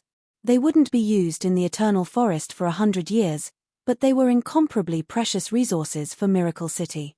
If the Elven King takes them out and we provide the spatial technology, we can build a large number of transport towers and space warehouses in the forest in a short period of time, creating considerable value. Wouldn't that be a win-win situation? There was a flash of light in the Elven King's eyes. It was like what Chu Tian said, this was a large win for both sides. The elves' wealth and resources were just hoarding, there was no way they could create any value. Although Miracle City had large amounts of products and technology, they were lacking in power and background, so it was impossible for them to develop in the forest in a short period of time. In this kind of situation, if both sides cooperated, how could they not advance by leaps and bounds? Vivian exclaimed, that's a great idea. Royal Father, let's do it. The elves have many talents. Rather than wasting them, it's better to have them work for Miracle City. Chu Tian saw the Elven King's interest and immediately struck while the iron was hot. This way they can display their individual value and also bring benefits to the elves. Then, what kind of people do you want? As long as they are knowledgeable and have genuine skills, such as proficient in the principles of array glyphs and medicine, they are all fine. In addition, special talents such as space attribute, spirit attribute, life attribute, the more the better. I want all of them. Your appetite is too big. There are many talents in the elves and most of them are famous people. If the council finds out and rejects this, I'm afraid this matter won't be easy to solve. Chu Tian shrugged. This will depend on the Elven King's methods. I believe that everything the Elven King does, it will shine for generations to come. As the most important reformer in the history of the elves, why do you care about these obstacles? A king should have the aggressiveness and boldness of a king. The Elven King gave a soft snort. It's easy for you to say. I saw the Elven King help me before, so I sincerely want to cooperate with the Eternal Forest. If the Elven King can't even make a decision on this kind of matter, I can only go to Dragon City to cooperate with the Dragon Lord. Chu Tian spread out his hands like he didn't care. The Dragon Lord's resources are not less than the Eternal Forests, and the Dragon Lord definitely cannot resist making money. Big brother Chu Tian, don't. Vivian scratched her head in worry, especially when she heard that Chu Tian was prepared to cooperate with the Black Dragon. She was very worried. We can't be tied down by those old men anymore. What are you worried for, girl? This brat's words were at most half believed. Cooperating with the Dragon Lord, only he could think of this. Cooperation needed strength to support it. Miracle City was so weak and wanted to negotiate with the Dragon's Ridge. How could they obtain fair treatment? Who didn't know about the Black Dragon's greed in the forest? Not to mention that Deathwing was eyeing Miracle City. Wasn't this asking a tiger for its skin? Miracle City chose to cooperate with the Eternal Forest, so they could only cooperate with the Eternal Forest. All right, you don't need to provoke me. The Elven King said to Chu Tian, let's talk about the plan first. The elves will take out their spatial crystals to build transport towers and will first build a transport network in the forest. Other than that, the elves will send as many innate spatial energy users into Miracle City. Vivian will lead the development of space warehouses and the logistics network. Other than that, the elves must support Miracle City's communication infrastructure and the surrounding elven cities. Logistics, people, and information. This was the foundation of all development. This isn't a problem. The Elven King nodded. How will the benefits from the transport towers and space warehouses be divided? Miracle Commerce will take 80%, the Eternal Forest will take 20%. Other than that, the elves can only use and receive dividends, they don't have the right to manage it. This is too harsh. The Elven King's expression changed, but he didn't get angry with his self-control. The Eternal Forest will only take 20% with their manpower and effort. Don't you feel that Miracle Commerce is earning a bit too much? Chu Tian revealed a sincere look. You have to understand that spatial crystals are very precious, but it isn't impossible to buy them with Miracle Commerce's material channels in the outside world. Other than providing the most important technology, Miracle Commerce will also provide the core material, the Eye of the Star, as well as the Smart Brains control system. These are all irreplaceable things. Don't forget that without the elves' support, Miracle Commerce will find it hard to develop in the Forest of Chaos. Without the Eternal Forest's support and permission, Miracle Commerce can't develop in the elves' territory, isn't that right? The Elven King said, 60-40. The elves have made enough concessions and I hope Miracle Commerce can show some expression. Chu Tian calmly shook his head. Your Majesty Elven King, in terms of our need for each other, the elves are more dependent on Miracle City. If there wasn't Miracle City's support, I don't know how long it would take for your reforms to be realized. As for Miracle Commerce, with the Trent's protection, at least we can control a region, so it doesn't matter if our development is slow. In the worst case, Miracle Commerce can give up on Miracle City. With our team and technology, where can't we go on the continent? So we have no reason to give in. The Elven King gave in again with a frown, 70-30. Chu Tian was still unmoved. Your Majesty Elven King should think about it again. This kind of profit sharing, is it really what the Eternal Forest and the elves need? Wrong, very wrong. After we cooperate, the elves will obtain the rights to use the transport tower and the space warehouse. You should understand that compared to the direct benefits of this technology, the added value and derivative value are the most precious. The so-called dividends referred to the future benefits of the transport tower and the space warehouse. The so-called rights to use the transport tower and the space warehouse to directly eat them. For example, the transport tower could transport 100 people a day, the elves had 20% of the rights and the elves could use it 20 times. As long as the procedures were completed, they could directly eat it without needing to report it. The rights to use the space warehouse were the same. It was like what Chu Tian said, to the elves, the transport tower and the space warehouse were not attractive. What was truly attractive was the development of the elven cities, breaking the elves' countless years of closed barriers in terms of people and materials. Chu Tian calculated that the elven king couldn't refuse, so he gave this kind of harsh condition. Miracle City wouldn't let outsiders use too much of this technology. 20% was Chu Tian's bottom line, he couldn't increase it any further. The elven king saw that he couldn't persuade this fellow no matter what, so he could only helplessly say with a sigh, "All right, I have a request. We must develop the elven area first. When the elven area is complete, we can use the extra resources to develop the surrounding areas. Other than that, we will build an elven small town on the edge of the Miracle Forest. I hope that Miracle City can give us some convenience. Finally, I hope that Miracle City can lift the ban on a few products in the Eternal Forest, like the source energy weapons and smart brains." No problem. The three powers were keeping a close eye on Miracle City. Other than the elven-controlled areas, it was hard to develop in other areas. They would first connect Miracle City to the elves, and it wouldn't be too late to expand after they had a certain amount of strength. The Elven King and Miracle City completed an agreement.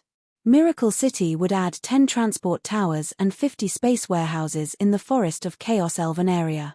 Other than that, they would increase the signal coverage area by 30 times, adding 100 arenas, trial fields, shopping centers, and hotels.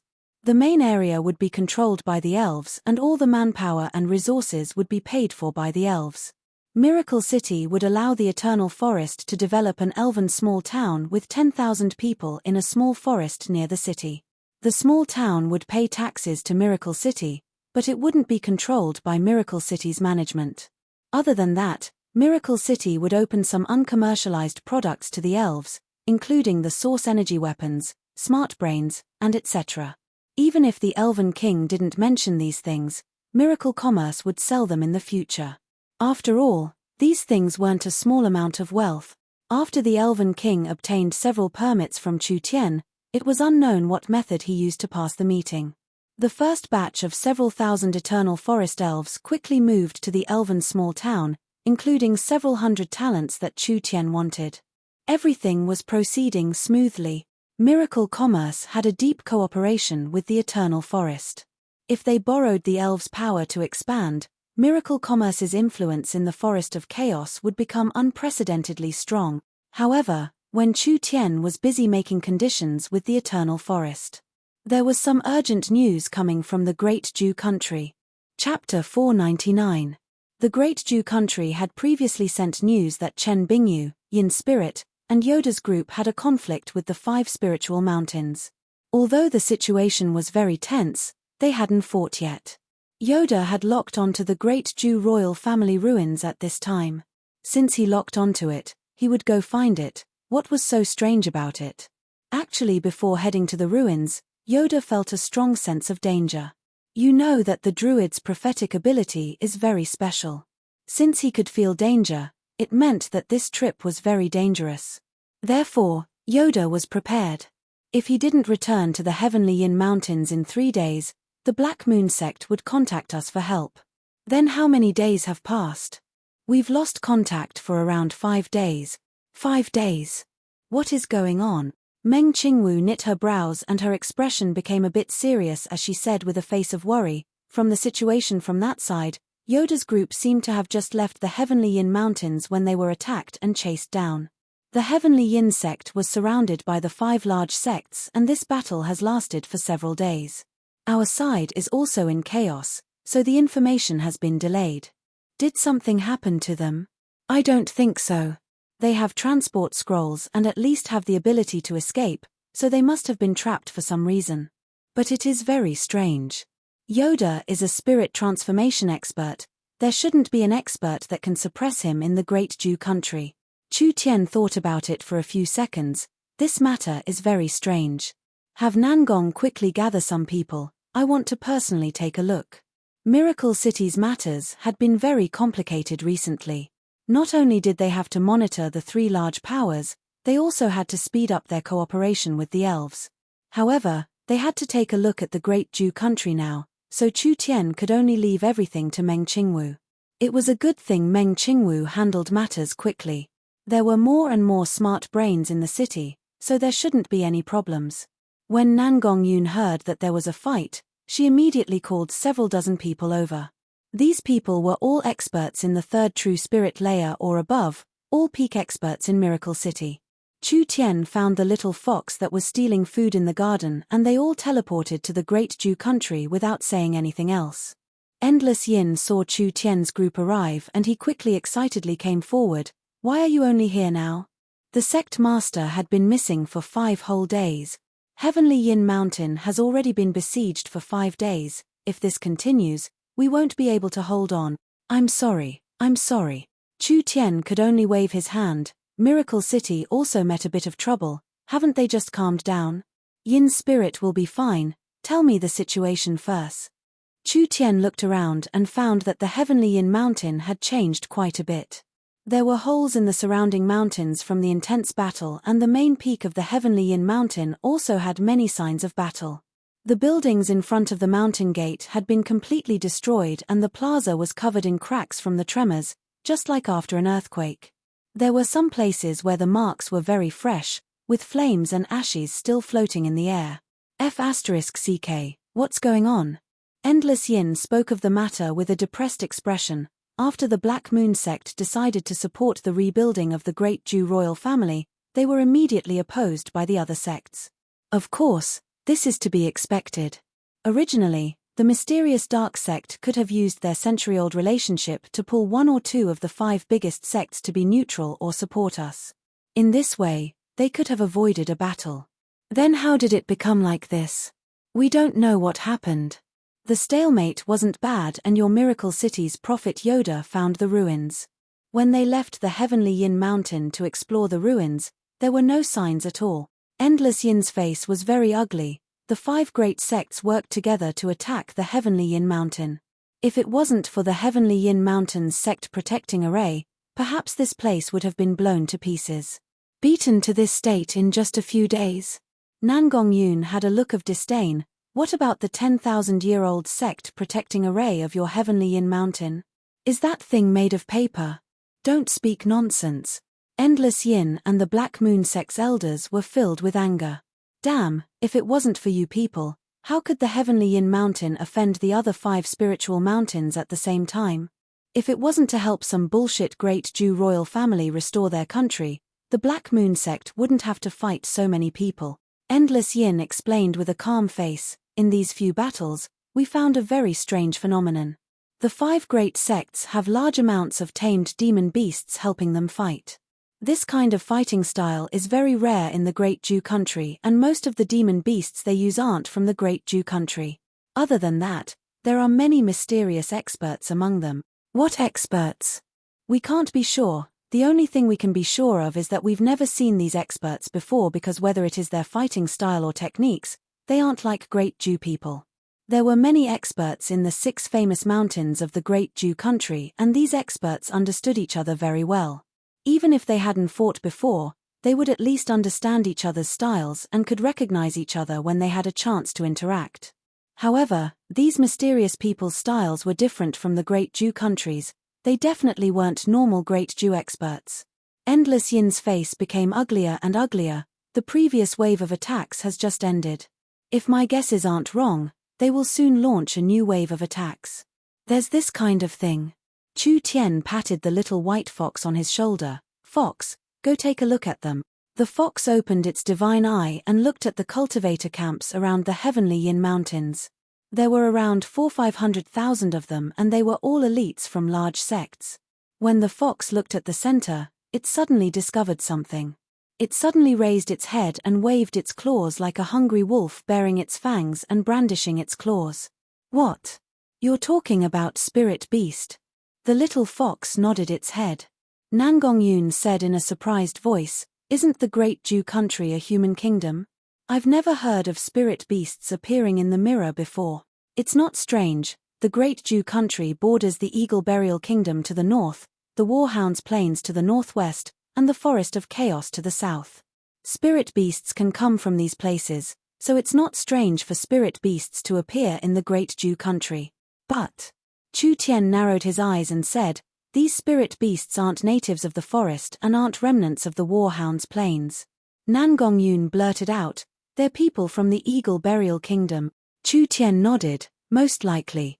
I never thought that the Eagle Burial Kingdom's tentacles would stretch even further than we imagined. If the Eagle Burial Kingdom's influence is involved, the Great Dew Country situation will become even more complicated. What do we do now? What can we do now? We'll talk after we take care of the people at the bottom of the mountain." Endless Yin saw that when Chu Tian said this, it was as easy as drinking a cup of water in front of him. He couldn't help revealing a look of disbelief. "Are you crazy? These are the elites of the 5 great sects. It is already hard for us to defend against them, not to mention taking care of them. What are you shouting about?" Nan Gongyun seemed to be even angrier than when she was questioned. "If boss says it's fine, then it's fine. Shut your fucking mouth, otherwise don't blame this old lady for beating you until you're half paralyzed." With Nan Gongyun's fiery temper, she wouldn't hesitate to fight. Endless Yin could also feel that this fiery red-haired woman was a bit stronger than Chen Bingyu. With Endless Yin's strength, he definitely wasn't her match, not to mention that Nan Gongyun brought several dozen subordinates who were all experts of miracle commerce. He had to lower his head under the eaves. "Boss, how do you think we should take care of them? These people have an overwhelming advantage over the Heavenly Yin Mountain, so they are a bit lax. Almost all of their people are stationed in the same valley. Nangong, tell Ying to send some things over, we'll need them soon." 2 hours later, Chu Tian took out 5 sets of source energy weapons from the space warehouse. When they were put together, they were actually 5 missile launchers. Miracle Commerce had missile weapons a long time ago, but they were very low grade before, but the situation was different now. "Boss, the control panel is ready." Nan Gongyun stood in front of a temporary platform with giant black boxes around her. This was clearly a super source energy matrix, and the control panel itself was a miniature undead tower. "Open Smart Brain and the control panel." "All right." Smart Brain was awakened and immediately said, "Hello Sir City Lord, I am Smart Brain number 3 and my main ability is to manage the weapon system. What can I do for you?" Chu Tian pointed at the densely packed life signs on the radar. "Use the Snake Scorpion missile and kill these fellows." "Understood, Sir City Lord." Distance 56. 3,121 kilometers, currently simulating the best trajectory. Finished. Launch the Snake Scorpion creature poison missile. The 5 missile launchers began to adjust their direction and paused for 3-4 seconds. Suddenly, all the missile launchers shook, and each launcher shot out 5 to 6 slender missiles. These missiles came from Great Summer Qing State. Great Summer Qing State's Green Ridge was ravaged by snake scorpion beasts all year round. Chu Tian and Chen Bingyu had almost suffered a large loss, but Miracle Commerce found that the snake scorpion beast's poison was an extremely strong paralyzing poison. It could spread over a large area in a short period of time, paralyzing soldiers to death. Therefore, researchers collected large amounts of the snake scorpion beast's poison. They first added several strong paralysis toxins to the snake scorpion beast's poison before refining it into a highly concentrated liquid. Finally, it was compressed into a missile, creating this era's biological weapon. This kind of weapon was cheap to make and was relatively simple. The only flaw was that it was easy to accidentally injure people because the snake scorpion missile's compressed poison was very volatile. As long as a missile exploded in a group of people, it would instantly cover over 1,000 meters, poisoning everyone. Before the Smart Brain's control launch pad was researched, there was no possibility of this type of weapon being used in practice. Today could be considered the first test.